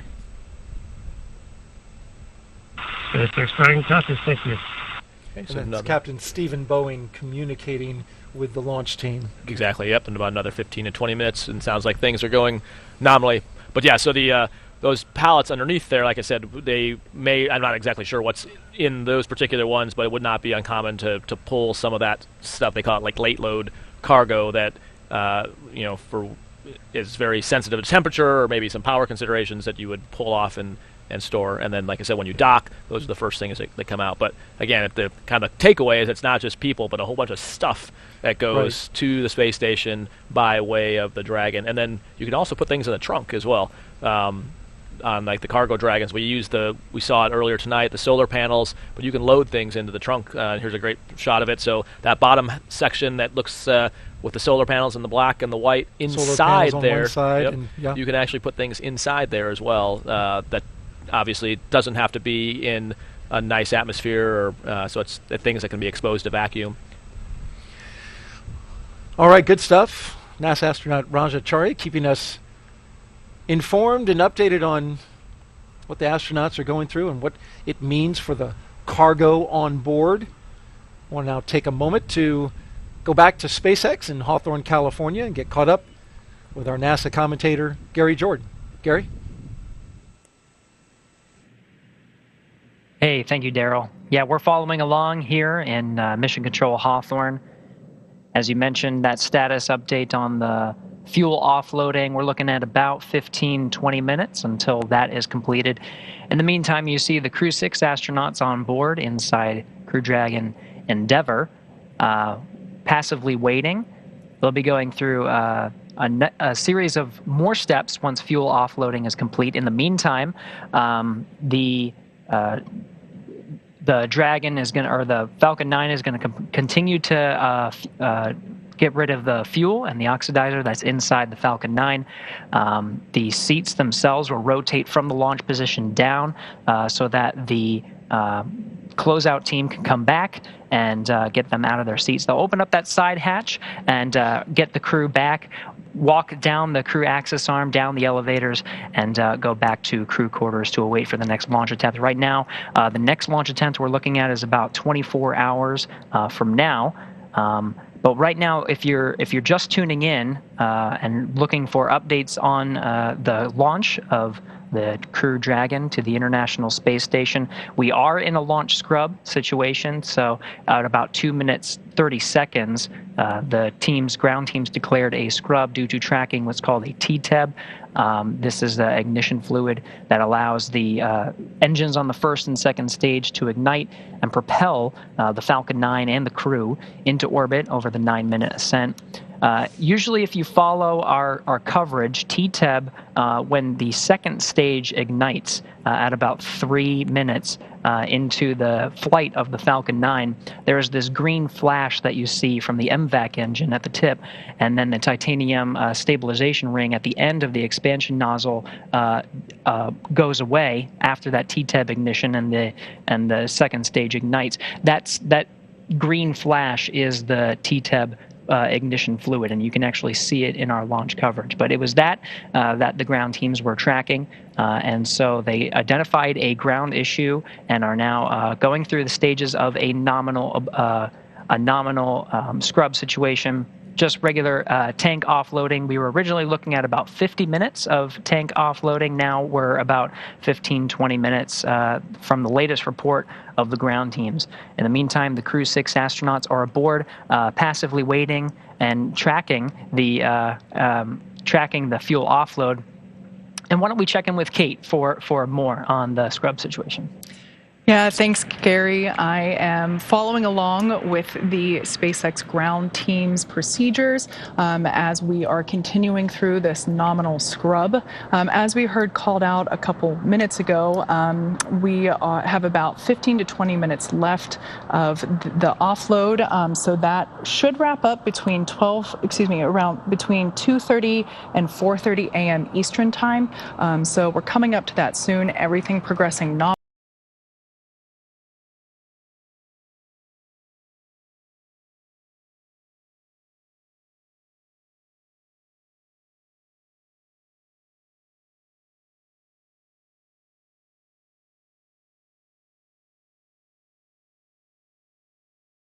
Tanking has already completed from the second stage. So I'm expecting that call out to come any second now, indicating that RP1 has been completely detanked. As for the first stage, also really low levels there. I would say less than 5% remaining locks on the first stage to go, and then probably about 10% fuel left to go there on the first stage. So we're nearly there, but we will hear those progress call outs on the loops informing the crew. As you can see there on the right-hand side of your screen, they remain comfortable in their seats, visors down, seats rotated back. The launch escape system is still armed at this point, although from that view of the pad on the left-hand side of your screen, it might kind of look like the crew access arm is reaching toward the capsule. It's not. We have not moved that yet into the service position, and we won't do that for a little bit yet, but we still have a number of things that we're going to go through in this nominal offload procedure. As I mentioned before, the crew had a dry dress rehearsal on Thursday night, meaning no propellant involved, so that's what makes it a dry dress. But they have gone through this very similar procedure in terms of the closeout team going back up into the tower, back down the crew access arm, and helping the crew get out of the capsule, including reopening that side hatch. So the astronauts will egress from the capsule the exact same way that they ingressed, just in reverse.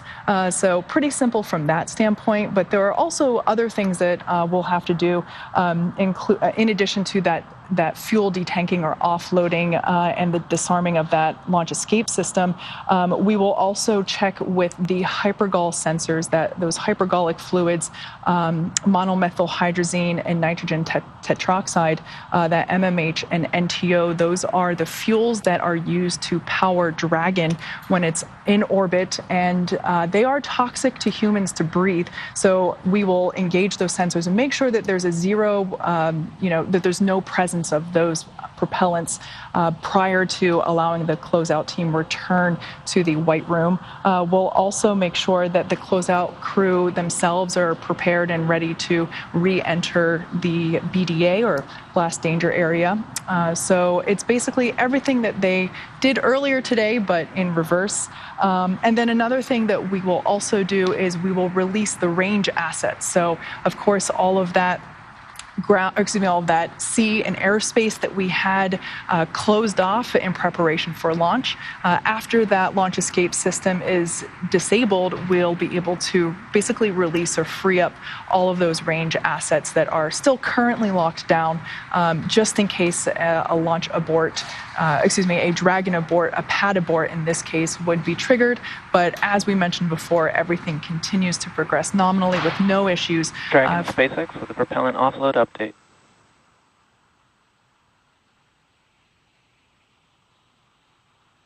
SpaceX Dragon, go ahead.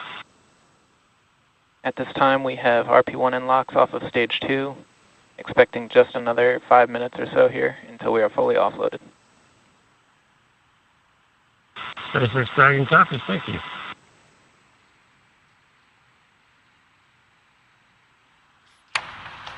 So that was SpaceX core Arthur Barialt just informing The crew, that there's about 5 minutes remaining, as I mentioned before.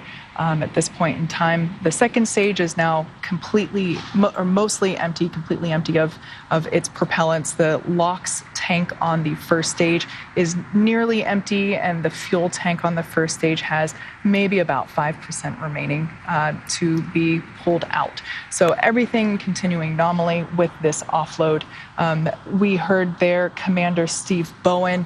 As I mentioned earlier, he sounds pretty relaxed and cool as an ice cube here, and for good reason. The astronauts train for every possible scenario, this included. As we've mentioned several times before, we have procedures for everything. I am following along with this scrub procedure, and everything continues to go as planned, which is kind of funny to say for an event that we obviously didn't want to happen tonight, but as John Innsbrucker reminded me a little bit ago, the Mercury flight director said back in the early days of the space program, it's better to be on the ground wishing you were flying than to be flying wishing you were on the ground. So this is a good example of the system doing exactly what it was supposed to do.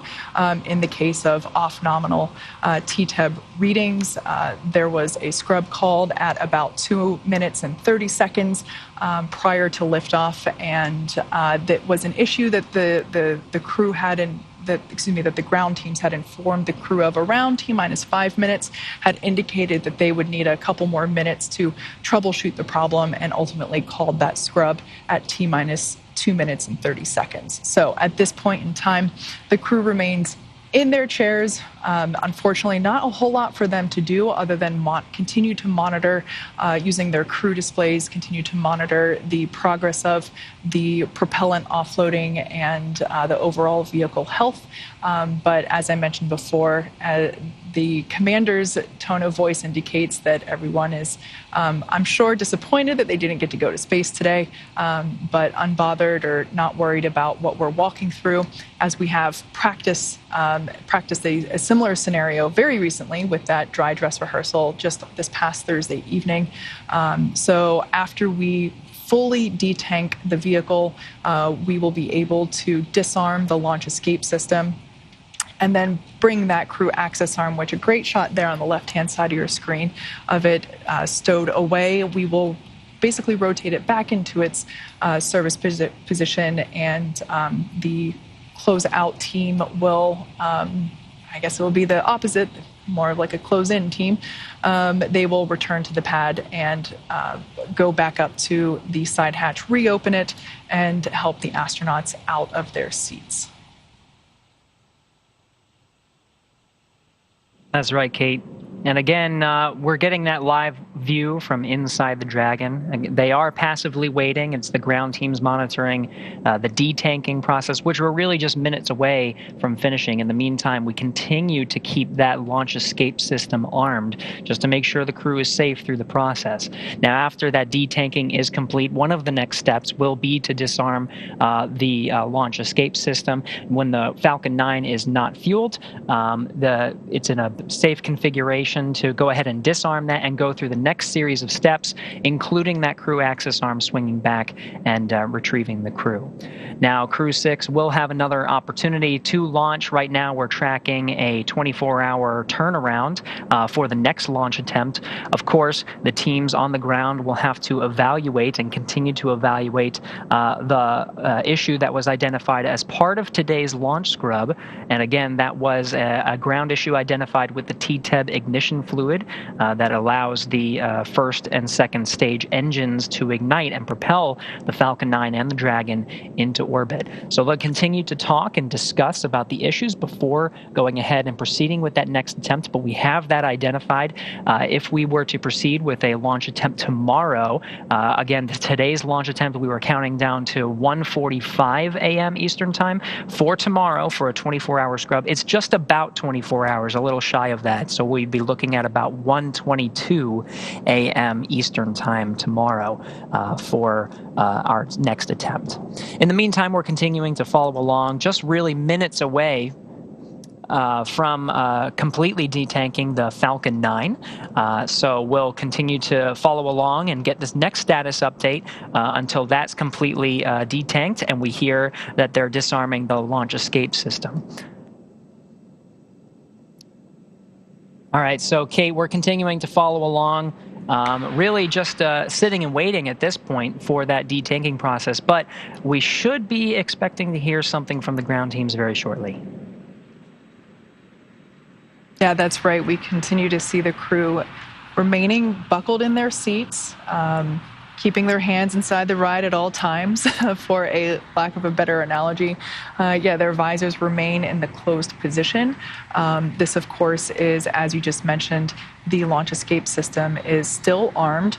So while it is armed, the crew will stay exactly as you see them now. This is just in case for some reason, a Dragon pad abort is required. As I mentioned before, not likely, but it's a good backup.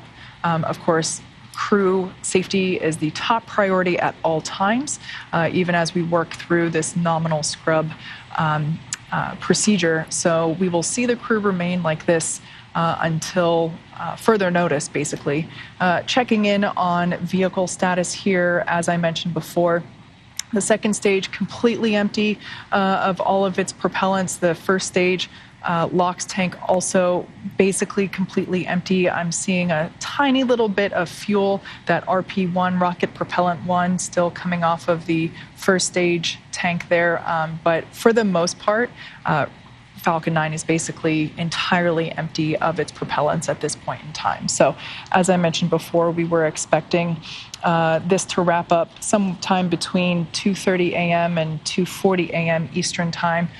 So now at 2:33, we are in that range. So we should be hearing momentarily from SpaceX core Arthur Berrialt, located here at SpaceX Hawthorne Mission Control, just behind Gary and I.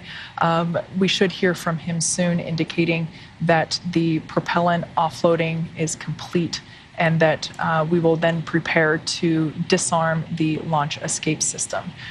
So for those that have recently tuned in, we had a nominal countdown. The SpaceX teams reported a issue with the TTEB, basically the fluids that we use to ignite the Merlin engines. You can kind of think of it like the spark plug to your car if you drive a combustion engine vehicle. So that TTEB is a critical component to getting the rocket to fly. It's what creates the spark for that engine ignition.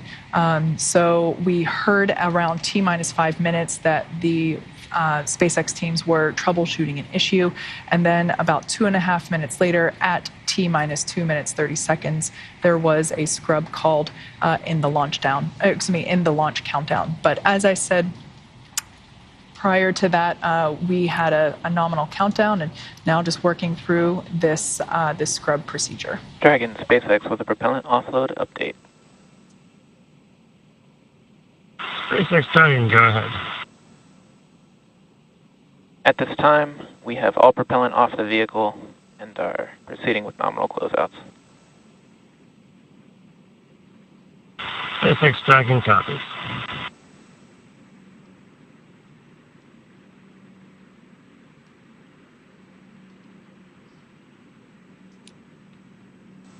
All right, so that's an important call.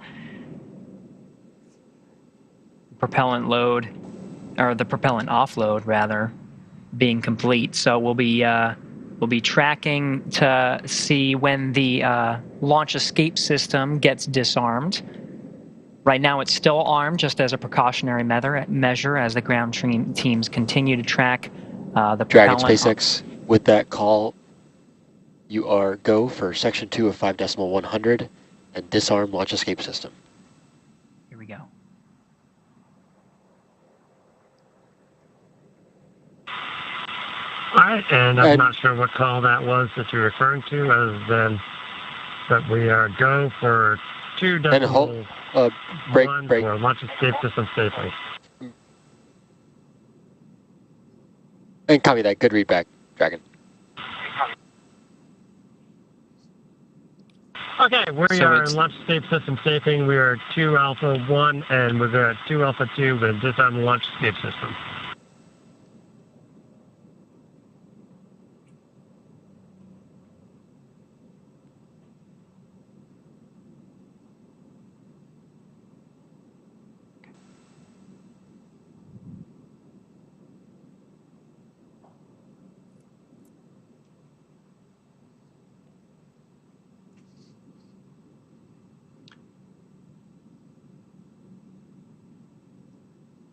So again, if you're just tuning in, the ground teams we're tracking propellant offload. So it'll be the crew themselves inside Crew Dragon Endurance that issues the command to turn off. The launch escape system will wait for confirmation of that command being successfully issued to the Dragon system.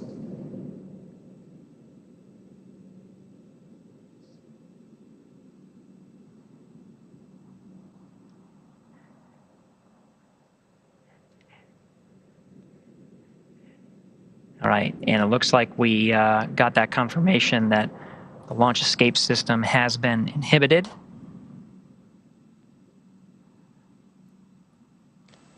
So that confirms the propellant offload and the launch escape system being disarmed. So the crew will work through a series of commands. We're going to go with advisors and proceed to step 3.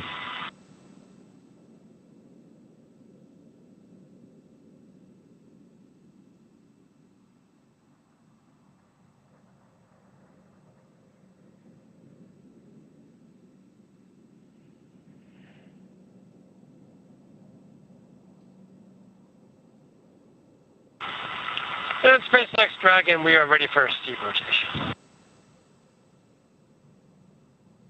SpaceX copies will report when initiating.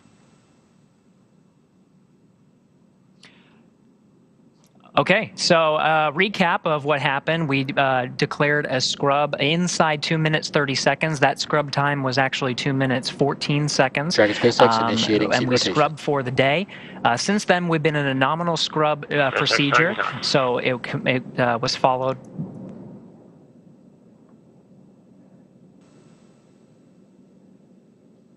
So we're continuing to follow along.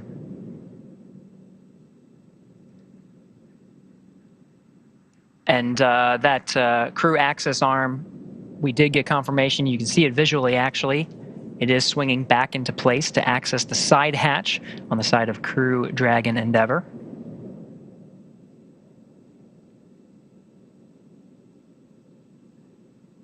So again, the Falcon 9 is completely offloaded with fuel and oxidizer, and the launch escape system has been disarmed. Those commands confirmed before going ahead and swinging the crew access arm back. You heard the command for seat rotation, so we may be able to see that. For launch, the seat rotates up to about a 14-degree angle. That's the seat. That's the launch position. The seat rotation goes down to about a 40-degree angle to allow. SpaceX seats are in the upright position.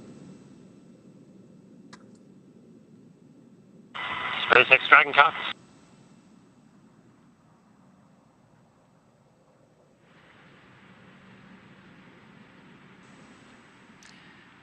So there we can see the crew access arm closing the final inches as it moves back toward Dragon Endeavour. We are now pulling the closeout team to re-enter the BDA, or blast danger area. So as we've mentioned before, they will go back up the tower, back down the crew access arm, reopen that side hatch and help the astronauts egress from the capsule. As we heard called out earlier, the seats are back down in, so they were in the launch position. They've rotated back down into the ingress position. So we can see the crew access arm just closing the final inches up against Dragon Endeavour. At this point in time, we're going to head back over to Kennedy Space Center's Daryl for additional updates. I'm sure that they can see they were able to see that crew access arm move from their seats at the press site. Daryl, how are things over there? Thank you, Kate. And yes, indeed, we could see the crew access arm coming back and making a connection with Dragon Endeavour. And as you see on the screen there, the white room connected back in. And so as we watch the astronauts can unbuckle and pull up their visors, take a moment to relax, and from here on, Commander Chari, looks like they'll be heading out at some point. They should be, yeah. And at this point, the vehicle's pretty much completely safe. So with the LES disarmed or safed, there's basically no longer active prop in the F9, and also the Super Dracos are safed on the vehicle. So that completes their procedure 5.100, which is the one they're running inside the vehicle. At this point, they're just waiting for the recovery crew to show up. Like was mentioned earlier, they have to stay outside an exclusion area while there's any potential of propellants or the abort engines kicking off. And so now that that's safe, those teams will approach the vehicle. You can see they loosen their straps. One of the questions we were talking about while we were listening to SpaceX was why don't they just get out on their own, which they could. But we mentioned before that whole white room is a clean room, and so if they were to get out on their own, they maybe like scuff a boot, touch a hatch seal, and since all those things we want to keep really pristine, there's no rush right now. There's no reason to risk anything like that. Bumping a visor, scratching something, tearing a rubber seal. So the safest thing to do, since we're going to have to do this again on the next opportunity, is to let the closeout crew come and make sure they help them out and make sure nothing gets damaged or anything like that on the way out, and preserve the opportunity, this follow-on opportunities. The good news is the next opportunities will probably go faster because everyone's done it once now, so they've got some more practice. They don't have to sign the patch, like you said. They've knocked that out. So you save ourselves a few seconds here and there.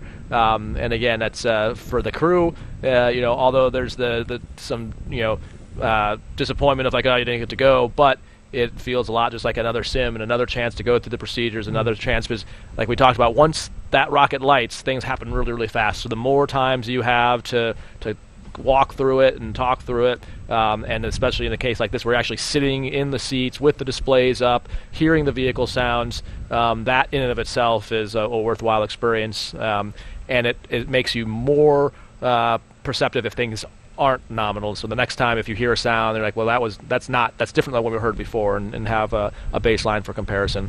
It looks like Woody's playing with his box settings, so now that their visor's up, they're probably changing their settings just so they're not getting background noise. You can see they're starting to get their gloves out, unzip, getting their hands out, and just get a little more just cool off, and just kind of hanging out, relaxing, waiting for the crew to come get them. So Crew 6 did a dry dress just a few days ago. We could think of this as a wet dress. Exactly, right? Yep. This one had the prop. And so the more experience they get, the better off they'll be for the next attempt. Just to recap, if you're just joining us, we scrubbed the launch attempt at T-minus 2 minutes and 14 seconds before liftoff. There was a hold in the countdown, happened at 1:43 a.m. Eastern Time. The SpaceX team encountered an issue in the ground system affecting the loading of triethyl aluminum and triethyl boron, which together, the acronym TTAB, they are the ignition fluids for F9. The ground team couldn't provide sufficient confidence of a full load of that TTAB, which is important to light all 9 of the Merlin 1D engines underneath the Falcon 9. So the team scrubbed it, and now they're going through their procedures for launch scrub. And so moving forward, we have some launch opportunities coming up for Crew 6. I mentioned the first one on February 28th. There's also another one on March 2nd at 12:34 a.m. Eastern Time. Yeah. And if we were to go then, we would begin our NASA TV coverage on March 1st at 9:30 p.m. And there would be a docking at 1:05 a.m. Eastern Time on March 3rd. Also want to make a note that there is no press conference tonight. Initially, that was scheduled had there been a nominal launch. But in this case, NASA is foregoing the opportunity for a press conference, and so stay tuned to your social media channels and NASA's official SpaceX commercial crew update, blog. we've pulled go for the closeout team to start re-entering the BDA, and they'll be back alongside you at the capsule shortly and helping you egress. Additionally, just want to do a quick comfort check, make sure you guys are still feeling okay sitting there, and if you need a PMC, I can set one up.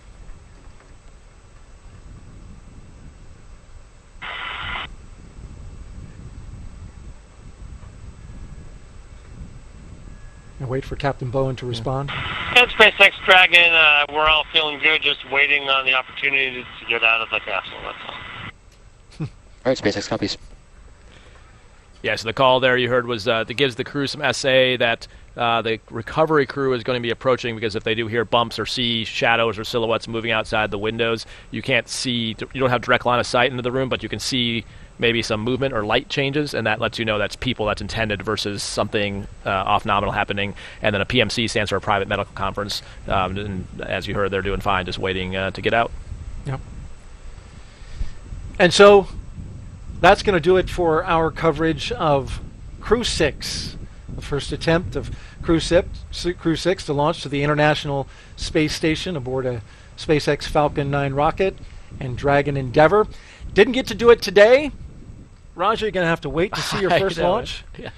But good things come to those who wait, and so I want to thank you for being here. Really I appreciate it. It was a fun time. I'm sure I'll get to see a launch eventually. So, as you mentioned, those follow-on launch opportunities. Right now, I'm sure the teams are going to be continuing to work through breakfast and lunch to figure out if they can fix the problem and when we'll be ready to go. But we'll go when it's safe and ready to go. So absolutely, NASA's ethos will launch when we're ready.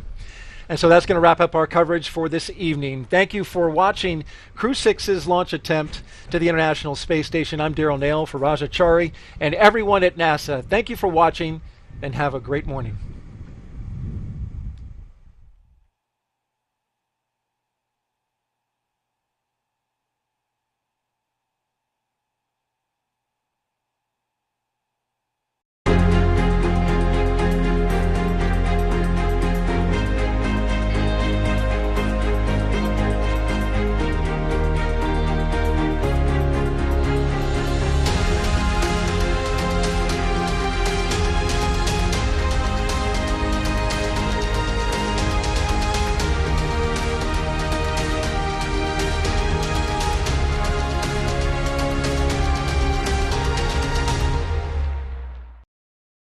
We are going. The history of this agency is marked with broken barriers, once viewed as impossible, with science fiction turned reality.